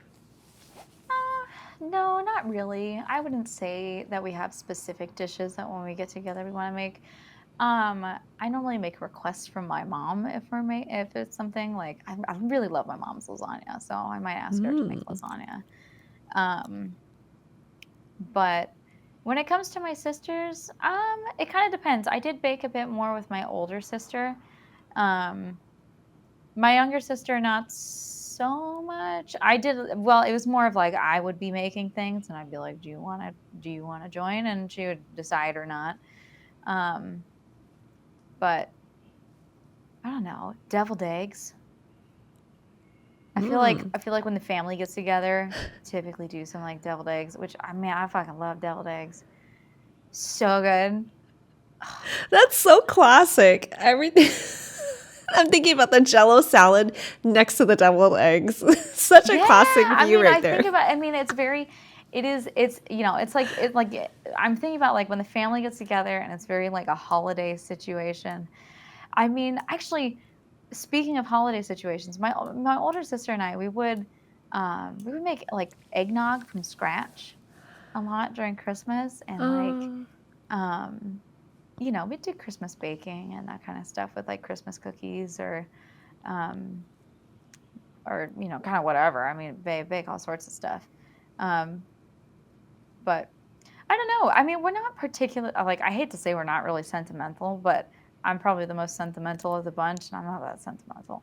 So I don't know. My little sister's pretty sentimental, but it was never really about food. It's so interesting too because like obviously food is important, but like I don't know, like maybe this is the thing. Maybe it's because we all learned how to make the food. It wasn't behind lock and key, It wasn't like we only had to get it from my mom because I can make all the things that she made. And so I can have them whenever I want. And I do feel like that kind of makes it, I don't know if it's less special in that sense of like, I'm not limited exactly. But also, I would say a lot of it kind of got lost because my older sister also has celiac disease. And I will go with there was a tough couple of years when we were all trying to figuring it out because, when 2 out of 5 can't eat the food, everybody is adjusting. And so, I don't know. It was good. Although I've got some funny stories about my chat knows about a particular ex-boyfriend who was right when I was dating him while I got diagnosed with celiac disease, and well, there was a pie incident because which American Pie the movie? no, having realized much later that he was definitely very autistic. It makes a lot more sense as to why he could not stand gluten-free things because they were different. Yeah, chat now, Spider Boy. Oh, there we go. They know. I talked about this not that long ago on my chat. So, yeah, we'll go with he was real autistic. And my family didn't really like him. We dated for a while. Anyways, there's one time it was Thanksgiving. We were having Thanksgiving with my family because my family lived in the area and his was not in the area. And he had been complaining that he didn't want gluten-free pie. He wanted a real pumpkin pie and not a gluten-free pumpkin pie. And I was like, really? The crusts don't taste that much different. Like, whatever. So I told him, you know what? My mom's going to make a gluten-free pumpkin pie. I can make a regular pumpkin pie, and then we'll bring it down with us. And you and my dad and my sister and my older sister's boyfriend, I was like, you guys can have that pie, and then we'll have the gluten-free pie, whatever. So I make a pumpkin pie, and he rides 40 minutes in the car with this warm pumpkin pie on his lap. And we get to my parents' house. Everything's fine and dandy. And the pie was in like a glass pie Yes. dish, whatever. And I'm not sure exactly what happened, but somebody picked up the pie and then turned with it, and the whole pie just slipped out of the dish directly onto a gas stove burner. And so the pie is just lands on top of the thing, and it's in there. Oh my The God. pie is done. There's no real salvaging of the pie. Okay. Now, mind you, there was 2 other pies that everyone could eat. Okay, and it was like more pie than we needed. Yeah. And so we were like, this is unfortunate and hilarious. Like, how does this even happen? And his world was crumbling. Okay, worse than Absolutely. the pie, for sure. He was so upset, and he was like very much like, this is purposeful. Like he was like this, like he very much thought that somebody had a vendetta against him and against his pie. And I was like, why would anyone care? There's like 4 people who could have eaten that pie. Like, no one did this on purpose. You didn't even make the pie. I made the pie, so it's my labor going to waste. You're just mad that you don't get to eat the pie. And I was like, you could, but he wouldn't eat the pie off the stove. I was like, there's fucking pie there. You know what? If you're whining and complaining that much, go eat the pie. Like, Grab a and fork, he wouldn't boy. eat the pie. Yeah. Yeah. No, that was Oh I my would God. love to be able to say the relationship didn't last that much longer, but it wasn't until like June that I broke up with him. I feel you. From November. But yeah, I mean, For some reason in my mind, I was thinking when you said it slipped, like I feel like that would happen to me. Like things like that have happened to me. I'm just like, whoop, oh no, how else did that happen? It would just like fly off the plate. But you said the gas stove. In my mind, I was imagining like somebody just for whatever reason turned it on first, so that it landed in flames, and that your pie went down in flames, boy.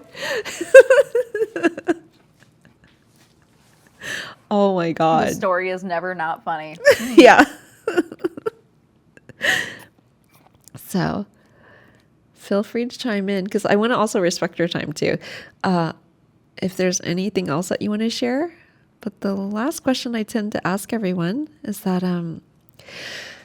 so as we spring forward into this future, and as we know, sci-fi is becoming less and less sci-fi. It's become very much a reality for us.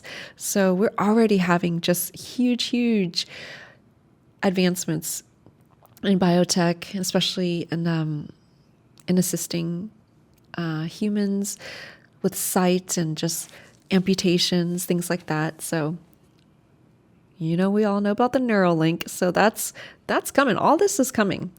So we most likely will and have to merge with robotics just to keep up, whether physically or also mentally, right?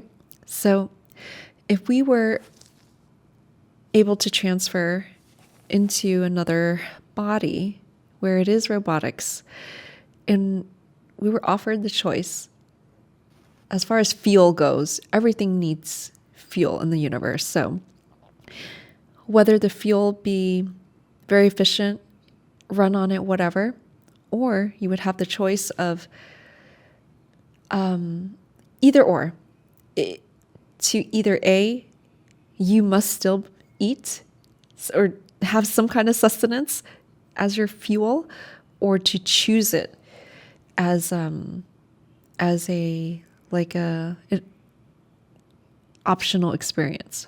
What would you do? Would you choose like, no, I don't really want to experience food anymore, or would you choose the other? But you can't do both. Oh, it's very open ended. Whatever you had in mind. So, personally, as someone who suffers immensely from decision fatigue and gets hangry,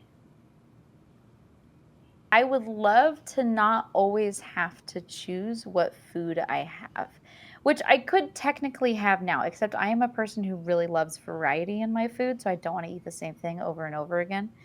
I just don't necessarily want to have to choose it, but part of that is because I feel hungry. And if I didn't have to feel hungry, then great. But I do love tasting delicious things. So if I had the option to never have to deal with um, being particularly hungry, but I still had the option to enjoy delicious foods, I would go for that. Because I think if we were at a point where we were able to, because like think about how much more productive you could be if your blood sugars were just leveled consistently, Mm-hmm. you know? If you were able, like, I feel like I would be so much happier of a person if I was able to have really consistent blood sugar time. But no, I enjoy, I think there's a lot of satisfaction to be have in enjoying the freshness of, and this is part of it though. I feel like if you're somebody who eats a lot of processed foods, you maybe wouldn't care that much about it. But if you're somebody who really likes to eat fresh produce, you crave that freshness of the produce. And so I don't know that I would be able to give up fresh produce personally. And like really bright fresh ingredients, like I would crave those. I do crave those when we go places, and because traveling and having celiac disease can be really difficult, and so I find myself eating a lot of the same. If I find something that I know is safe and it's not gonna, like, I would rather eat shitty boring food for a week than have my week ruined by throwing up and having just like a terrible time, Mm. you know. So a lot of times when we're traveling, I'm either very hungry or really tired of eating the same thing, but at least I'm not throwing up. And that's generally where I'm like, okay. Um, but yeah, I don't really like that. I like having, and I will crave, I will absolutely be craving vegetables. Um, so I don't know. I don't think I could totally give up food, but I understand the desire to not want to be reliant on having to make food decisions consistently. Mm-hmm. So, is there any final wisdom or stories, feel free, that you would like to, that you've learned so far that you'd like to impart with chat? Um, Cooking is not that serious. You can have just as much fun with it as anything else, and you are limited only by your imagination. And I think a huge part of gaining confidence in the kitchen is spending time exploring and being okay with things going wrong. But when things go wrong, it's important to learn why they went wrong, because then you can prevent it in the future. And I think people get nervous and they feel like they really have to follow a recipe. In baking, yes, follow the recipe because baking is much more specific. But in cooking, you do not need to follow the recipe. And I really like to say measure with your heart, you know? Like when you're cooking, cook for yourself, unless you're cooking for someone else. But if you're cooking for two people, yourself is included, you know? And I really think that it's important for I think cooking is mystified in a certain sense. And once you have the basics of the chopping and the stirring and the blah blah blah blah that down, really it's kind of just it's Lego bricks to you're making just slightly different combinations and stuff. And it's starting out with like one little change in a dish, and then you slowly build over time on small changes and you'll gain confidence. And I think the biggest part is we underestimate our mental palate. Like if I describe something to you, you know what that tastes like, right? Like you Mm-hmm. really know what it tastes like. And I know, and even if you've like if it's something you've never had before, maybe that would be a lot harder. But I can describe something to you like for example, this melon soup I was talking about earlier. So it's a honeydew based soup, um, but it has mint in it, right? And we know that honeydew and mint go together. And then it also has tarragon, which if you're unfamiliar with tarragon, it has a slight anise slash licoricey flavor, but it's pretty mellow. It's not like an intense flavor. And then we also had salt and pepper in it, Mm-hmm. and plain yogurt, which is going to add some tartness and some lemon to it. And really, it's all just about balancing the sweet, the salty, the fatty, and the tart. And if you find that happy balance for whatever you like, and all you got to do is adjust those couple of things with whatever flavors, and you'll figure it out. Like, but you have to be okay with making mistakes. I just recommend cooking in small portions if you're going to be experimenting. Don't be wasting a ton of food. That's a good point. But um, I don't know. Other than that, just go out and eat stuff raw. Try lots of vegetables. Yeah. Wow.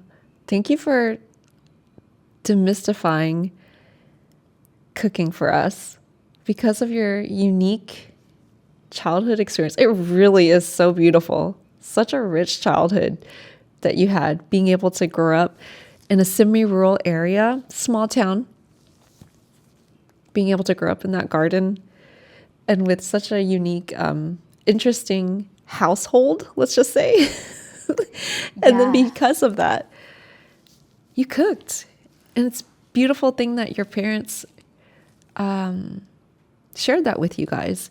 And you're already so confident, like the way you were sharing these stories of like, oh, actually, I would make the dessert, like, and then at some level, I surpassed my teacher, my mother. You're so confident. And that's such a beautiful thing, a gift that they gave to you and your sisters, to be able to self-sufficient, but not only that, to have like a really develop this beautiful palate for food, because you just helped us so many times, give us ideas, inspiration, and like what to pair. So simple, so easy. It doesn't have to be so difficult, so extra. Like what you said, taste the raw fruit, like taste the raw ingredients so you can learn. That's one way to learn. And just so many beautiful moments that you shared with us with food. Food is just really, like you said, it's secondary. Even your wedding situation, like the hypothetical thing, right? It's really the experience that you're having with like other human beings. I love your actual wedding, even though you have such a great palate for food. You've experienced working with really wonderful chefs, and your parents are also chefs. So, one, your wedding, Vegas, TwitchCon, the the the Venetian food court, Venetian food court. and Yeah. then somebody from your community, so goddamn beautiful, so thoughtful, got you the, was it triple chocolate? It was like no, he made it. Yeah. It was So he made homemade. you Yeah. chocolate Which he did not banana. know it was going to be a wedding. He was just bringing us banana bread. Oh He my didn't know. god. He didn't even literally- know. No, he didn't know. It was He beautiful. was just bringing us banana bread. He did not know that it was going to be a So you see, wedding. so that's what you have cultivated with your community. You inspired them to be so thoughtful, to it was just going to be a meetup to actually like make the effort, specifically gluten-free chocolate, banana, loaf bread, right? Mm-hmm. And you guys had like this menagerie of like Venetian food court food, and you had to have the Cobb salad and then Duder with the burrito. Like, even though you know how to live, so that's what I'm saying.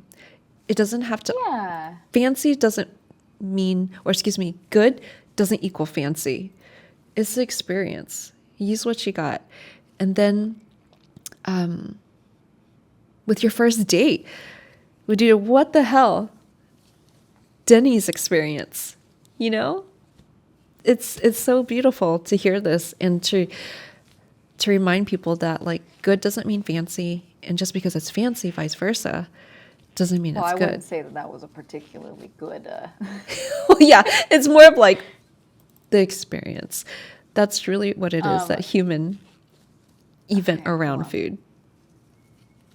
Let me show you real Mm-hmm. quick. Hold on, I don't actually have it set up once again. Do you have the? I don't know if you can. Let me check if you can see. All right, there you go. Yeah, you can see. Yes. Okay, so that is the cake. Oh. That is the that is the banana bread. Oh my god. So there's the banana Look at bread. you guys. And then we're at the blackjack table. So that's more banana bread. That's us with the cake. At our little chapel wedding. Okay, hold on. We just had so much fun. Yeah, little cake bites. And Our big margaritas. you guys streamed it too? Yeah, we did. Perfect. There was my bad salad Mm-hmm. and Duder's burrito. Oh, that dress is cute. It was so cute. I bought it at Nordstrom's. Oh. I love his suspenders. Amite, so she's my maid of honor, Oh. and we got her dressed to match my little shoes. Mm-hmm. But yeah, I thought there was other pictures in this, but I guess not. I guess maybe not. But yeah, I hope that you know, it was a fun time. It was for sure really, it was really a wonderful situation for the wedding. Yeah. Such Wow. Yeah, we really had fun. But yeah, we did stream the wedding. It's actually, if you want to watch it, we did not right now, but like if you wanted to watch it, it's a stream highlight. It's in the highlights of like we got married. That's amazing. So it is available for your viewing pleasure if you would like to watch. And actually, there's a highlight from when we got engaged. Oh. And we got engaged, and it was a stream night. It was a surprise to me, but it was a stream night, and I was all concerned. I was like, "We're supposed to stream this evening," and Tudor was like, "It's okay. I bought food. We can still stream and cook." And we ended up staying at this really beautiful Airbnb in Malibu. And then we made the power go out. So, well, the breaker flipped, and we couldn't turn it back on. So we ended up having to be in the other room and eating my leftover Thai food from earlier in the day when I was at a wine tasting with friends that were distracting me from knowing that it was a proposal setup. So thankfully I had some Thai food left over, but I was not able to cook the steaks that we had. But there is a highlight of that too, actually, because we did stream that night. So Wow. Look how far. Small town girl running around with hiding in rusty washing machine, overgrown field, running around with your bag of Funyuns with the My other bag of rascals Funyuns. of the town. No cell phone. To now. By the way, you can watch our wedding in Vegas on my Twitch channel. We live streamed it. So Oh, beautiful. trust me. The irony is not lost on me, for sure. And actually, you know what else is crazy? You know what I did today, which I haven't even talked about at all. You know what I did today? I went to my first burlesque dance class today, and it was so freaking good. So I'm going to be continuing doing that. I'm probably going to do. They've got a 7-week intensive for performance building with a performance at the end. Good So I for think I will do that, you. and I'm gonna, you know, we're in the big city. Might as well do the fun big city thing. And we'll start doing burlesque. Why not? Hell yeah. Sorry, I just had to try the Funyun with the With the Larapin Larapin? sauce because I just remember chat was asking about that. Yeah, by the way, anything is good with this sauce. Thank you for introducing us. Yeah, it's delicious, right? Anything is good. I'm like, how does Like when chocolate you're like, taste? what should I try with? Oh, chocolate? Yeah, I've had chocolate. No, I'm with like, it. It's fine. chocolate. Yeah, But that's amazing. Literally, when you were like, "What should I put it on?" and I was like, "Anything. Like you can put on whatever." And I was like, "I'm sorry," because like once you've had it, you're gonna be like, "Oh crap." Oh God, my chat. Here we go. Coming in with the forbidden stuff. Like, they make me eat like truly forbidden things, like putting edible bugs Okay, look. in a milk I have thing, had the milkshake. silkworms, the Korean style silkworms in a can. Yeah. I'm sorry. I really tried. I cooked them. I followed a recipe. I couldn't. I tried so hard, and I was trying so hard to be like so respectful, but I was like, genuinely, these taste like they're really bad. I really couldn't do it. I And I nuked was mine so like, much. I fried it, like overly fried it. So that kind of masked it for me. no, they really didn't taste good. I really tried. I like it was like soy sauce and like a whole and like kind of spicy That's right. and the Yeah. whole thing. No. No, it was bad. It was bad. I was trying so hard to not gag while eating them because it wasn't the fact that it was a bug. It was genuinely just the flavor. I could not get past it. I couldn't. I was trying so hard. And like I've eaten weird stuff. Like I've eaten weird stuff. And so I was like, it'll be fine. I've eaten other bugs, Yeah. Yeah. you know? So it wasn't about the bug. It was just like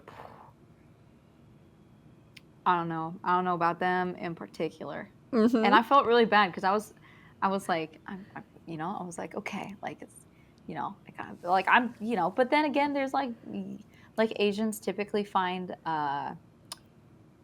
like root beer really gross. Is it Really? root beer? No, it's Australians. Australians find root beer really gross. I don't know why. Interesting. They really hate root beer. And there's something else that is like known to be particularly gross that they're like super weirded out by. What about that It's- cheese with the worms in there? Have you ever tried that? I forget what specialty that was. No, I know what you're talking about, but I've never had that one. Same here. My chat's very vicious. Like when we do forbidden foods, they're like, yeah, DIY sushi night. Go ahead and put an Oreo in there. Go ahead. Oh yeah, your cupcakes, by the way. Go ahead and soak it in tuna water.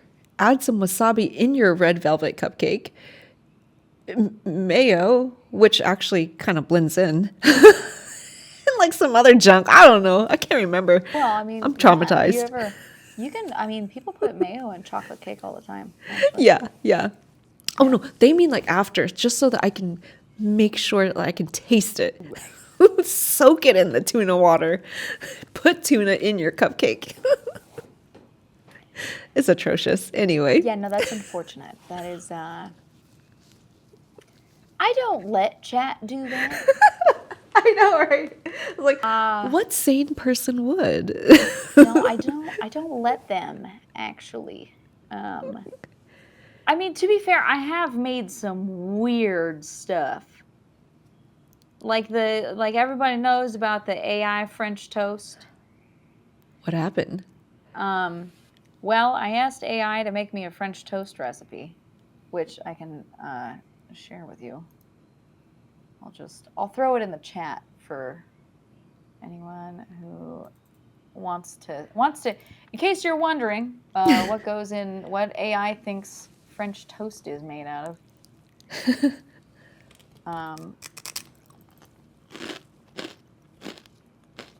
Which this being made with gluten-free bread also did not help.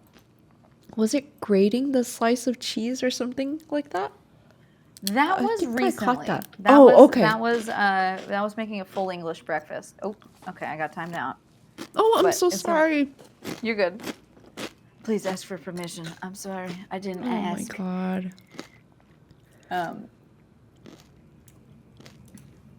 Phil's crunch.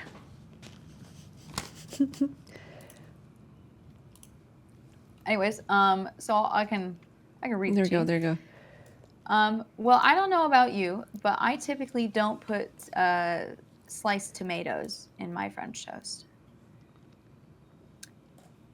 It says 4 slices of bread, 3 eggs, 1 tablespoon butter, fresh sliced tomatoes, half a cup of pancake syrup, salt and pepper, coarse sugar, fresh raspberries, pecan halves, and fresh blueberries. It says crack eggs into a bowl, beat on low speed with a fork until mixture is frothy. Stir in butter to the eggs. Place 1 slice of bread into each of your 4 shallow dishes. In a small saucepan over medium heat, bring pancake syrup, salt, and pepper to a boil. Pour over each slice of bread. Spoon out most of the liquid. Arrange bread into each dish. Add tomatoes and remaining 2 slices of bread. Pour remaining syrup over bread. Bake for 30 minutes or until eggs are firm to the touch and bread is golden brown. Remove from oven and serve warm. Garnish with chopped pecans and fresh raspberries. I don't know what exactly happened. There you go. I showed it to chat right there too. Yeah, I see. Oh my god. I don't know what exactly happened, but I made rubber. I don't I don't know how the egg and the butter combined into this weird congealed floppy mass. It it was it was it was really gross, and there was like a lot of tomato In French toast. in the French toast. It was kind of like a French toast sandwich with tomato in it, and I'll say it was not enjoyable at all. I was gonna say like. Oh yeah, and chat added a secret ingredient, which was Nesquik, but it was like a Spanish Nesquik was what we had for the secret ingredient, and so it was like chocolate and tomato, which in my opinion you can make any combination work, but that was hard. That was not good. that was That almost sounds that like was a rough time. ChatGPT. So the terminology is like when it hallucinates, meaning when it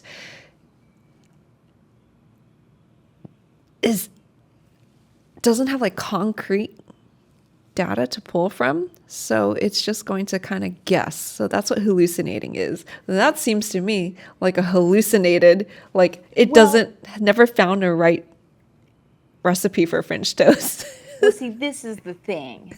Okay, I purposefully use a really shitty AI. I'm not using ChatGPT. I use a really bad free AI that gives me particularly weird results. Because ChatGPT, it'll just give me a recipe that's like probably gonna work. Like maybe it'll be like a little salty or something. But 90% of the time, it's gonna work.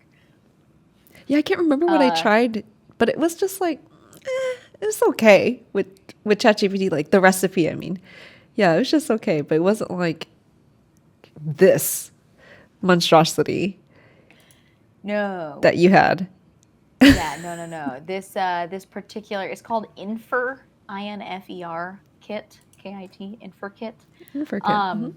If you ever want to get some weird stuff, just ask that. Just ask that to make you a recipe, or write you a story or whatever. It really, really doesn't understand temporal bounds.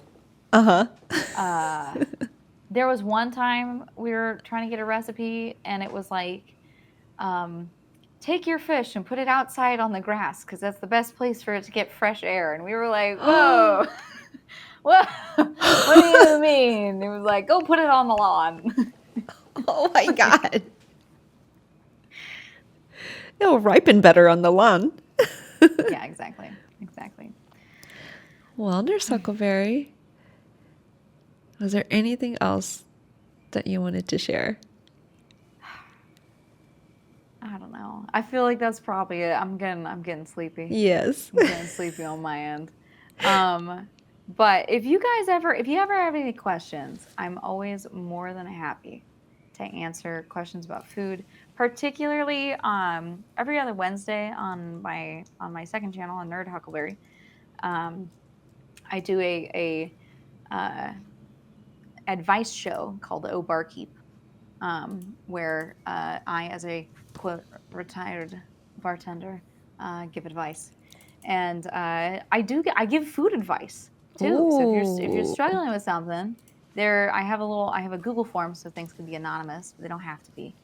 And I do include you can ask for food advice, and you can ask. I've had people ask for all sorts of different questions for food advice. So if you need help with something, and then also if you ever have like a specific question, or if it's something like a relatively simple, like like one answer kind of thing, as opposed to like needing like a more elaborate response. I do have a cooking section of my Discord, and I do answer questions in there too. So Perfect. Well, there you guys have it. Make sure you follow Nurse Huckleberry for her comedy, cooking, cats, only scripted stream on Twitch. There we go. There's Bert. And then oh my God! Of course, I switched to the one scene that has like alerts on it. And then it's like a party going on above Bert's head. And then, of course, Nerd Huckleberry for the cooking advice. For hanging out. Yeah, hanging out. Advice. But yeah, just kind of cozy. Thank you, Meadow. Thank you Well, so much for so sharing. Lovely. Yes. Yeah, this has been wonderful, and obviously I am quite the storyteller. I do really enjoy telling stories. That's like, I feel like it's what I do best, if anything, is tell stories. So this has been really enjoyable, and I'm glad I got to share some of, especially my hometown favorites, that are kind of like very niche, rare little finds with you, because I feel like a lot of people don't know about them. So. Oh yeah, I cherish those the most. So I'm just so grateful for you to be so generous with your time and sharing your stories with us, because we were all so captivated by them. We had so much fun. Thank you again for this. Like, I'm just so honored to have met you, and through the Twitch Women's Guild, and also Meadow and all of our new homies. I just feel like it would have taken, or maybe never taken longer, or might not have met you. And I'm so glad to have come across you. Yeah, me too. I feel very lucky. I feel I'm so blessed to have joined the Women's Guild, and it kind of happened on accident. It's not like it was something that I crazily sought out, and I feel like, it's not, you got to be doing something right, and the universe will reward you eventually. Yes, And exactly. I feel like I've been very blessed with the rewards I've received in due course. So, well, thank you so much for having me. Thank you for your time and sharing all of this with us. Thank you so, so much. Guys, please Totally. follow Nurse Huckleberry and Nerd Huckleberry. Thank you, Meadow, for doing the shout outs. Thank you so I much. know, but I was killing it. Ugh. Okay. Well, thanks everybody. I hope you have a great night. Bye. We'll see you very Bye. soon. We'll definitely be seeing you in your channel. Yes, absolutely. Bye. Okay. See you Bye. soon. Say bye to Nurse Huckleberry.